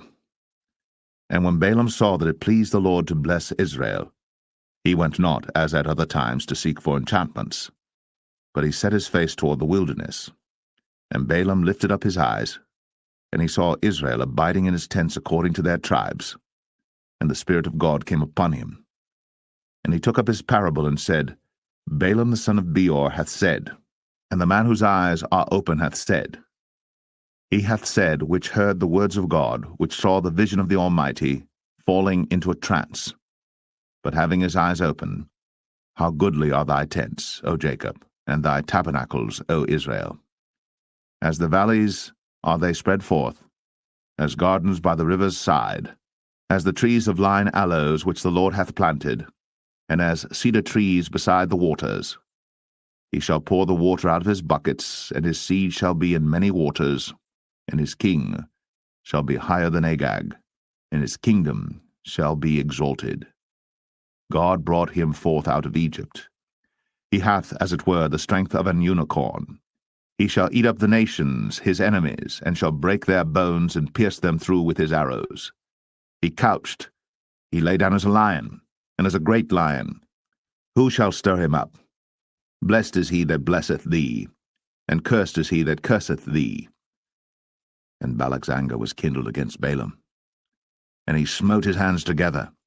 And Balak said unto Balaam, I called thee to curse mine enemies, and behold, thou hast altogether blessed them these 3 times. Therefore now flee thou to thy place. I thought to promote thee unto great honor, but lo, the Lord hath kept thee back from honor. And Balaam said unto Balak, Spake I not also to thy messengers which thou sentest unto me, saying, If Balak would give me his houseful of silver and gold, I cannot go beyond the commandment of the Lord, to do either good or bad of mine own mind. But what the Lord saith, that will I speak. And now behold, I go unto my people. Come therefore, and I will advertise thee what this people shall do to thy people in the latter days. And he took up his parable and said, Balaam the son of Beor hath said, and the man whose eyes are open hath said, He hath said, which heard the words of God, and knew the knowledge of the Most High, which saw the vision of the Almighty, falling into a trance, but having his eyes open. I shall see him, but not now. I shall behold him, but not nigh. There shall come a star out of Jacob, and a scepter shall rise out of Israel, and shall smite the corners of Moab, and destroy all the children of Sheth.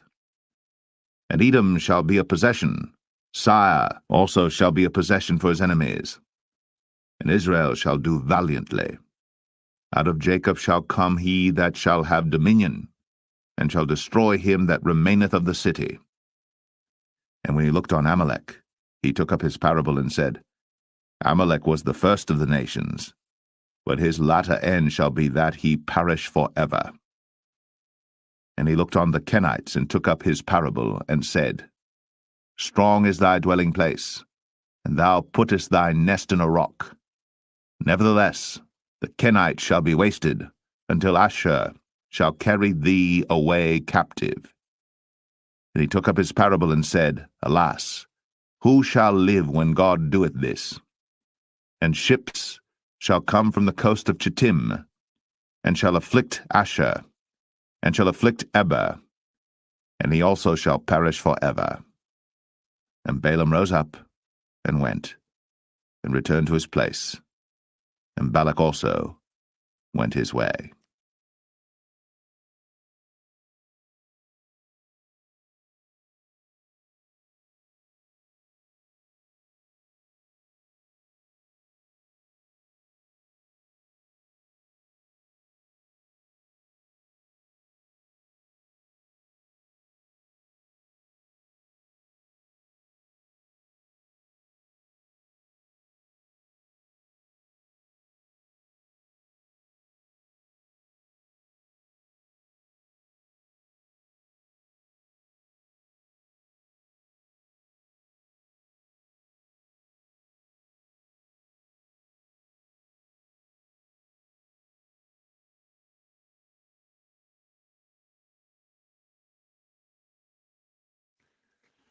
Numbers 25.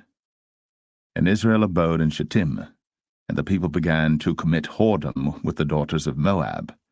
And they called the people unto the sacrifices of their gods, and the people did eat and bowed down to their gods. And Israel joined himself unto Baal Peor, and the anger of the Lord was kindled against Israel. And the Lord said unto Moses, Take all the heads of the people, and hang them up before the Lord against the sun, that the fierce anger of the Lord may be turned away from Israel. And Moses said unto the judges of Israel, Slay ye every one his men that were joined unto Baal Peor. And behold, one of the children of Israel came and brought unto his brethren a Midianitish woman in the sight of Moses, and in the sight of all the congregation of the children of Israel, who were weeping before the door of the tabernacle of the congregation. And when Phinehas the son of Eleazar the son of Aaron the priest saw it, he rose up from among the congregation, and took a javelin in his hand, and he went after the man of Israel into the tent, and thrust both of them through, the man of Israel, and the woman through her belly. So the plague was stayed from the children of Israel. And those that died in the plague were 24,000. And the Lord spake unto Moses, saying, Phinehas the son of Eleazar, the son of Aaron the priest, hath turned my wrath away from the children of Israel, while he was zealous for my sake among them, that I consumed not the children of Israel in my jealousy. Wherefore say, Behold, I give unto him my covenant of peace, and he shall have it, and his seed after him, even the covenant of an everlasting priesthood, because he was zealous for his God, and made an atonement for the children of Israel. Now the name of the Israelite that was slain, even that was slain with the Midianitish woman, was Zimri, the son of Salu, a prince of a chief house among the Simeonites. And the name of the Midianitish woman that was slain was Cosbi, the daughter of Zur. He was head over a people, and of a chief house in Midian. And the Lord spake unto Moses, saying, Vex the Midianites, and smite them, for they vex you with their wiles, wherewith they have beguiled you in the matter of Peor, and in the matter of Cosbi, the daughter of a prince of Midian, their sister, which was slain in the day of the plague, for Peor's sake.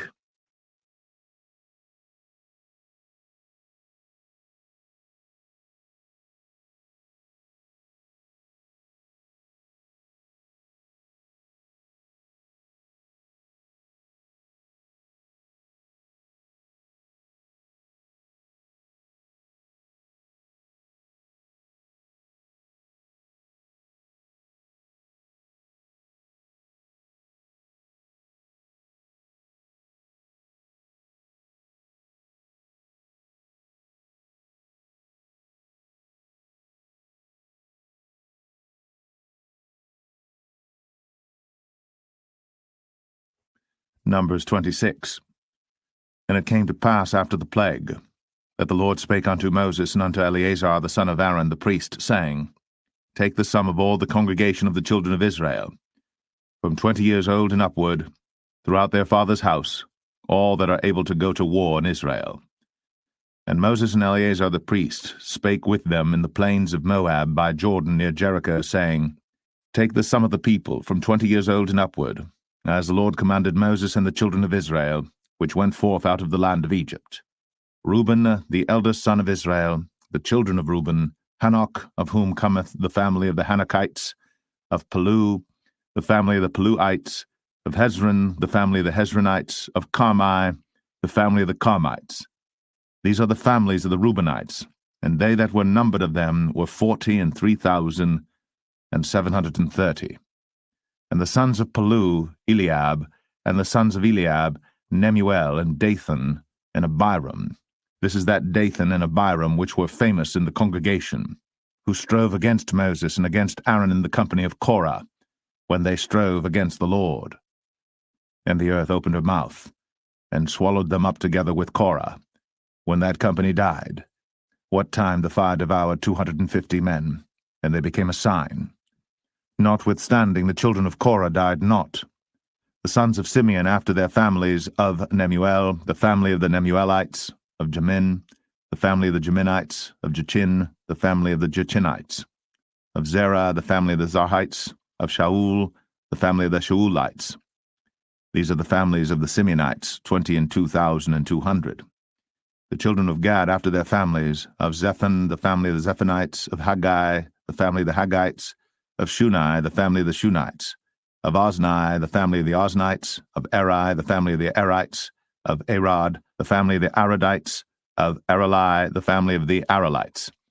These are the families of the children of Gad according to those that were numbered of them, 40,500. Sons of Judah were Er and Onan, and Er and Onan died in the land of Canaan. And the sons of Judah after their families were, of Shelah, the family of the Shelonites, of Pharez, the family of the Pharzites, of Zerah, the family of the Zarhites. And the sons of Pharez were, of Hezron, the family of the Hezronites, of Hamul, the family of the Hamulites. These are the families of Judah according to those that were numbered of them, 16,500. Of the sons of Issachar after their families, of Tola, the family of the Tolaites, of Pua, the family of the Punites, of Jashub, the family of the Jashubites, of Shimron, the family of the Shimronites. These are the families of Issachar according to those that were numbered of them, 64,300. Of the sons of Zebulun after their families, of Sered, the family of the Sardites, of Elon, the family of the Elonites, of Jaleel, the family of the Jaleelites. These are the families of the Zebulunites, according to those that were numbered of them, 60,500. The sons of Joseph, after their families, were Manasseh and Ephraim. Of the sons of Manasseh, of Machir, the family of the Machirites, and Machir begat Gilead. Of Gilead come the family of the Gileadites. These are the sons of Gilead. Of Jezer, the family of the Jezerites, of Helek, the family of the Helekites, and of Azriel, the family of the Azrielites, and of Shechem, the family of the Shechemites, and of Shemida, the family of the Shemidites, and of Hepher, the family of the Hepherites. And Zelophehad, the son of Hepher, had no sons, but daughters. And the names of the daughters of Zelophehad were Mahlah and Noah, Hoglah, Milcah, and Tirzah. These are the families of Manasseh, and those that were numbered of them, 52,700. These are the sons of Ephraim after their families. Of Shuthelah, the family of the Shuthalites, of Becher, the family of the Bachrites, of Tahan, the family of the Tahanites. And these are the sons of Shuthelah, of Iran, the family of the Iranites. These are the families of the sons of Ephraim according to those that were numbered of them, 32,500. These are the sons of Joseph after their families. The sons of Benjamin after their families, of Bela, the family of the Belites, of Ashbel, the family of the Ashbelites, of Ahiram, the family of the Ahiramites, of Shepham, the family of the Shuphamites, of Hupham, the family of the Huphamites. And the sons of Bela were Ard and Naaman, of Ard, the family of the Ardites, and of Naaman, the family of the Naamites. These are the sons of Benjamin after their families, and they that were numbered of them were 45,600. These are the sons of Dan after their families, of Shuham, the family of the Shuhamites. These are the families of Dan after their families. All the families of the Shuamites, according to those that were numbered of them, were 64,400. Of the children of Asher after their families, of Jimnah, the family of the Jimnites, of Jesui, the family of the Jesuites, of Beriah, the family of the Berites, of the sons of Beriah, of Heber, the family of the Heberites, of Malkiel, the family of the Malkielites. And the name of the daughter of Asher was Sarah. These are the families of the sons of Asher, according to those that were numbered of them, who were 53,400.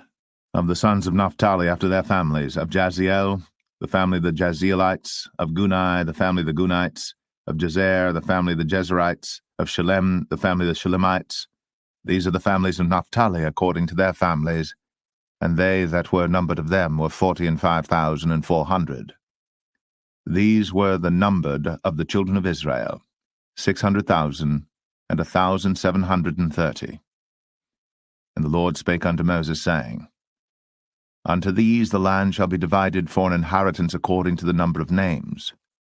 To many thou shalt give the more inheritance, and to few thou shalt give the less inheritance. To every one shall his inheritance be given according to those that were numbered of him. Notwithstanding the land shall be divided by lot. According to the names of the tribes of their fathers they shall inherit. According to the lot shall the possession thereof be divided between many and few. And these are they that were numbered of the Levites after their families. Of Gershon, the family of the Gershonites, of Kohath, the family of the Kohathites, of Merari, the family of the Merarites. These are the families of the Levites, the family of the Libnites, the family of the Hebronites, the family of the Mahlites, the family of the Mushites, the family of the Korathites, and Kohath begat Amram. And the name of Amram's wife was Jochebed, the daughter of Levi, whom her mother bare to Levi in Egypt. And she bare unto Amram Aaron and Moses, and Miriam their sister. And unto Aaron was born Nadab and Abihu, Eleazar and Ithamar. And Nadab and Abihu died when they offered strange fire before the Lord. And those that were numbered of them were 23,000, all males, from a month old and upward. But they were not numbered among the children of Israel, because there was no inheritance given them among the children of Israel. These are they that were numbered by Moses and Eleazar the priest, who numbered the children of Israel in the plains of Moab by Jordan near Jericho. But among these there was not a man of them whom Moses and Aaron the priest numbered, when they numbered the children of Israel in the wilderness of Sinai. For the Lord had said of them, They shall surely die in the wilderness. And there was not left a man of them, save Caleb the son of Jephunneh, and Joshua the son of Nun.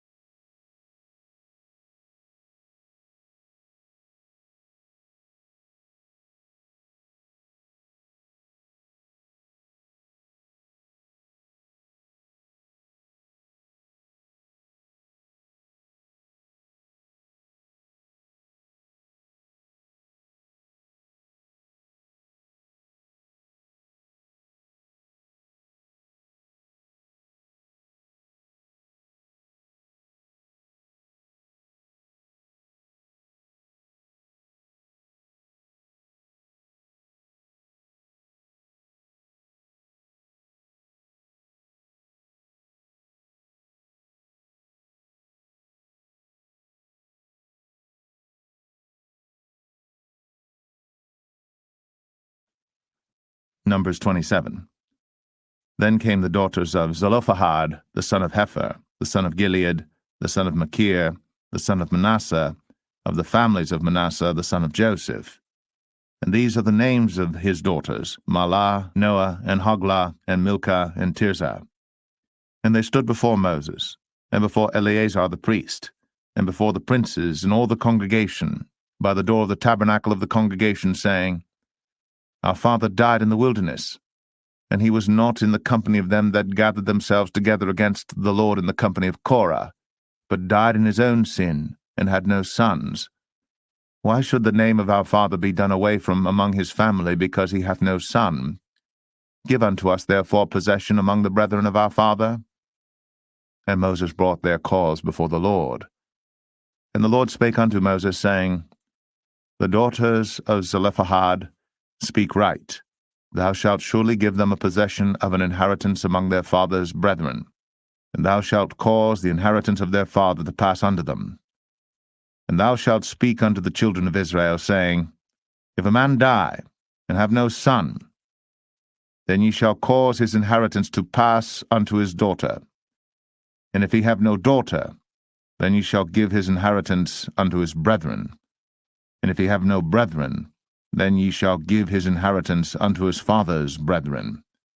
And if his father have no brethren, then ye shall give his inheritance unto his kinsman that is next to him of his family, and he shall possess it.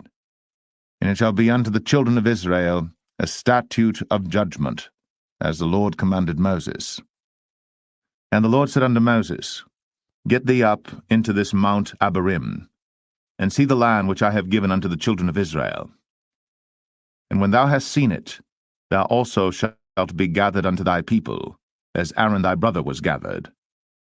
For ye rebelled against my commandment in the desert of Zin, in the strife of the congregation, to sanctify me at the water before their eyes, that is, the water of Meribah and Kadesh, in the wilderness of Zin.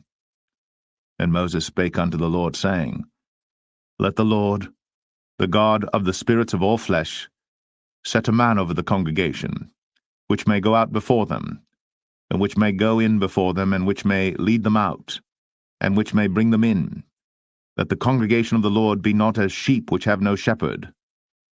And the Lord said unto Moses, Take thee Joshua the son of Nun, a man in whom is the Spirit, and lay thine hand upon him, and set him before Eleazar the priest, and before all the congregation, and give him a charge in their sight. And thou shalt put some of thine honor upon him, that all the congregation of the children of Israel may be obedient. And he shall stand before Eleazar the priest, who shall ask counsel for him after the judgment of Urim before the Lord. At his word shall they go out, and at his word they shall come in, both he and all the children of Israel with him, even all the congregation. And Moses did as the Lord commanded him. And he took Joshua, and set him before Eleazar the priest, and before all the congregation. And he laid his hands upon him, and gave him a charge, as the Lord commanded by the hand of Moses.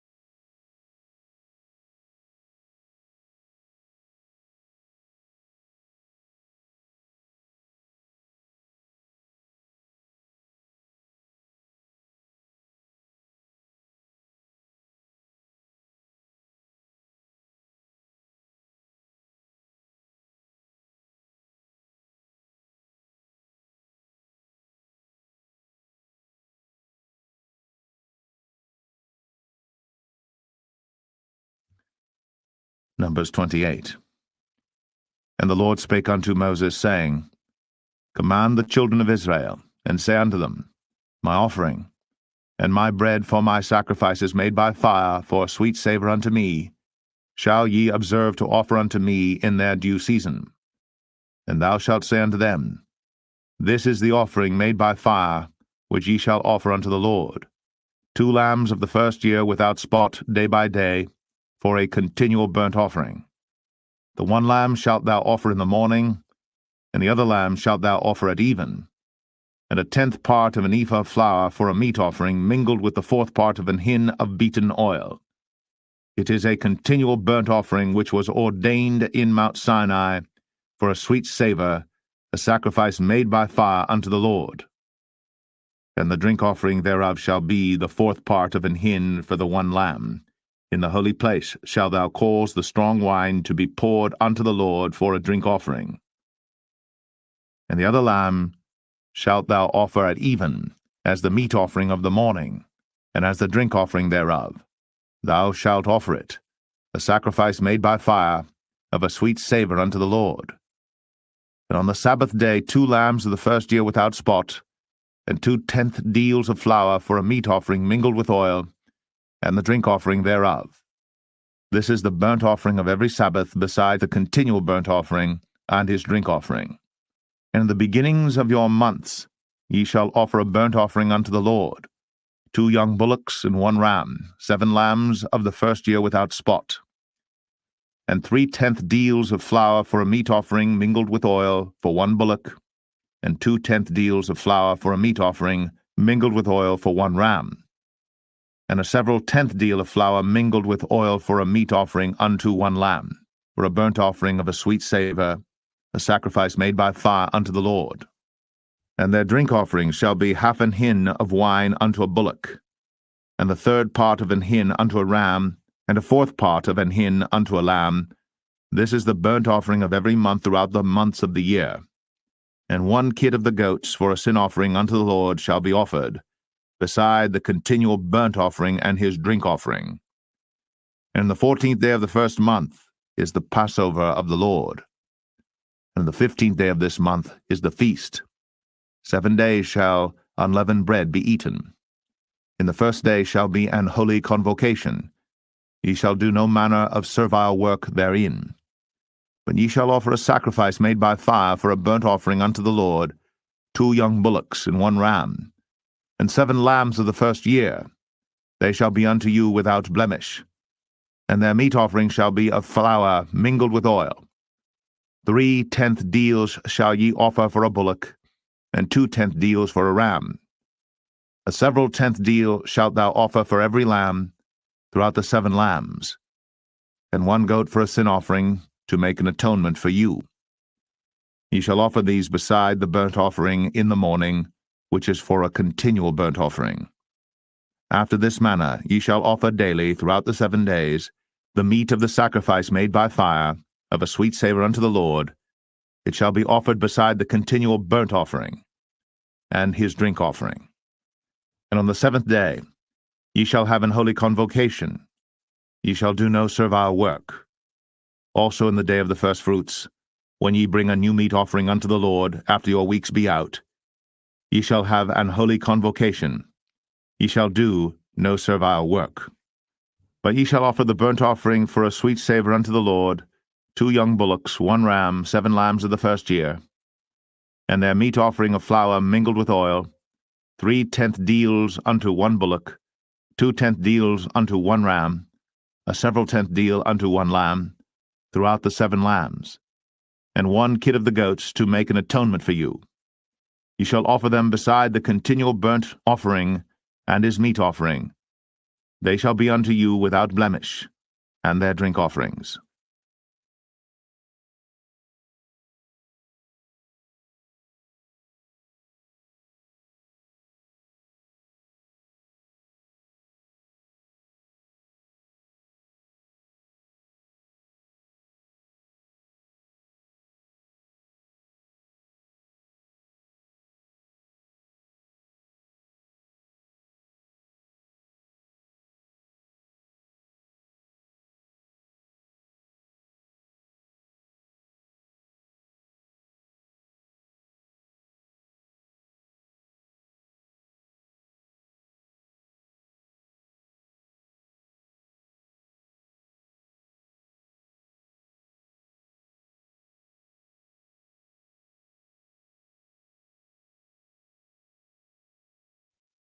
Numbers 29.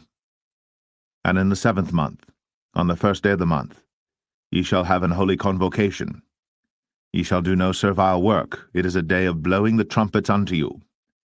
And ye shall offer a burnt offering for a sweet savour unto the Lord, 1 young bullock, 1 ram, and 7 lambs of the first year without blemish.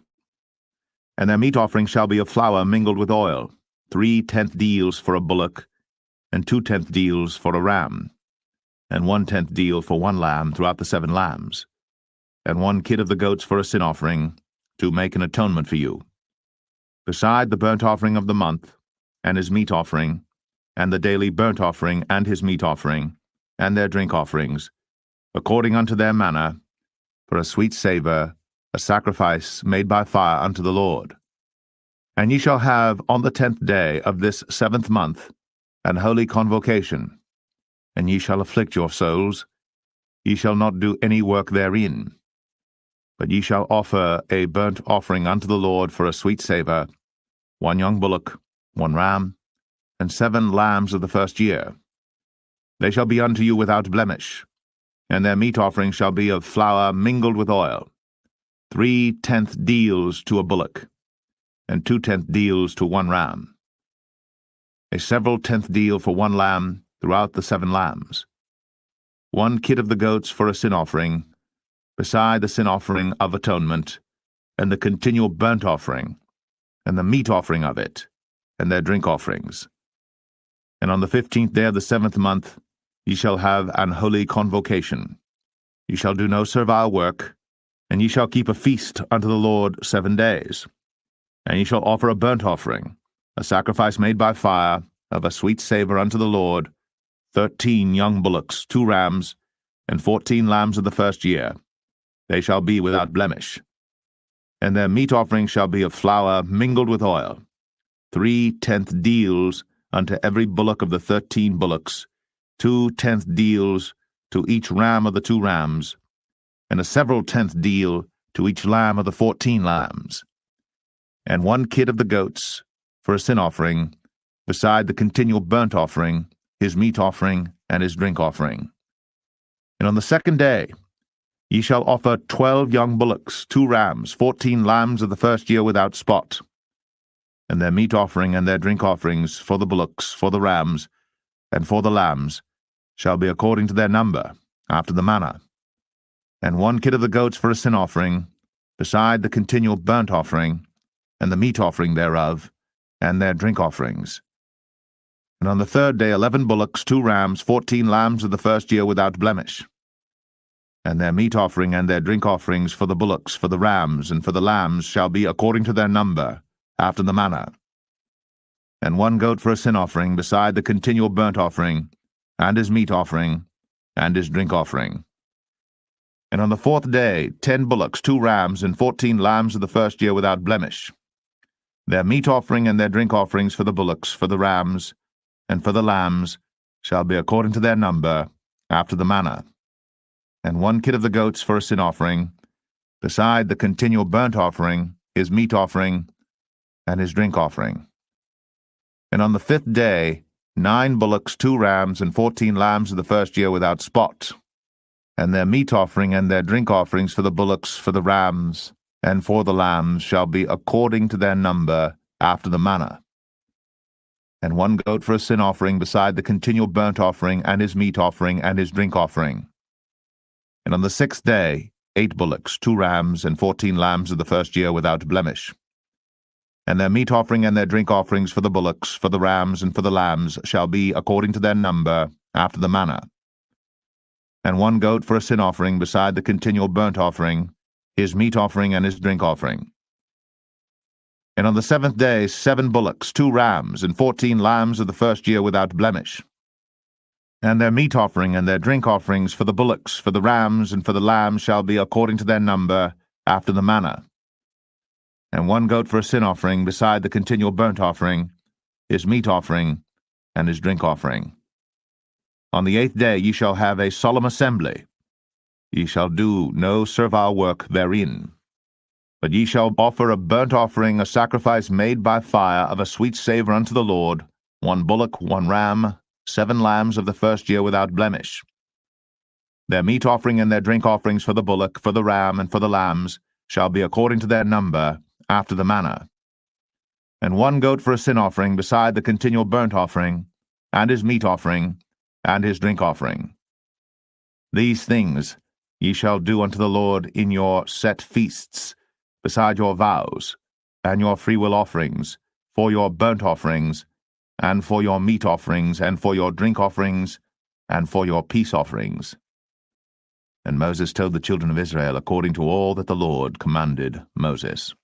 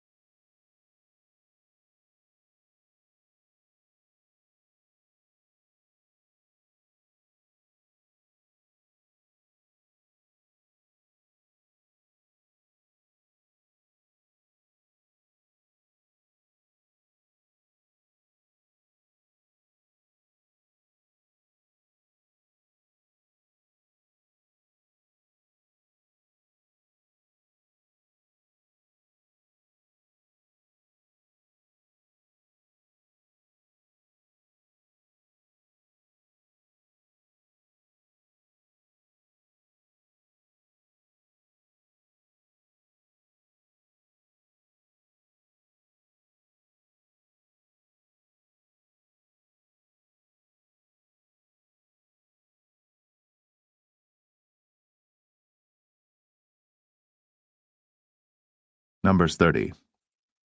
And Moses spake unto the heads of the tribes concerning the children of Israel, saying, This is the thing which the Lord hath commanded.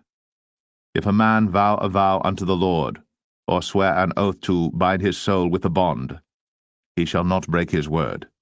He shall do according to all that proceedeth out of his mouth. If a woman also vow a vow unto the Lord, and bind herself by a bond, being in her father's house in her youth, and her father hear her vow, and her bond wherewith she hath bound her soul, and her father shall hold his peace at her, then all her vows shall stand, and every bond wherewith she hath bound her soul shall stand. But if her father disallow her in the day that he heareth, not any of her vows, or of her bonds wherewith she hath bound her soul, shall stand, and the Lord shall forgive her, because her father disallowed her. And if she had at all an husband, when she vowed or uttered aught out of her lips, wherewith she bound her soul, and her husband heard it, and held his peace at her in the day that he heard it, then her vows shall stand, and her bonds wherewith she bound her soul shall stand. But if her husband disallowed her on the day that he heard it, then he shall make her vow which she vowed, and that which she uttered with her lips, wherewith she bound her soul, of none effect, and the Lord shall forgive her. But every vow of a widow, and of her that is divorced, wherewith they have bound their souls, shall stand against her. And if she vowed in her husband's house, or bound her soul by a bond with an oath, and her husband heard it, and held his peace at her, and disallowed her not, then all her vows shall stand, and every bond wherewith she bound her soul shall stand. But if her husband hath utterly made them void on the day he heard them, then whatsoever proceeded out of her lips concerning her vows, or concerning the bond of her soul, shall not stand. Her husband hath made them void, and the Lord shall forgive her. Every vow, and every binding oath to afflict the soul, her husband may establish it, or her husband may make it void. But if her husband altogether hold his peace at her from day to day, then he establisheth all her vows, or all her bonds which are upon her. He confirmeth them, because he held his peace at her in the day that he heard them. But if he shall any ways make them void after that he hath heard them, then he shall bear her iniquity. These are the statutes which the Lord commanded Moses, between a man and his wife, between the father and his daughter, being yet in her youth, in her father's house.